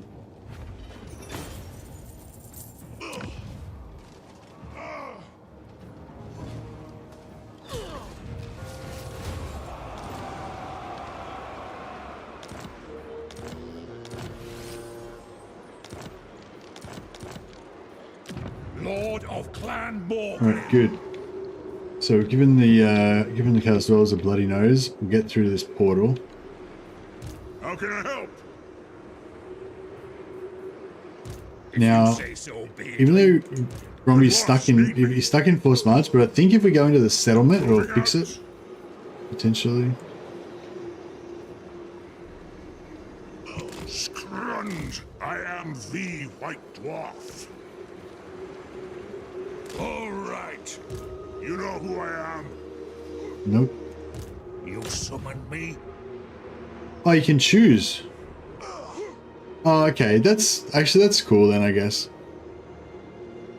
As long as you can choose, that's alright.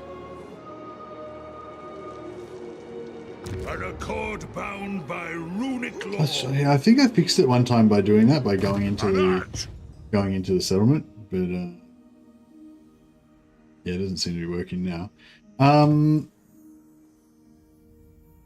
kind of want to go for like, so yeah, so the vote basically was saying we go for a mixture of old and new technology, but we go for elite armies. So that's what I kind of want to do. I kind of want to go like for like the 4 Ironbreakers or whatever, like Slayer, you know, Hammerers and Ironbreakers. So yeah, but I don't know. And also like, yeah, Fire and Fury for the Iron Drakes.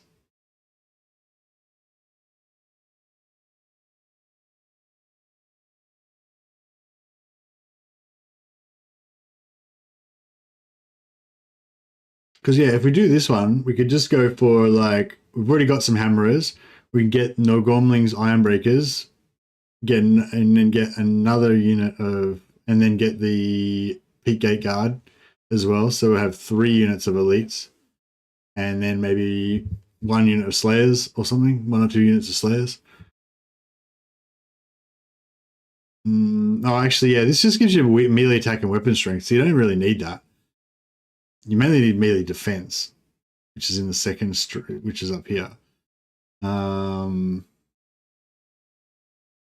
Yeah, 10% physical resistance. That's what you want. The other stuff doesn't really matter for Ironbreakers. You just want it to be tanky.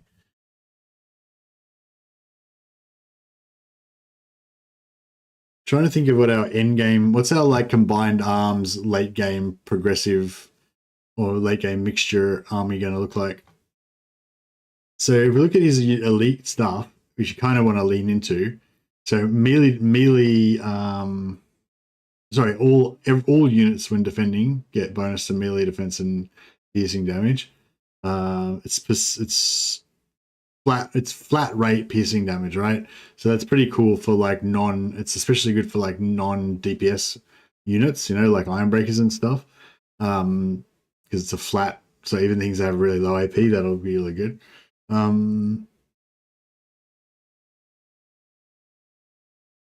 Melee defense, ammo, and missile strength for Iron Drakes and War Machine units. So Iron Drakes and Gyro Bombers, Iron Drakes, Gyro Bombers, and artillery. And missile strength for War Machines. That's good. So we probably should lean into like artillery. Yeah, so I'm thinking we go like artillery, kind of concentrate on artillery, gyros, Ironbreakers, and Iron Drakes. That kind of vibe. And some gyros, yeah. All right, so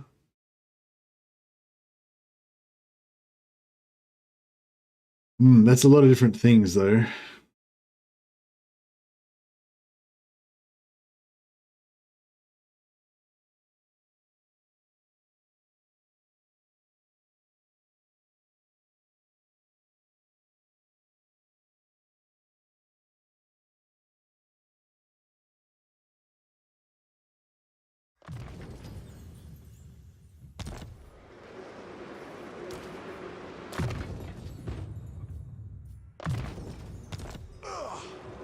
Can I help you?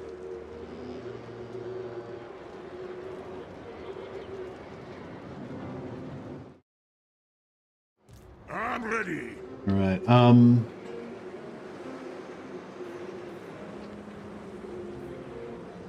Yes, I'll get on it. I'll cast the runes. Onward. How can I help?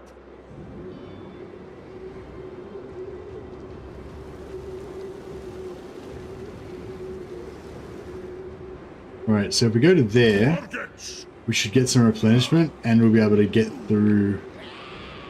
We'll be able to get through the portal next turn. I think. It's as good as done.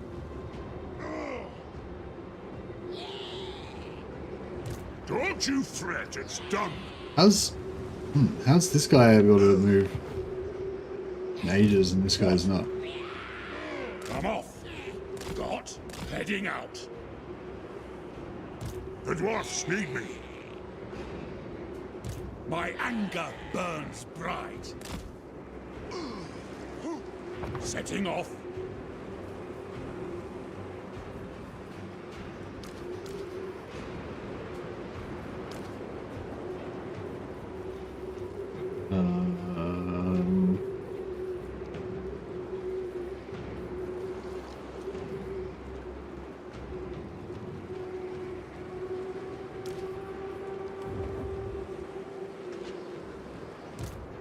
Getting out of here. Rune, Ricky. Yeah, cool. Looks good. Can I help you? Yeah. It's as good as done. I think we might have to leave these guys behind and What do re-recruit you them on the want? other side. Because otherwise they're going to get caught out of position and killed.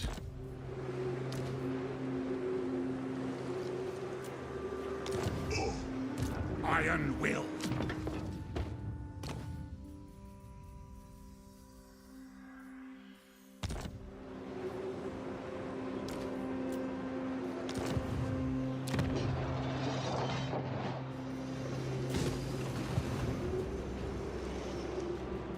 Armed and ready.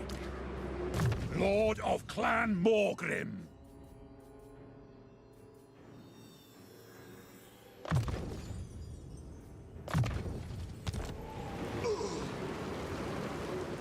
Alright. Next stop, Empire. So we're going to be potentially in Marienburg's Yes. territory. I will listen, but my time is short. Yeah.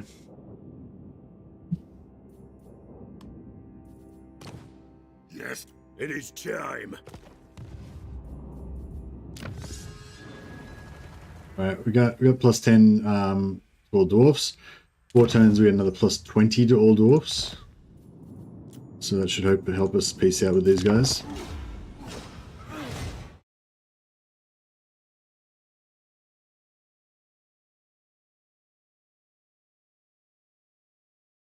It won't change your fate. No.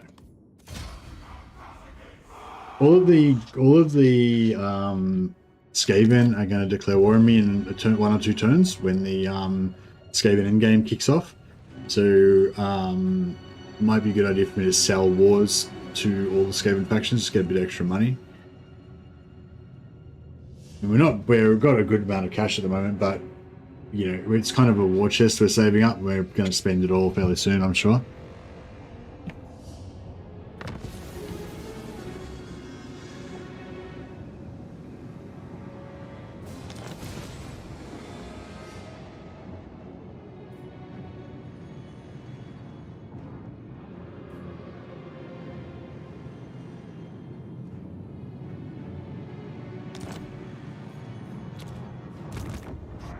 The White Dwarf. Okay. So we got a little replenishment for being in our own friendly territory.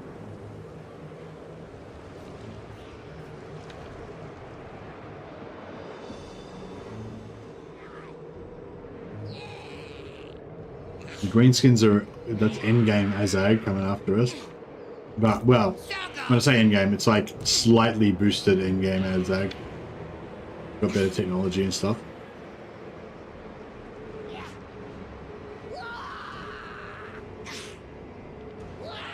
Best way to get a lot of money as dwarfs is do what I'm doing right now, is conquer settlements and sell them.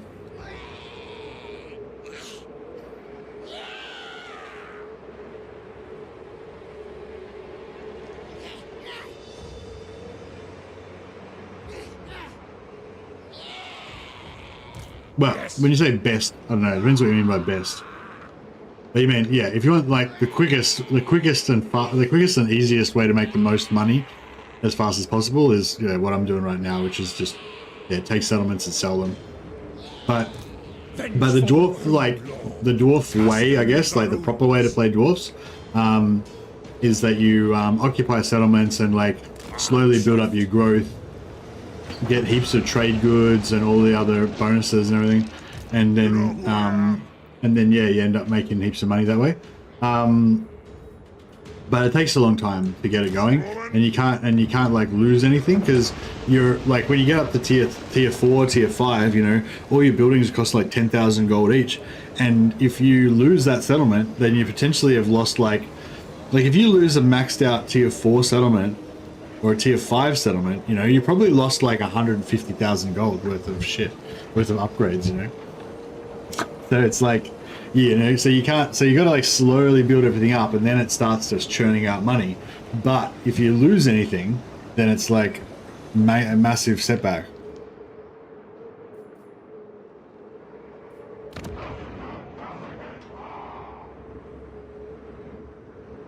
Well, yeah, actually that's true.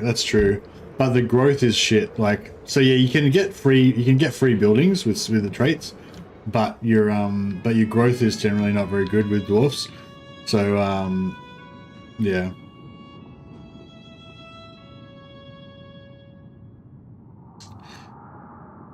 Always doing grungy, moving them around and get free buildings. Yeah, for sure.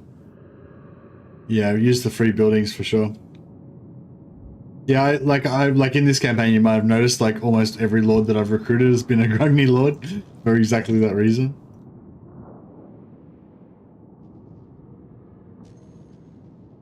But yeah, I guess you can combine the two, you know, like try to build up a region, use your grungy lords to get cheap buildings. You got to be careful with that though, because when you're using the grungy lords to get your cheap buildings, quite often you're spending like thousands of gold like on the upkeep on the grungy lords, like, because if you've got 2 or 3 armies in the field, like putting one grungy lord on the field might give you might raise your upkeep by 1,000 gold per turn, and if you're trying to get 5 grungy lords in one settlement so that you can get, you know what I mean, like hopefully you've got like 3 or 4 heroes that you can use, so you don't have to use all lords. But yeah, I think that's definitely intended for you to stack grungy lords and heroes to get cheap buildings. Did I just go through the wrong fucking portal? Oh no, I haven't come out yet. Right, still the same turn.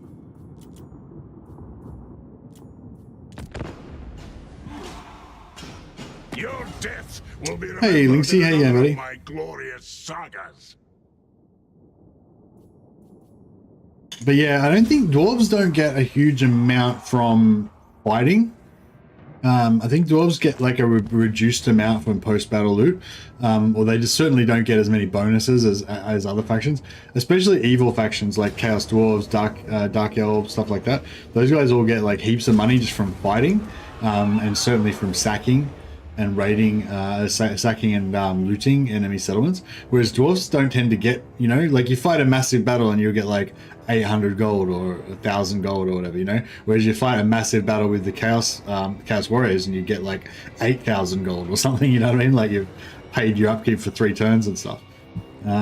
So fighting's still good. Like you still want to fight, but yeah, it's not as lucrative as it is for some factions.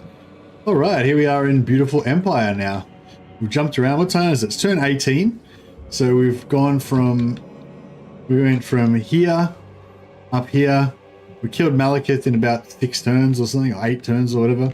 Pretty fast. It's probably about 10 turns. And then the portal opened on turn 13. We went through the portal, killed some orcs, go through another portal. Now we're over here in the Empire. Just a little bit of a recap. Who calls me? Okay, so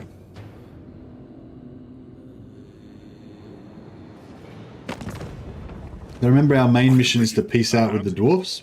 So we've got another one, Zafbar's peaced out this turn. My throng stands ready. So that's good. Do not disappoint me. Agreed. One rag. What? True king. And Angren's at Worldcran Scryer. So we could What have I offer fought and suffered for my people. you can offer to go to war with them.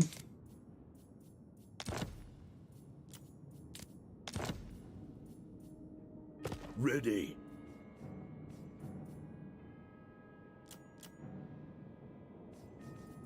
Greetings. You no doubt have a request. I'll hear it now. Alright, we'll go to war with the Wargrove of Woe if that pieces is out with you. I agree. Any enemy of the dwarves is an enemy of mine. You seek the favor of Iron Peak. I'm listening. Arcane wisdom.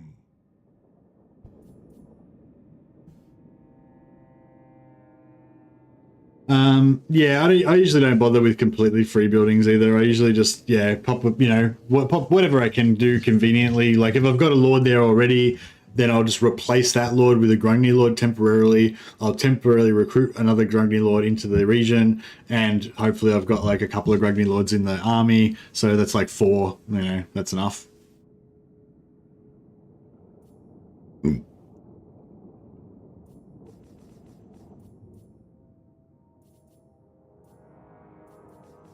Aye. You dare approach a Lord of the Doubt? Iron will! Alright. Well, hopefully if we just keep fighting the enemies of dwarf kind, the other dwarves will see our righteousness and they'll want to join us.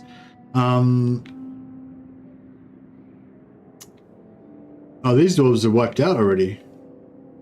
Crap. I wish we could bring them back. Like, I wish that we could reclaim the holds, because there's a cool mod that this population mod, so that if a dwarf faction gets wiped out in this population mod, then even though this is controlled by the vampires, there'd still be a high population of dwarves in the region, you know. So like the main settlement's fallen, but you know there's a bunch of dwarves hiding in the hills and you know in different forests and whatever around the place, just trying to survive under these new vampire overlords. And then if you go and take it back fast enough before all the dwarves get like ethnically cleansed out of there, then you can like replenish it back again, you know. And I feel like that it'd be cool if that was actually in the game, but it might be a bit too hard to, you know, do it. Aye,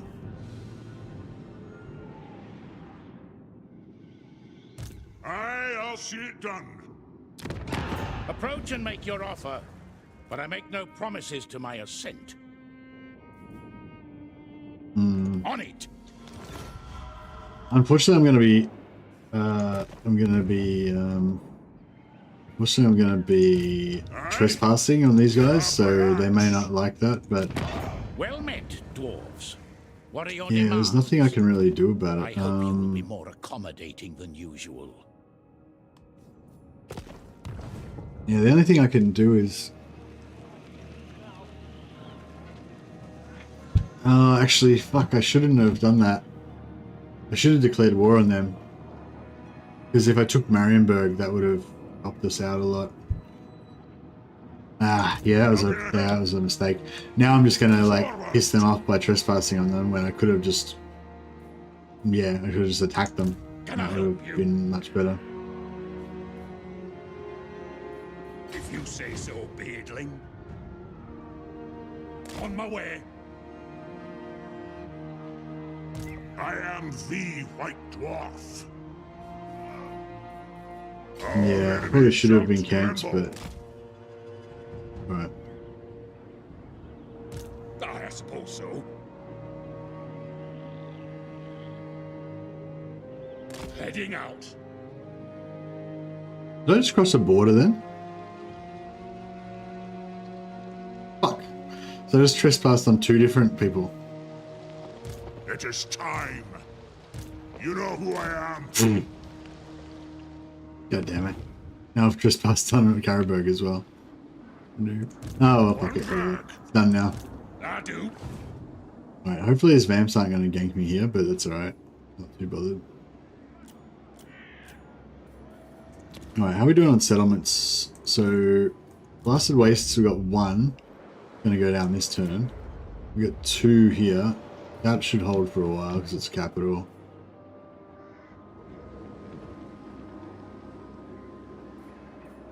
Yeah, we should be alright for a few turns.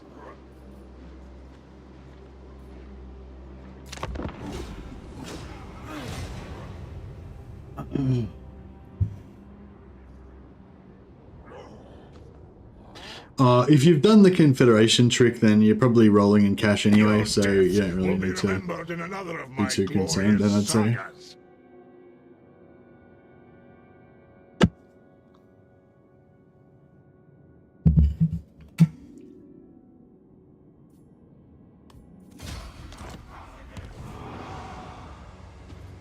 Our Dwarven allies are struggling.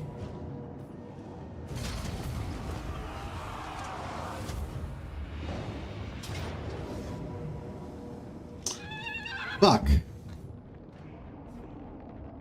Oh, shit. I sort of thought that was a possibility, but I sort of thought he wouldn't be in range. Holy shit, this could be... I could have ended the campaign here. Man, that was foolish. It was totally unnecessary as well. Oh well, I guess we're just gonna have to win.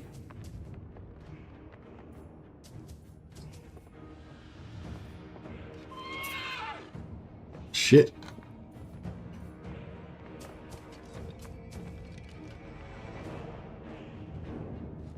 Yeah, I don't think we can win. I don't really think we can win this one.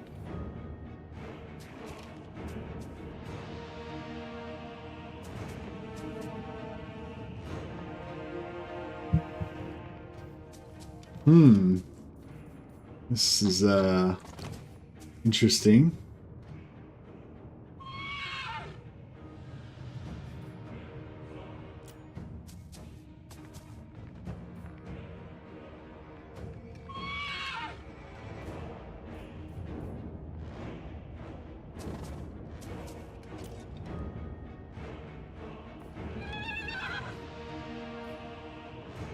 So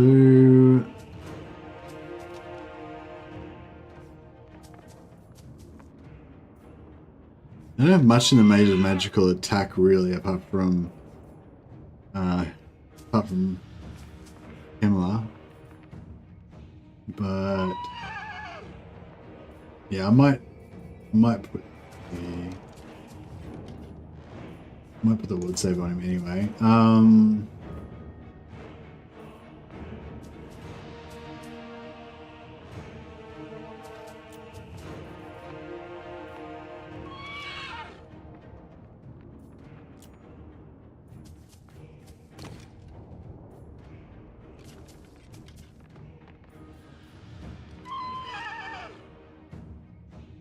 Oh, I can do control large army.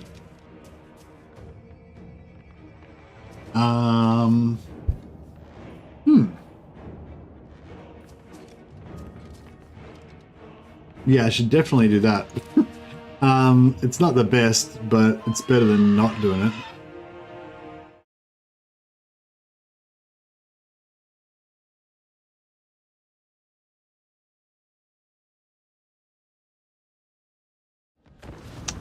Wow, I think I might have killed myself here. I regret it. I have regret.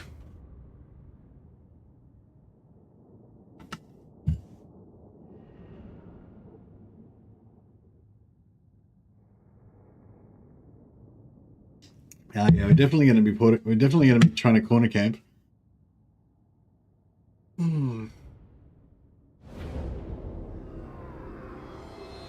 It's pretty early in the campaign. Actually, I didn't check whether he had Wind of Death, but yeah, it's pretty early in the campaign. Oh shit, this corner's pretty bad.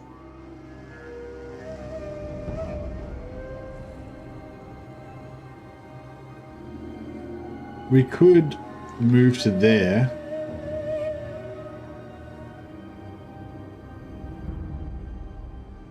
Yeah, if we move there, that's a bit better.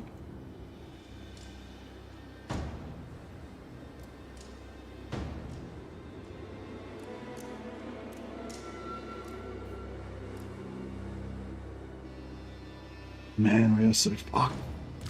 We're so fucked. I don't even know how we're gonna, like, oh my god. Yeah.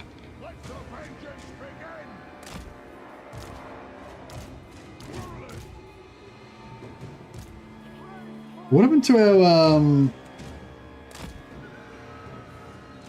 oh, they're in the other army, that's right.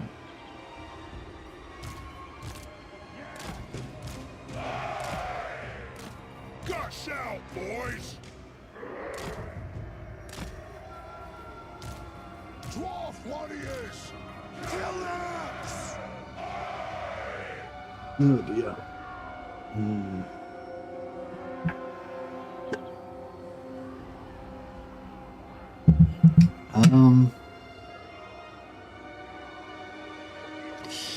Yeah, fuck, I don't know.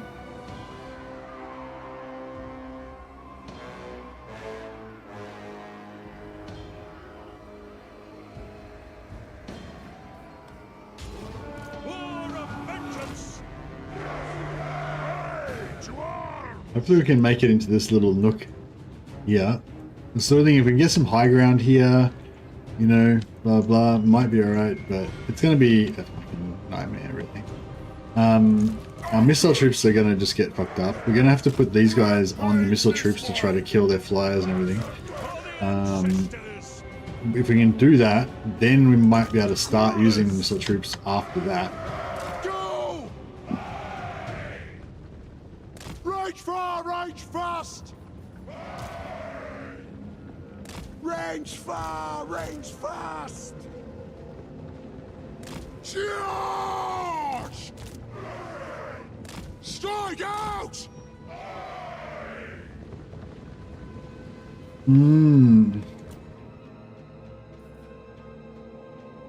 This is gonna suck.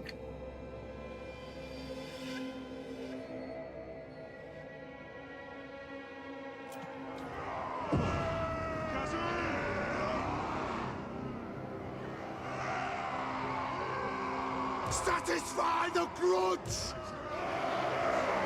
Move! Off we go!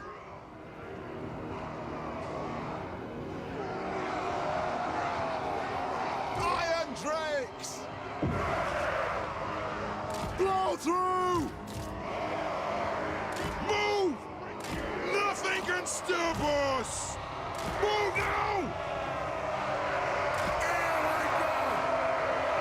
Dwarf warriors! Hunt those dwarfen legs! The clans unite! Dwarf warriors! Look now! Cut off! Kill them! Hungry! We demand blood! It is an order! Oh, what the? Oh, shit. They can come around the back. Oh, shit.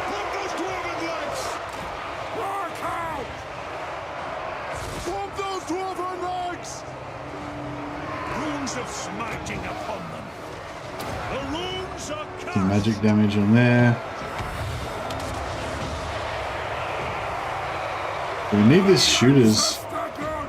We need these shooters going, otherwise we're Iron Drakes!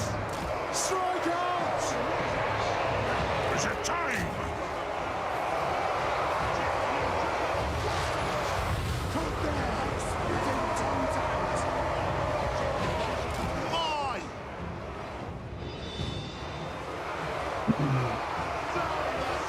Dwarf warriors! Yes, yes! One more dwarf on land! Tongues out. Down the spellcasters. For the Karaz-a-Karak. Quarrelers! Fire on the fort!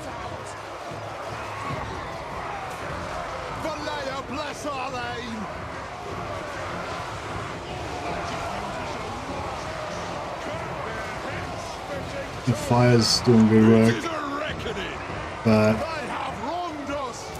yeah, that'll do. Move We need to get the fire over here, I think. for the ancestors. Pick your targets well. They're done nearly. Fire on the floor. Attack the Orcs! This is sort of, Miners. yeah, it's sort of working okay, but we need Gromby in the front line. We need him over here. Humblers. Vengeance. Bring. Humblers. Fight. Charge. Doing charge. Whirling.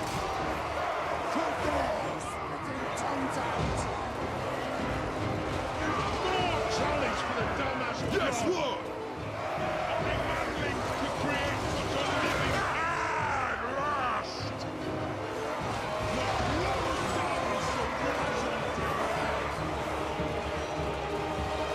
The clans unite! Bring us me! Iron Drakes! The clans unite! Charge! Button. Humblers! Go! Strike out! Right! Dwarf warriors!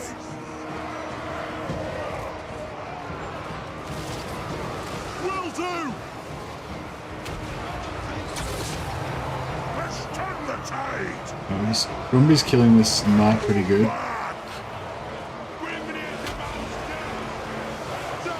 Iron Drakes!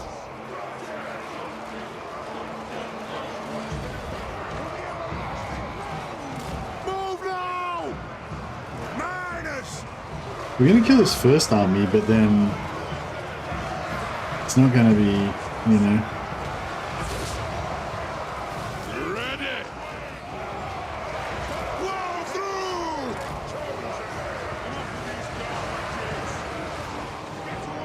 Understood, Lord! The more calls! Find a meal!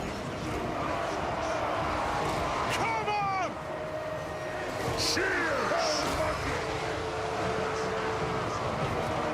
To the forge! Charge! Get your spears out the way!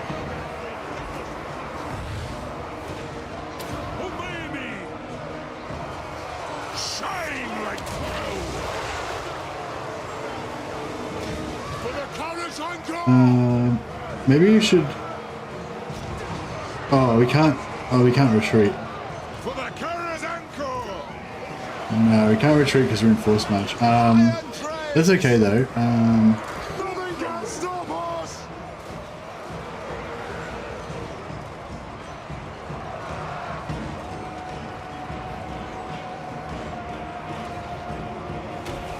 Go! See if we can shoot this guy. They should have pretty good accuracy. Is he jinking? He's fucking jinking. Fuck off. I didn't know they did that. That sucks. Biggest in the Alright, let's see if we can get these ogres doing some cycle charging in the back. There's not too many spears on this end, so they should be able to cycle charge in there pretty good. And these dwarves should be able to get in there too. If we save their energy, like we just do like one charge, give them a rest, one charge, give them a rest, you know, they should do alright. Iron Drakes! Yeah, we're gonna wipe out this first army, no worries, but then there's like heaps of elite shit still to come in. Like, this isn't even their like strong army that we're fighting now, you know.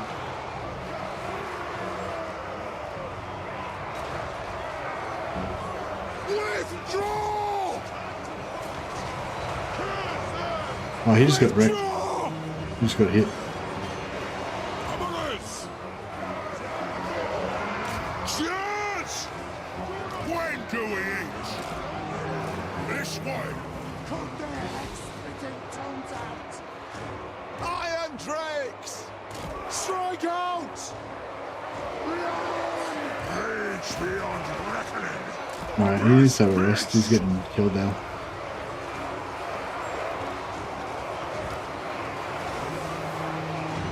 Wait, what's going on? Oh, did he get pinned? Oh, he got pinned. Fuck. Killers! For our ancestors. Grombrindal. As you say. Dwarf warriors! Ah!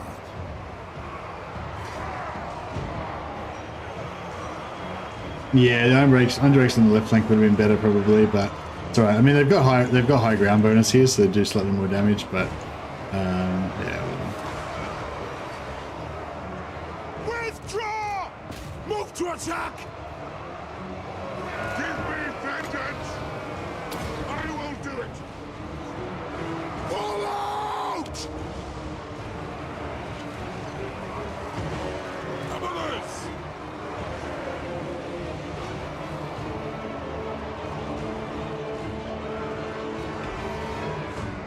Oh, Grombrindal's getting fucked up. Go, go! Runes of power. Pump those dwarven legs! Nothing can stop us! Plow through! Warriors! Scarf! Yes, Lord! Wind supper. I am strong. Satisfy the grudge! Runes of spellbreaking. One to that. I don't know if I should keep Rumby in. He doesn't really have any abilities left or anything to, you know, do. Strike out! Withdraw! It'll get them. Commoners! Move to attack! Out of ammo. Move now! Right far, right fast! Charge! Vengeance! Hump those dwarven legs! That'll do! It is a reckoning! Range far! Range fast! At the wazzocks! Ready to serve! Blow through! They have wronged us! No, we're fucked. I don't know why I'm even fighting this. Damn, this would have been a fun campaign if I hadn't have just if I hadn't have just got myself murdered. Such a wow, that was bad. That was bad. My apologies to everybody who supported the stream and who had high hopes for this campaign. I mean, we're not dead yet, but we're going to be dead soon. Battle ready! Basically, is the gist of it. All right! It has been fun. Yeah, it's been fun. War of vengeance! Where's that caravan? Grombrindal! Through marsh and mountain! Pump those dwarven legs! Plow through! Strike out! Go! This is the age of commoners! Now move it! Understood! Range far, range fast!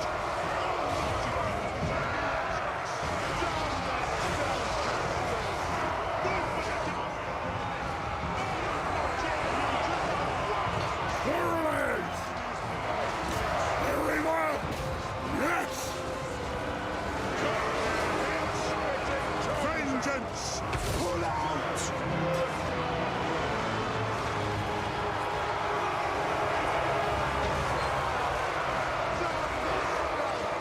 I know, yeah. I should have known, like, when I died on the, like, the first, you know, like, immediately. That was probably a bad sign. Quarrelers! Karaz-a-Karak! We'll guard it! Withdraw!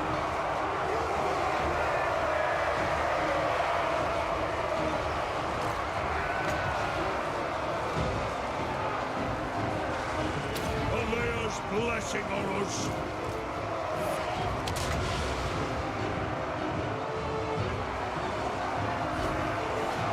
Fire! Pull out! Charge! Nothing can stop us! Off they go! Charge! Alright, we'll stand directly over the top of Kemler and see if we can kill him. Reach forward! Trying to get this grudge shower some damage. Power ready! Yes, Lord! For the ancestors! Reach fast! Withdraw! Yeah, they're killing Kemler pretty good. Yes, then. It is a reckoning. The artillery getting taken out by the cavalry, which is pretty expected. Thunderers!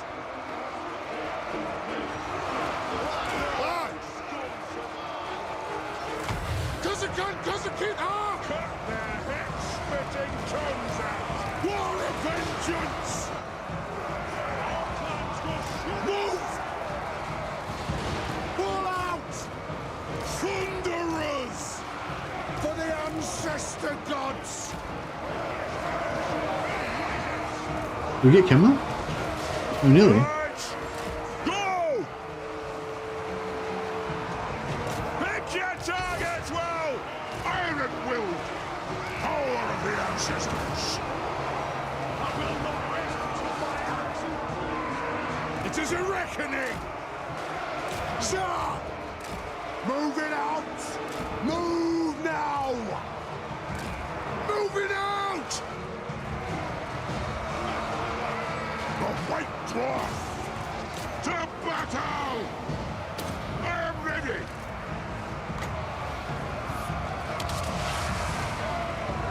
Aye. There we got him. I don't think it's gonna really help us that much, but Dwarfs, ready axes! In short order, yes! War of vengeance! Attack! Axes out! Reach forward! Get on! The next kill's ours!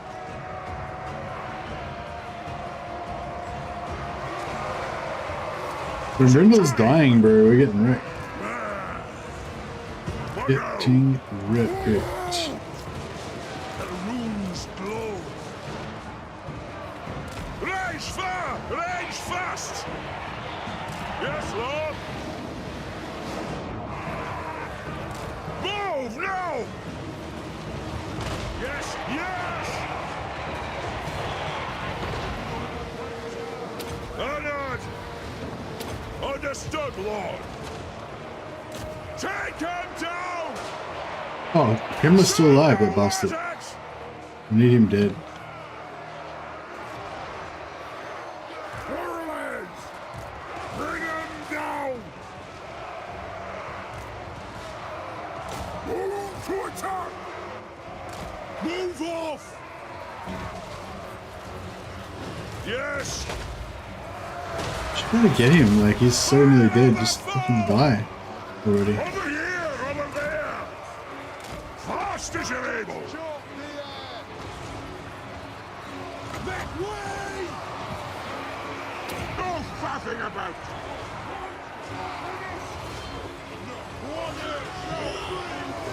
Yes! The runes are cast! Break it! Get out!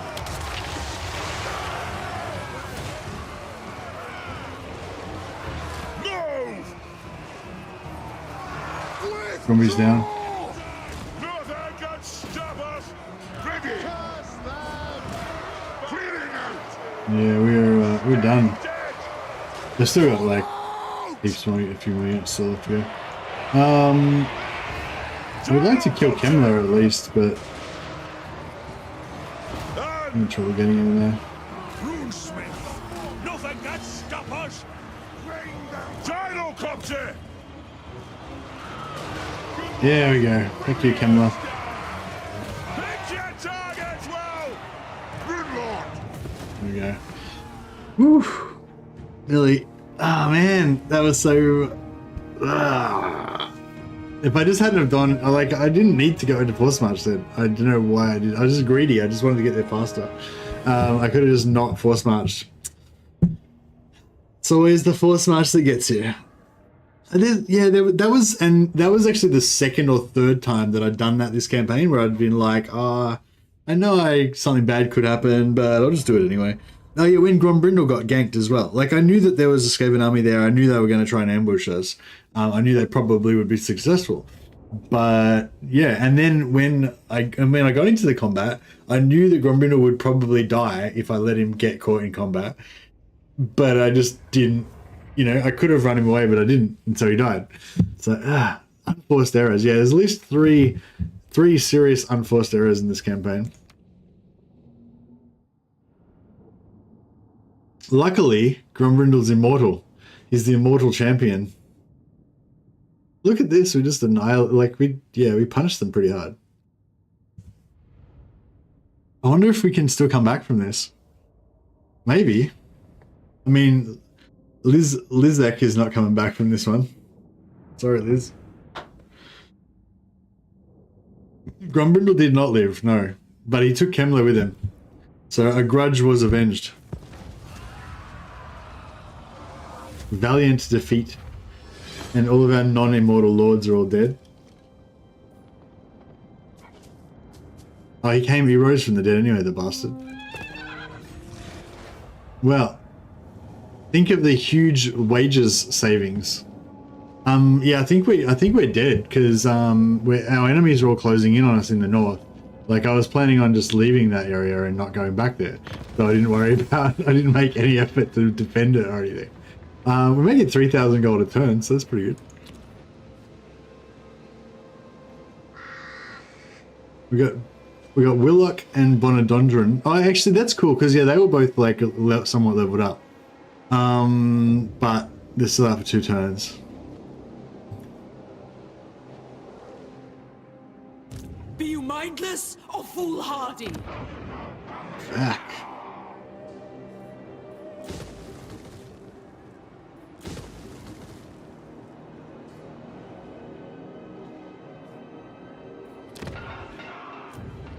Yeah, we're in deep shit. deep shit. Yes. It's okay though. Meloan is gonna save the day.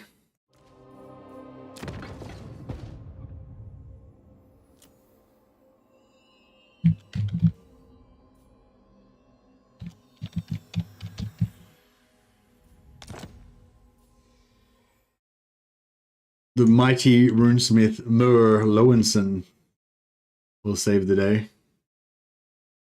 with an army of slayers. Yeah, this is bad. I'm not gonna lie, this is bad. This is not good. Lord of Clan Morgrim. Our allies are fucked. Yeah, so much for all that land we gave them. They lost everything that we gave to them.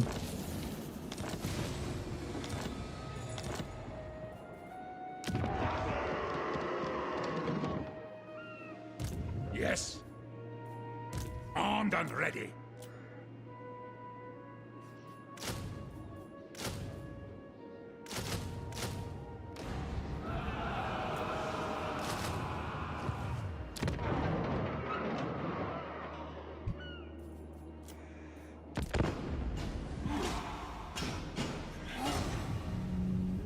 So 44% of people said we should go with a mix of old school, new school, and elite armies. That's good, but what we're going to go for is a hodgepodge, just ratcheted together of like any old crap that we can get and make an army out of. It's a classic. Classic strategy used by many generals in the past. When your main army gets utterly wiped out, and then you scramble to make up a crappy army out of like raw recruits, freed slaves, gladiators that you've gotten from the arena, and then you just rock and roll with whatever you've got. My anger burns. That's where we're at right now.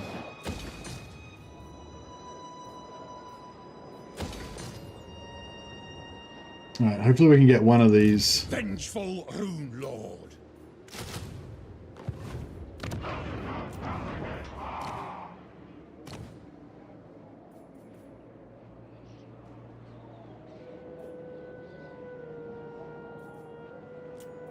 Armed and ready. Bill Manticore. Master of Runecraft.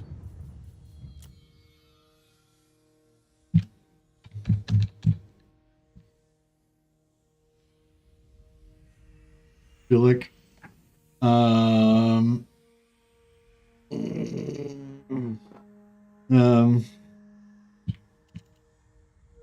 Interesting.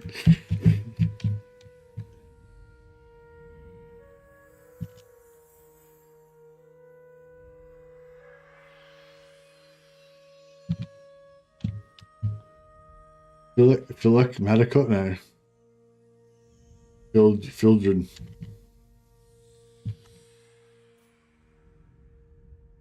Madiker. There we go. Fildren Madiker. Did you die? I mean, you didn't not die. Let's put it that way. Casting the runes.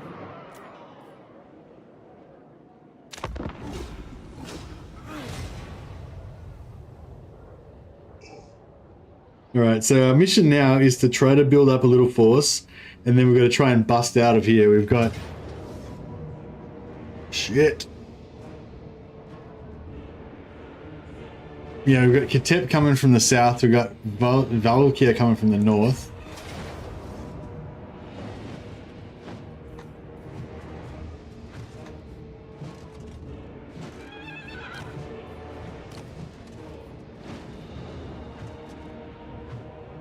Shit. There was a chance you were in safekeeping, but unfortunately you were not.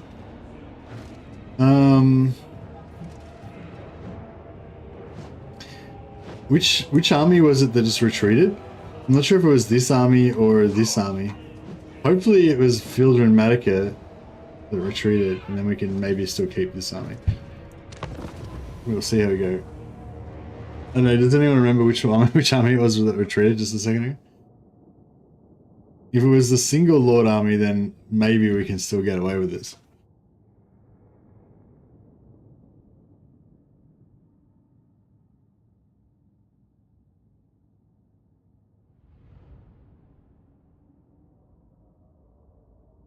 Now we got ourselves a campaign. Yeah, that's right. There you go, Hans Gruber. That was like way too easy. Now we've got a real campaign.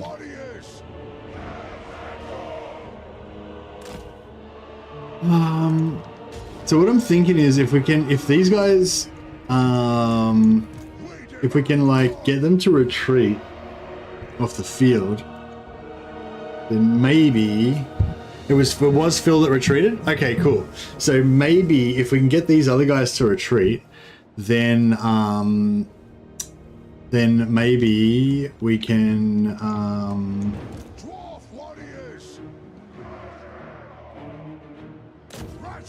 okay, the garrison's dead anyway, right? So we suicide the garrison as fast as we can. Actually, yeah, we suicide the garrison as fast as we can. Then we might even be able to get army losses before...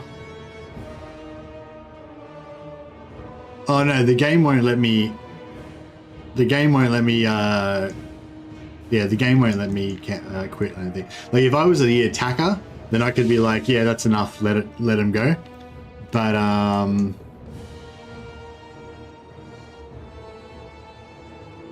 if the AI is the attacker...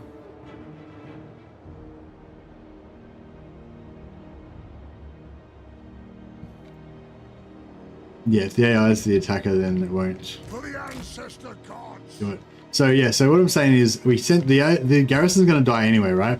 So we're sending the garrison. Get the garrison to die. Phil's going to die anyway, so we send Phil in, get Phil to die.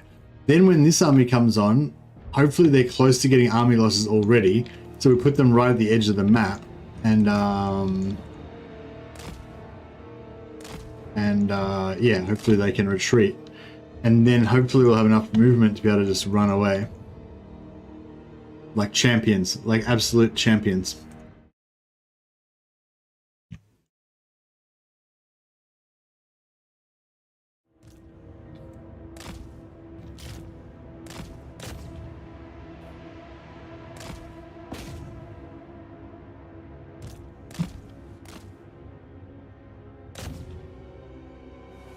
You guys just stay in the corner there. Actually, these slayers can't die, can't flee, because they're just chads.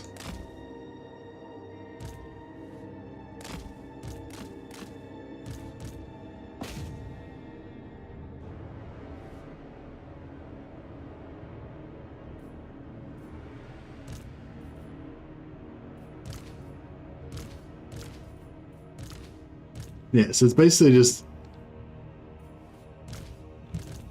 these dudes that are the only ones that can possibly survive.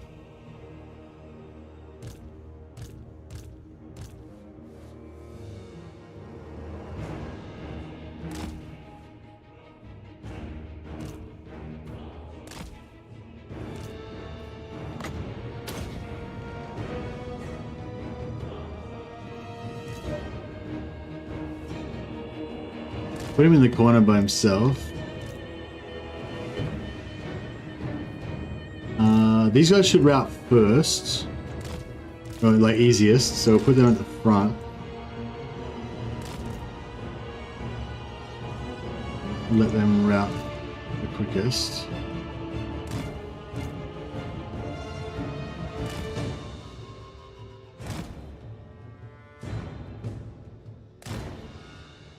Actually, yeah, if we put them like that, then they should take the most damage they can possibly take, but then they're also touching the edge of the map, so they should like, you know, be able to get off pretty quick.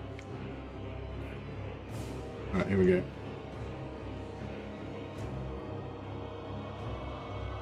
Well, yeah, sorry Phil Manticore, thanks for your support. Your Phil Maddoxon is going to die, but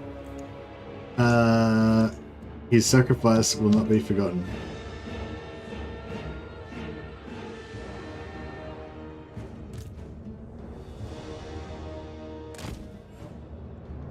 Fucking hell, look how much damage they did with the with those charges. They just destroyed those Necropolis Knights. It's actually pretty good. We nearly killed their lord. Let's go. Okay, so these guys are routed. They're off the field. Let the vengeance begin. Those guys should be off the field soon. Miners, move to attack. I'm here to expel it.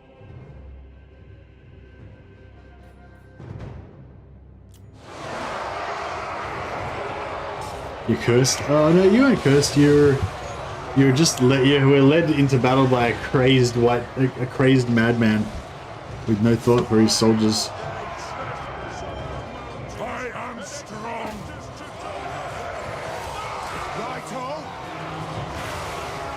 Get them guys in range of the edge so they can escape instantly.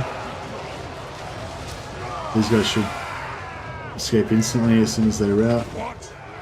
There we go, army losses.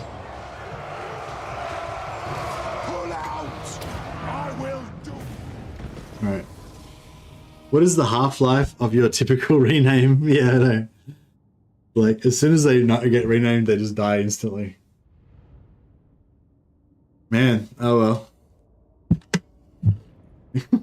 If I survive, we'll just have a new regime led by, you know, Bob and Jim Smith or whatever.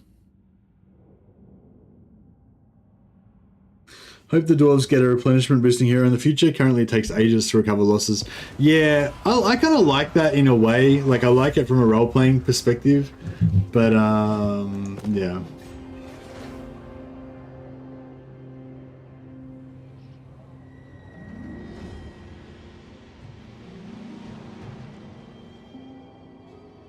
I think they both retreated, yeah, sorry. Even though it was Phil that retreated, I'm pretty sure the other supporting army retreated as well. So yeah, no, I think we're dead.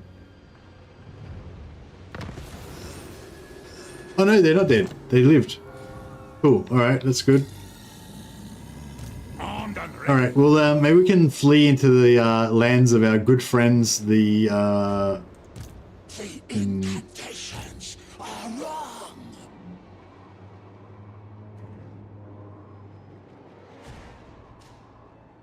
yeah, we can flee into the lands of our good friends, oh my God.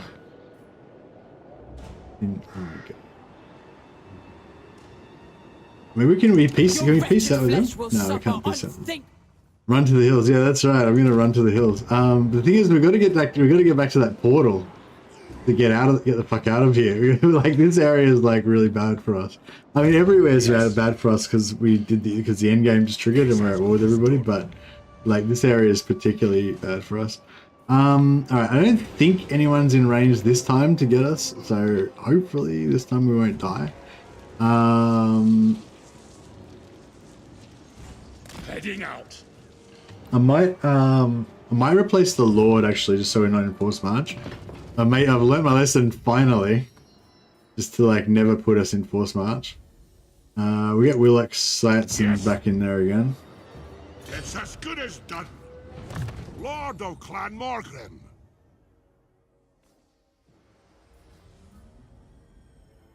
Pump those alcoholic legs. Exactly. All right. What do we got going on? Defense. Yeah, I think we need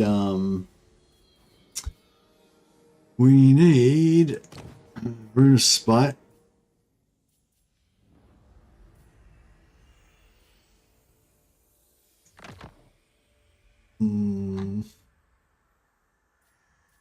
And yeah, that's probably good enough.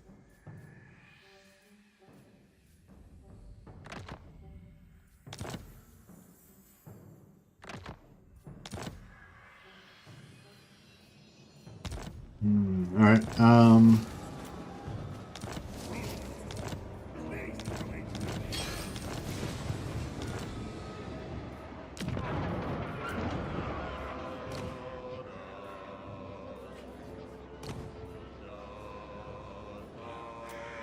Bond.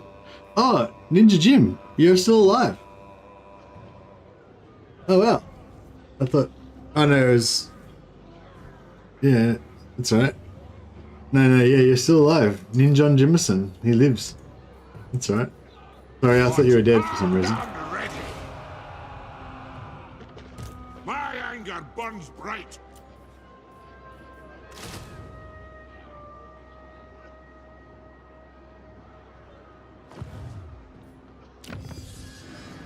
Right, well, we've got plus 20 relations with all the dwarfs, so that's good value. Try and increase our combat capabilities slightly. At least we don't have a lot of like annoying different regions to deal with, like managing and stuff.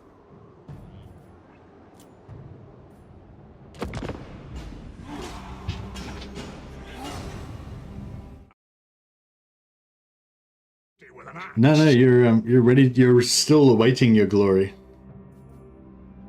No, I'm not gonna pay anyone anything. Fuck off. Got my own problems, elf. I need to deal with your nonsense. So this is a textbook. This is the textbook way to start the perfect Grombrindal campaign. So you know, I hope you guys are taking notes. There are new players out there that might not be as experienced as I am at playing dwarfs. I'm an expert at playing dwarfs, and this is a perfect example of one of my campaigns showcasing, you know, a perfect dwarf start. This is how the campaign should have started. Grombrindal's like wounded. Some of his loyal runesmiths are like carrying his body while he's got like some poison shards or something, dragging him through the snow, being chased by hordes of ravening enemies. Vengeful Runelord! What do you want?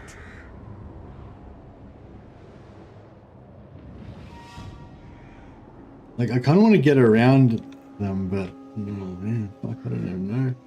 We get through the water, like fuck, what? I don't know what to do. Like, can I get through here, or will I get ganked on the way through by? Cease! I'm probably gonna get ganked, right? Master of Runecraft, can I help you?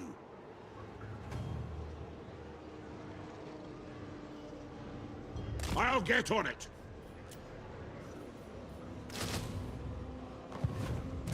My anger burns bright.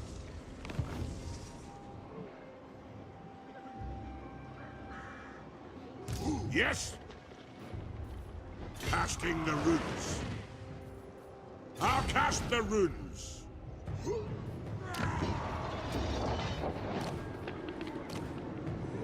Try and get 4 lords going at least. Master of Runecraft. Send some new dwarf lords out for the AI to chase. Yeah, that could be a good idea.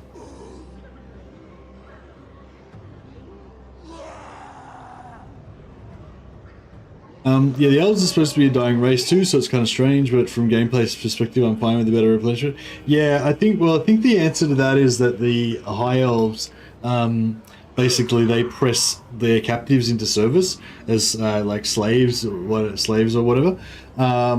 So that's how they kind of, you know, it's like just arbitrary, like it's just sort of, you know, a bit of a hand wave there, but it's like their armies can continue to operate because, you know, whatever, they fill their ranks with humans. But they don't actually, I imagine they don't actually put the humans into their armies, but you know, like, you know how like they talk about the Roman legions, how a Cantaburnium would have like 8 dudes in it, or possibly only 6. I think they're a bit confused, but yeah, like maybe it'd have like 8 soldiers and 2 slaves or servants or whatever that would look after, like help those 8 guys be battle ready or whatever.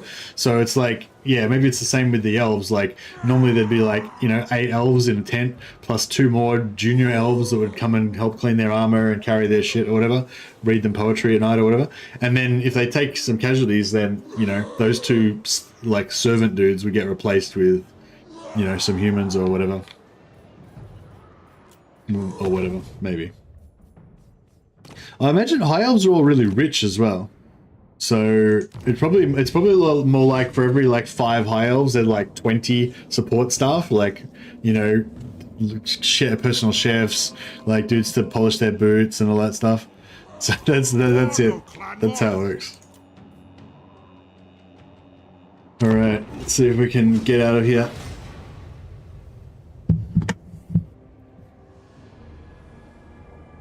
I'm sort of hoping to raise like a little bit of an army so that we can, you know, potentially defend ourselves a little bit if we really need to.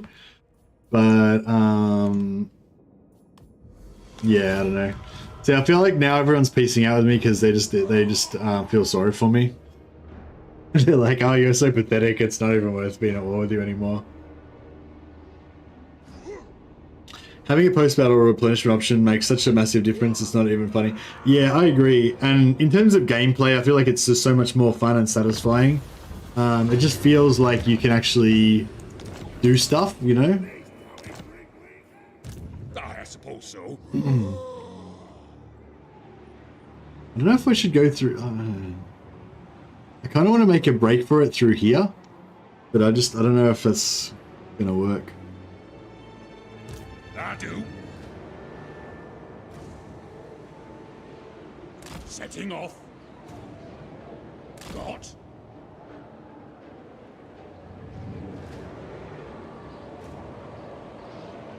I'm going. Suppose so. No, it sort of looks doable, doesn't it? If you say so, Beardling. Aye, I suppose so. Alright, we'll force march up here. When did force marching ever go wrong? Aye up. It's as good as done. No! This would shame my ancestors. Dot. I'll cast the runes. Vengeful Rune Lord.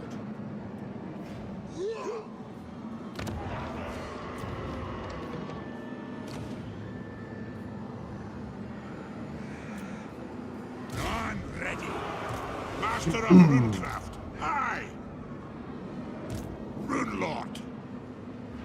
I do. Alright, Bonadondron. Actually, no. Willock will replace with Grombrindal temporarily. Grombrindal. That'll be our. Then we can go into not force march. I'm leaving. Our enemies shall tremble. Yeah, I mean, I reckon there's not an army here that can eat us, but there's probably an army here that could force march up to us, and there could be an army over here that can get us.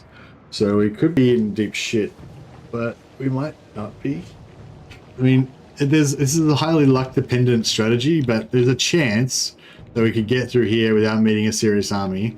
There's a chance that we could take some of these settlements without any opposition, any major opposition, and yeah. It might be all fine. My anger burns bright, casting the runes.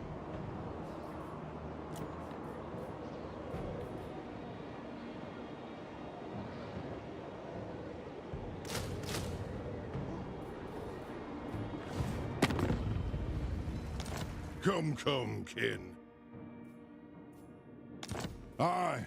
Let's hear what you have to say. We'll hear it before Oathgold. Anat, yes. Angren, let's please start with us. It's good. Fulfilling vows. Yes. So we're getting pretty close now. What's up? What brings you to my mighty forge? We can declare war against his enemies, and we get a peace out with him. Aye. You dare. To war. You may speak Clear before war my against- shield bearers and on the oath stone. Yeah, we'll pay that. It's fine. It's right.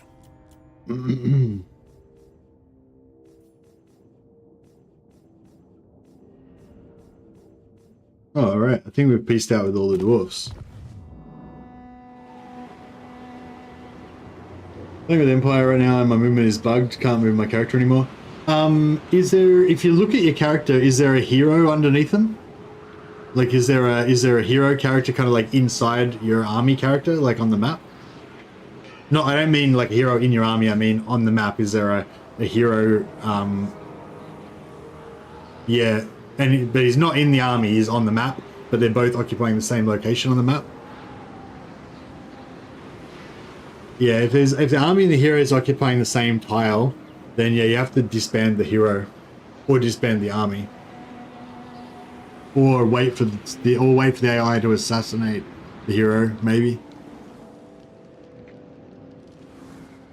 Or if it's an enemy hero, you can assassinate them.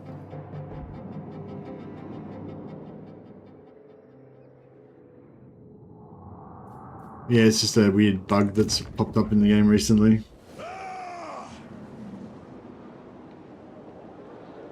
Enemy hero? Yeah, you've got to assassinate the hero. Like he's stuck inside you, and you're stuck inside him or whatever.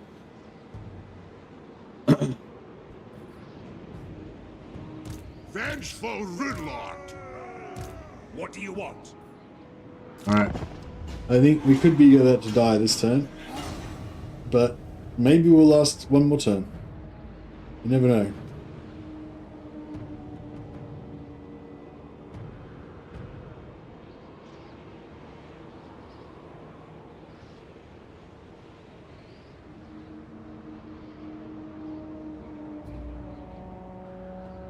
Hopefully we can come back from this. If we could come back from this, it would be pretty epic.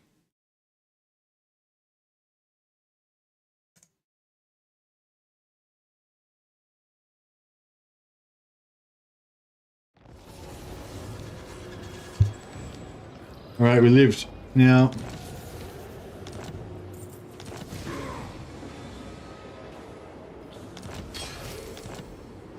Your demise okay, is Hygoth's there. Rune Lord. All right, Ninjon. Grombrindal. Lord of Clan Morgrim. All right, Ninjon is gonna scout for us. I'm leaving. I'm off.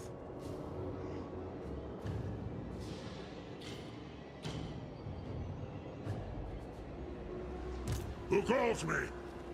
It's no bother. I'll do it. Master of Runecraft. On my way.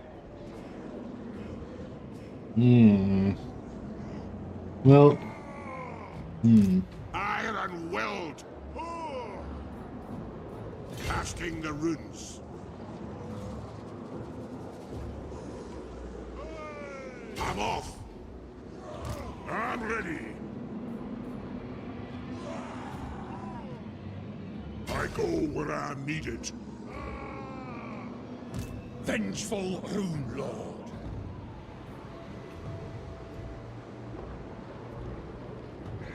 oh, actually, if he attacks you, you can retreat. Oh, you can't retreat. Oh, I thought you should be able to retreat off of the hero, but I'm not sure. Maybe, yeah, no, maybe you can't. Ricky. Asinine mortal. Okay, Dremar, hold fast. He's gonna go I'll this get way. on it. Try and recruit a couple more units.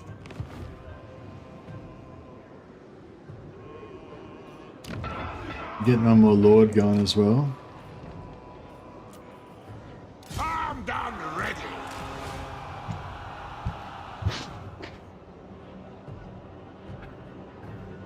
Does the hero bug stop you from being able to retreat, even if you've got retreat and there's nothing in the way or whatever?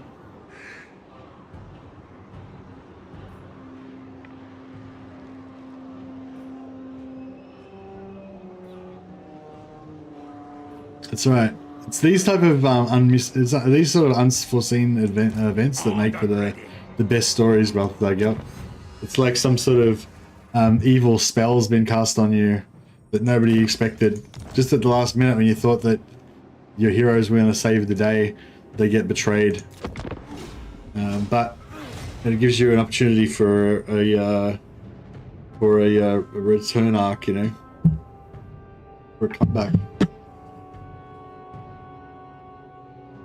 Great train jacket done, screwed me over again. Yep.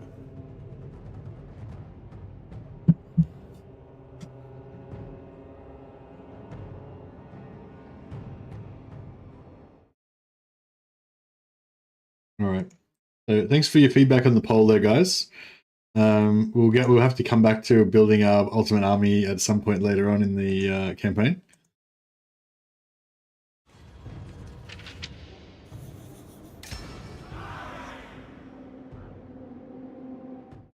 What do you guys think about this whole campaign here? Like, Iron-willed. is this like is this good campaign? Like, is this entertaining or is this disappointing?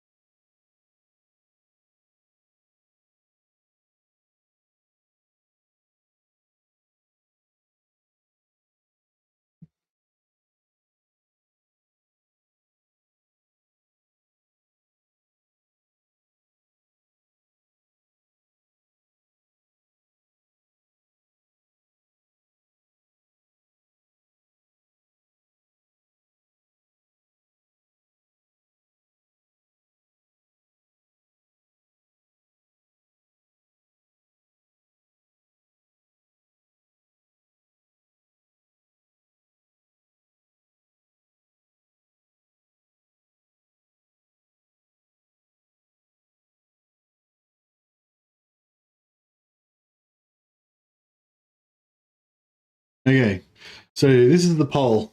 So I want to know basically this campaign was a pretty fun idea, but I completely screwed up through 3 completely unforced errors of just force marching around and just being a dick.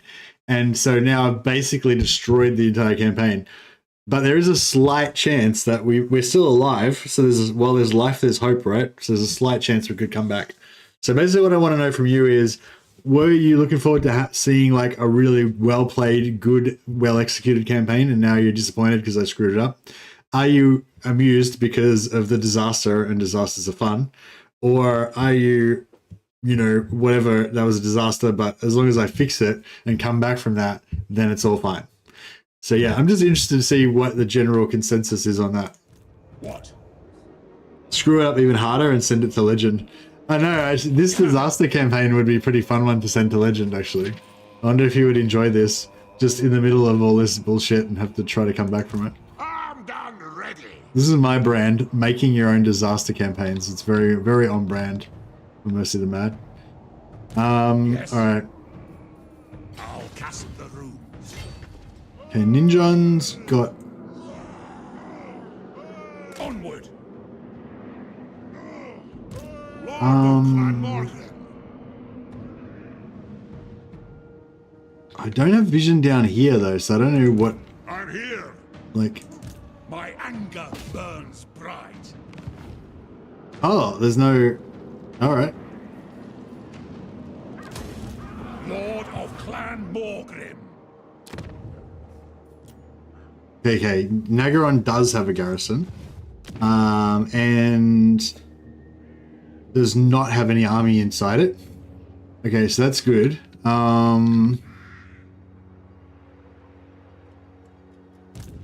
What do you want? Shit, we're always...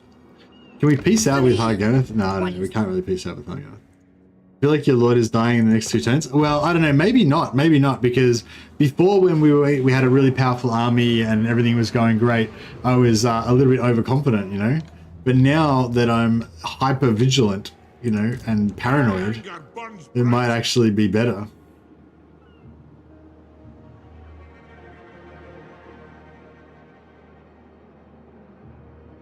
Setting off. You know who I am? Iron-willed, if you say so, beardling. The dwarfs need me. On my way.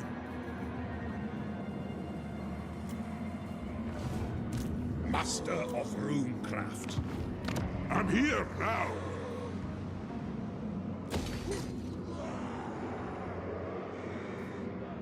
I do. We'll just keep recruiting more lords, like everywhere we go, we'll just make more and more lords. We'll just make so many lords that they can't kill them all and spread them out everywhere. We've got a strategy, guys, don't worry. Fine. If you say so, Beardling. Onward. Oops. Alright, well that's fine, we'll just go the other way. I'm going. No worries. You fool! I suppose so. Okay. Oh shit. I'm done ready. Silence, worm! Alright, well this guy's dead. That's fine though.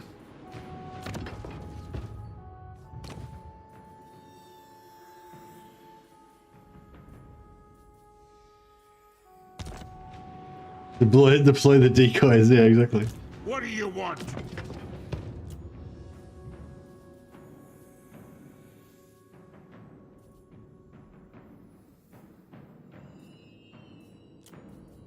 Let us begin. Alright, let him be so he can retreat as well, so he'll be able to do a bit of extra. I hope.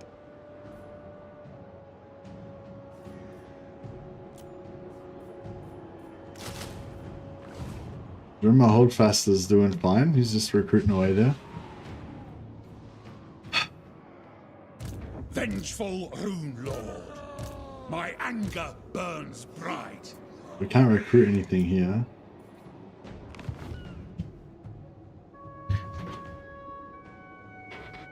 I did win. It was inevitable in my infinite wisdom, but it was a close one. Oh, nice. But you say you won the battle, but you're still just stuck there and can't move, right?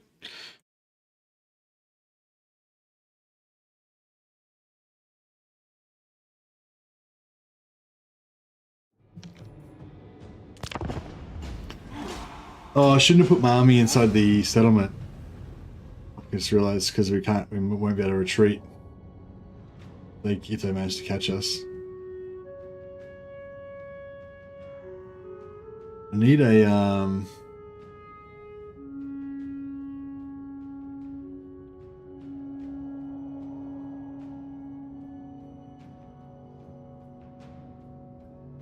might have gotten away with it. Should have allied Malekith. Yeah, nice. For sure. Would have been fine if we had allied with Malekith.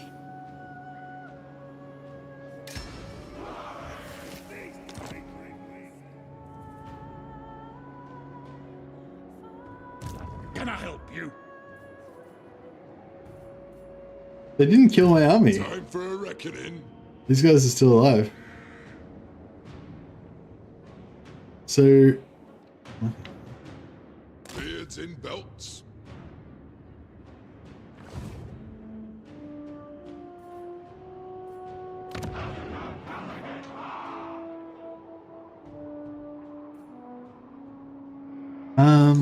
What?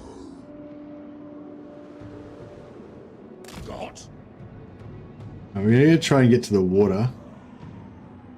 I'll do it.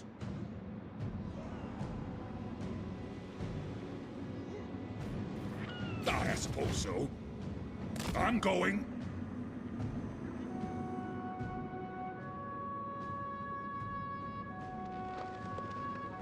I'm not. No, I think it's probably just still coming after me. It's probably like around here somewhere.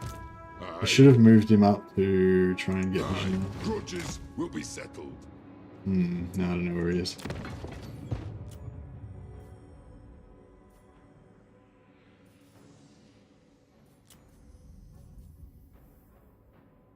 Time for a reckoning. The throng agrees. I do.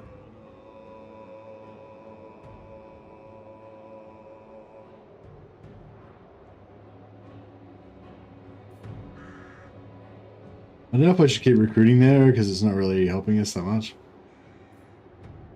I am the White Dwarf.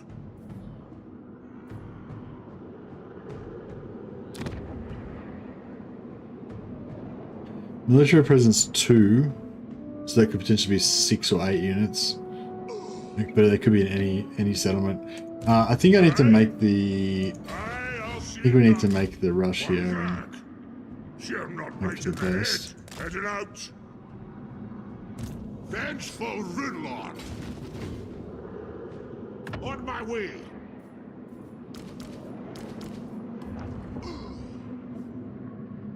Rune Lord, casting the rules. Stop mithering me. I'm leaving. Onward. Alright, cool. Replace. We should have enough lords to replace most of these. Move Lowenson back in, leading the squad again.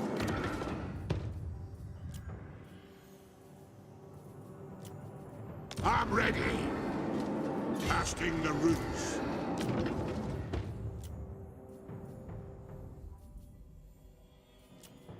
Armed and ready. It's as good as done. Rune Ricky. Summon me if you dare, as the High King commands. Fine. This is fine. We're doing fine. I don't know why you guys are even worried. It's completely under control. Aye.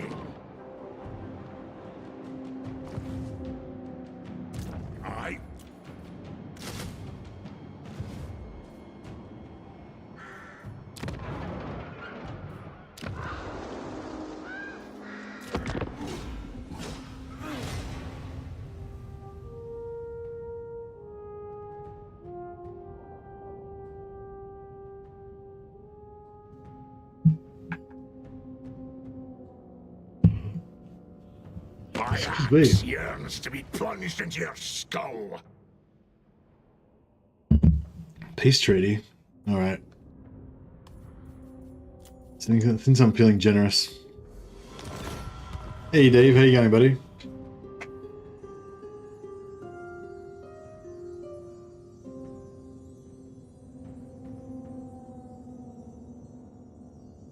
Shit. That's a lot of Valkia. I like Boris.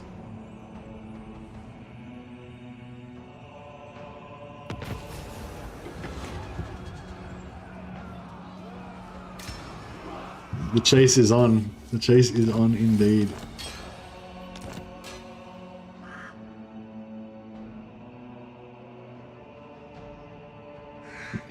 I don't know if I should I go through the sea lane, or should I just go across overland and try and run for the portal? I think I should just go overland and just run for the portal. Master of runecraft. Getting out of here. If you say so, beardling. Get us out of here!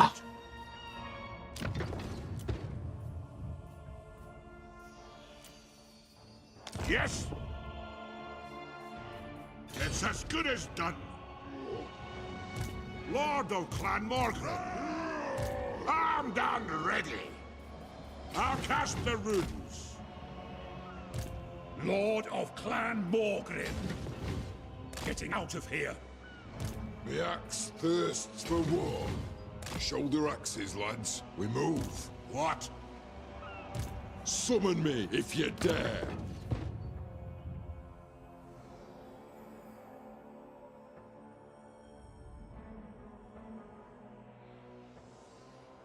Got the hero with the 21 success rate. Nice. A warhound dwarves capable of going to sea. Yeah, apparently they have these iron. What are they called? Iron. What? The same name that we used to have for like in the real world. Let us begin. Iron For clan somethings. Like steamboats, like steam paddle boats made out of iron. Ironclads. That's what they're called. If you say so, beardling. All right, let's see if we can. Vengeful Rune Lord. I might see if we can sneak up and like commando take Rakdo Gorge. If we can just like harass them a little bit. We march. For the wisdom of Valkia. You tempt my wrath. Yeah, hopefully they won't be able to. They can come and get me, then I'll just run away again.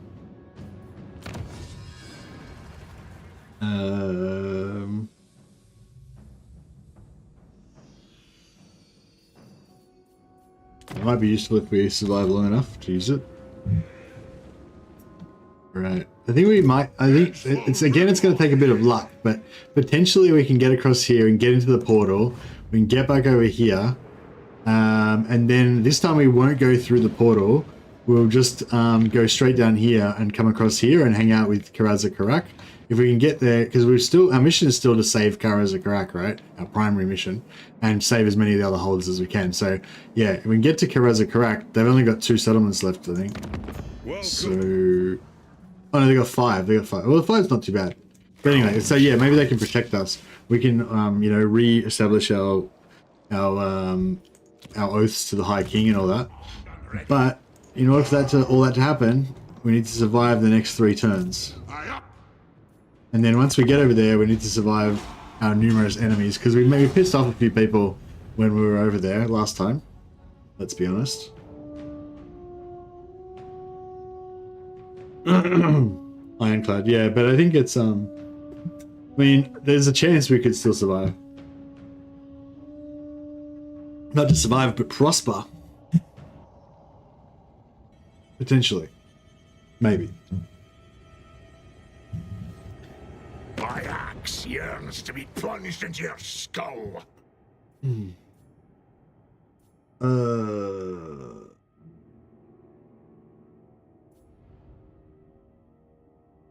Are we at war with... Are we at war with Karak-Kadrin, or we already peace out with them?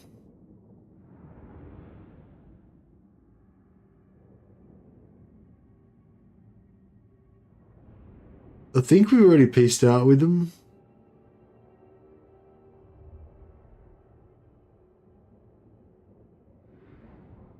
So we can peace out with these guys as well. Yeah, I think I'm peaced with all the dwarfs now. So yeah, so I only needed to be at war with her long enough to peace out with the dwarf, with the Karak-Kadrin, so that's fine now.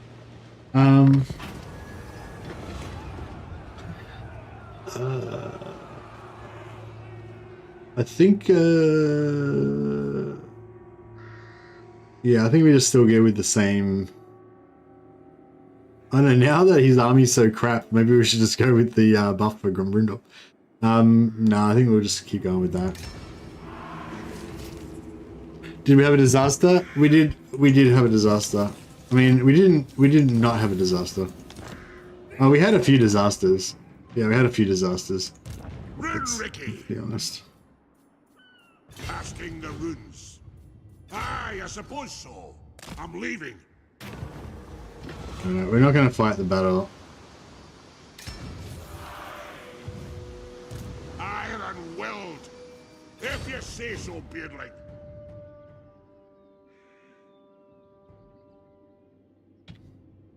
Onward.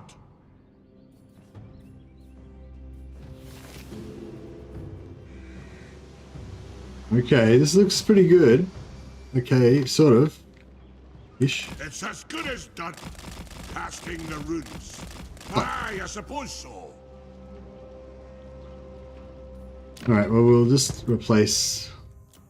We'll get Willock Gertson back in an area. Cast the runes. What?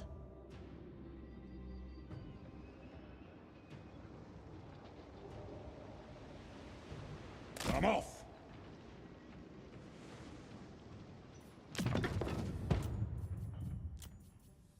Rune Lord, casting the runes.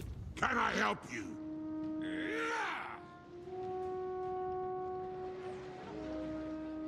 I'm off. Not likely. Time for a reckoning. By the Grudge Bearer's will. Alright. Let us begin. Oh, good. I look forward to Mercy Disasters because it makes for a good story. I think it does, doesn't it? Like, I'm definitely like way more excited about this campaign than I was before. Like, I was enjoying it. Like, I was pumped for it. But now it's like, now it's real. It's real now. You know, like, it's actually like way more exciting now for me anyway. But I'm cognizant that I often have these campaigns that are kind of fun for me, but then people are like, I'd really like to see some like end game and like some proper gameplay where you actually do the thing that's actually correct.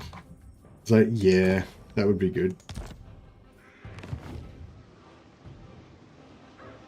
This is the Cocky Lord's recovery arc. Yeah, that's right. After he like goes out, thinks he's gonna save the world in like 5 seconds flat, and then ruins everything. Time for a reckoning. Ready for the wisdom of I got 3 settlements now. I'm fucking I'm coming back. Oh, actually, no, I lost that, didn't I? We've got 2 settlements, so, you know, sort of coming back. My anger burns bright. Wonder what the chances are this guy could sneak through here. It's as good as done. I'm off. Maybe. If you This guy could just like sneak through here with an army as well. Oh no, we don't have any replacements left. Crap. Alright, he's gonna have to just eat. He's just gonna have to suck it up and hope that no one catches him in force march. On the plus side, if he does get caught in force march, then, you know, it'll be good. It'll be really good for our upkeep. Summon me if you dare. Each Mercy stream is like a Greek comedy or a tragedy, or both.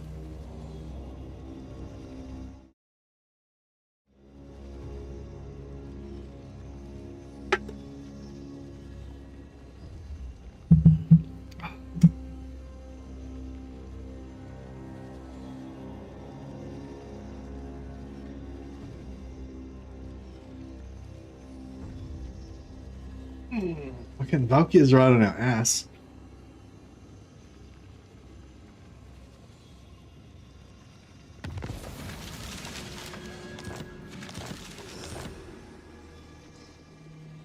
Master of runecraft.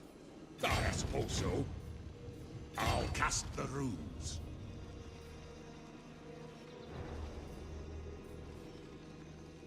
I'll get on it. Casting the runes. On my way. It's as good as done. I suppose so.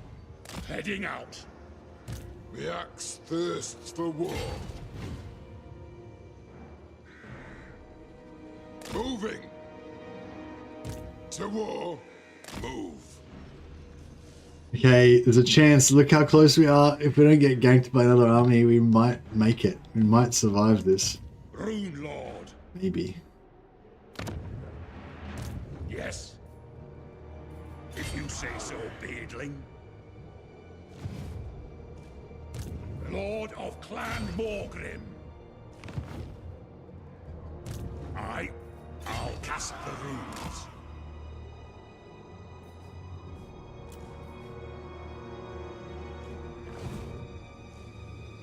Let us begin.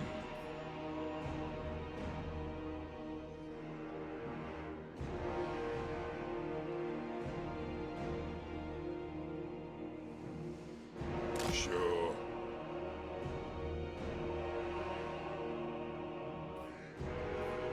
Aye, grudges will be Okay. settled. So far, so good. Vengeful Rune Lord. Armed and ready. If you say so, Beardling. My anger burns bright. Summon me if you dare, by the grudge bearer's will.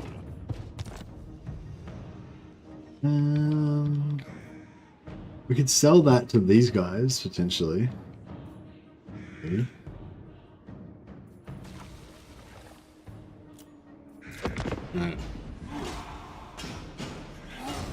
Please don't die. Please don't die. Alright, this is it. We just all we gotta do is survive this, and then we get through the portal, and then we gotta survive whatever's on the other side of the portal. And then hopefully we can sneak through a bit of enemy territory, get to Karaz-a-Karak, and then Thorgrim will offer us his protection in return for our axe. And then we will fight loyalty for the High King and save our people. We got this.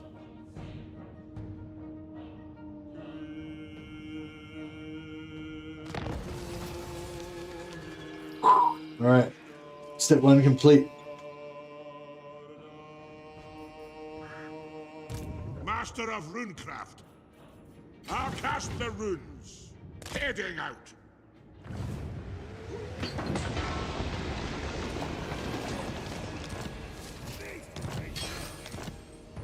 Let us begin. Aye, grudges will be settled. Onward. Move.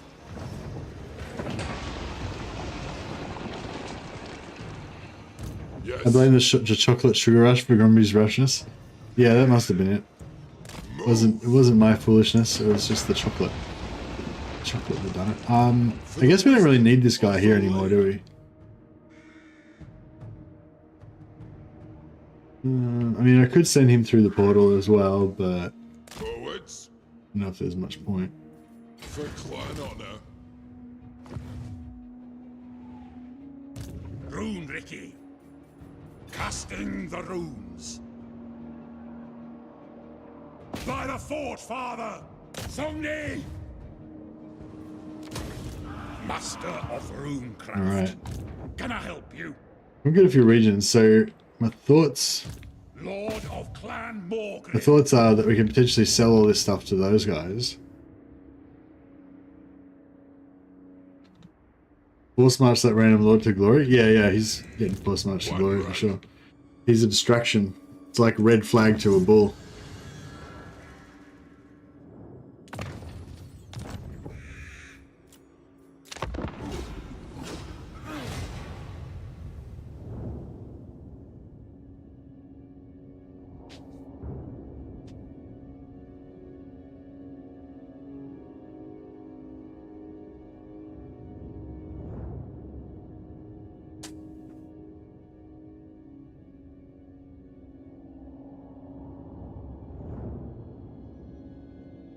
Got a Corn Lord named Mercy, run with a few Curse Warriors left.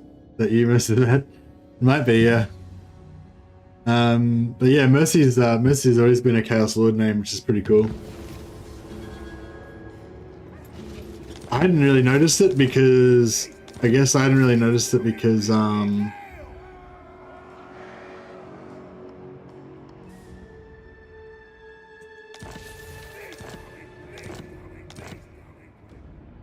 my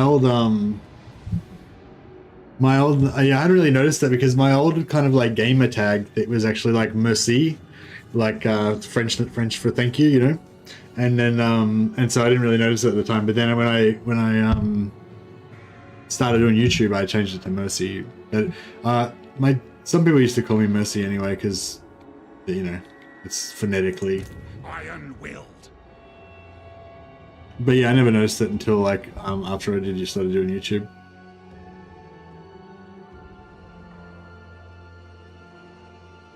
I didn't even know there was a character named Mercy in Overwatch. I think that this army's usefulness has kind of come to an end, unless they can sneak through here as well, maybe. I'll get on it. Yeah, they're not gonna make it. They're not gonna make it. Yeah, I know. All right, we'll just disband them. Save the money. That's fine. It is time. Got then. As the High King commands. Alright.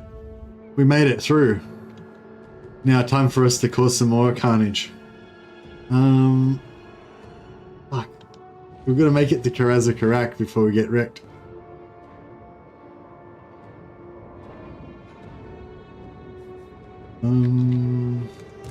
It's as good as done. Aye, I suppose so.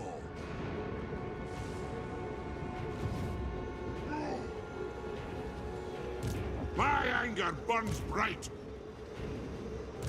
Ha ha! For the wisdom of Valkia.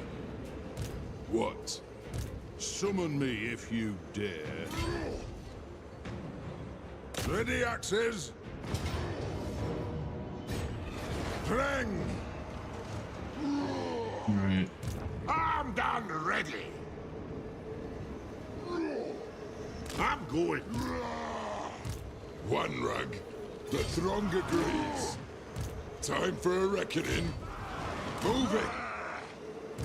Rune Lord, if you say so, Beardley.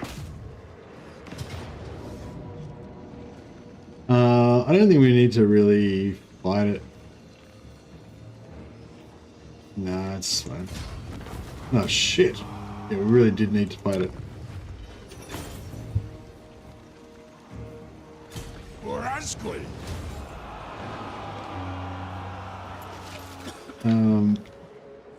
Oh. Get at me, Ed. Cool. Totally cool. So fine.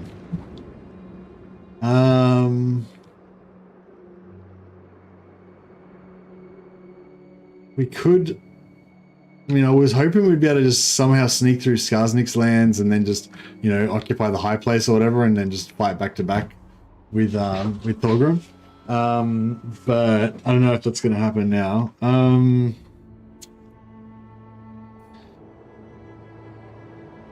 Lord of Clan Morgrim.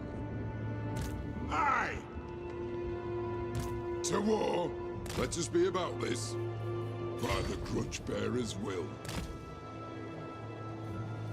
Aye, grudges will be settled. On to glory for the ancestors. Alright. So that way doesn't work and that way doesn't work.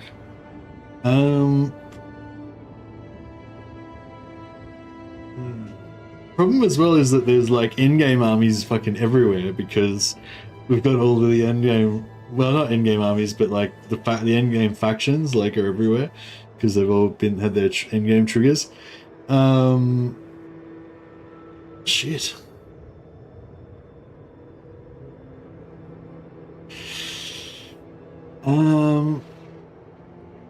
Alright, let's see if we can peace out with anybody else. Yes. Nope. So, basically we can either make a rush for this, or we can make a rush for that, or we can just go back through the hole and try and make it to like a sea lane or something.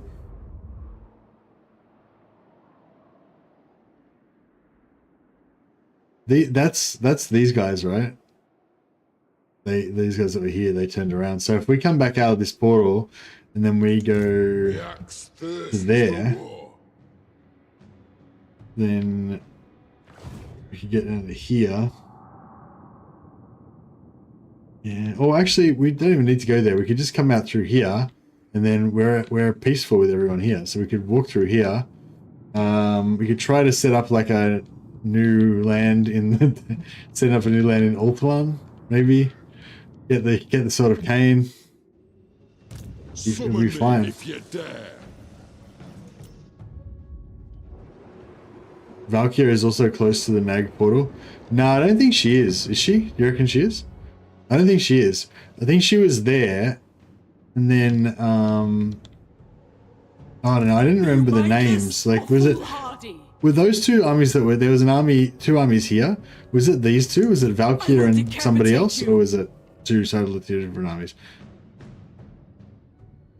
I saw her chase me into the water here, but then I thought maybe when I went through there, she might have got back out of the water and went back here. For the wisdom of Valkia.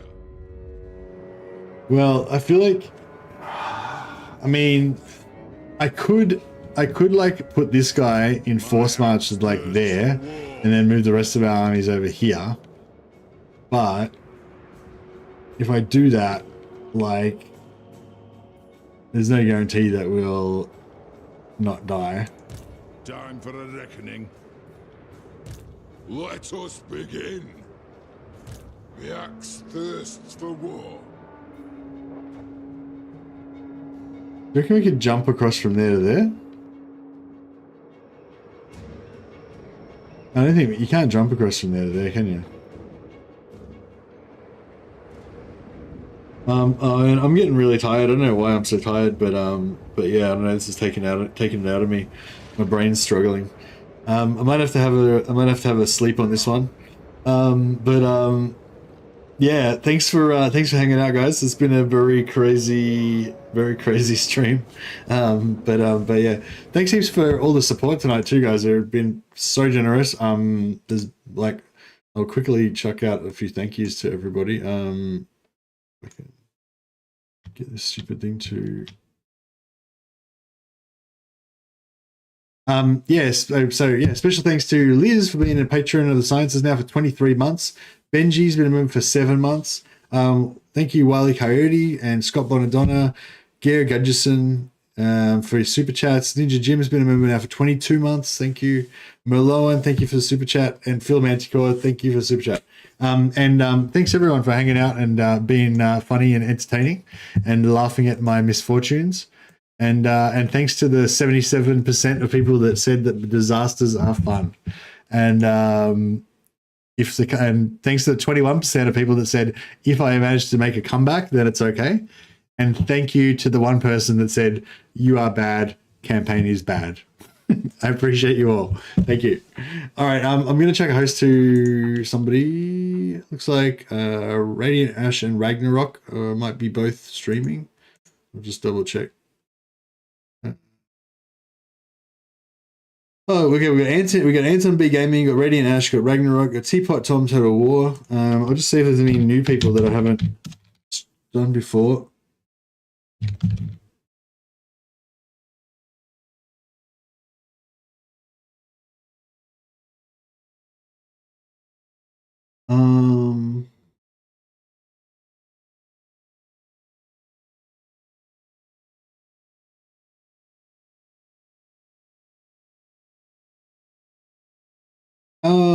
I guess I'll chuck a host over to Teapot Tom.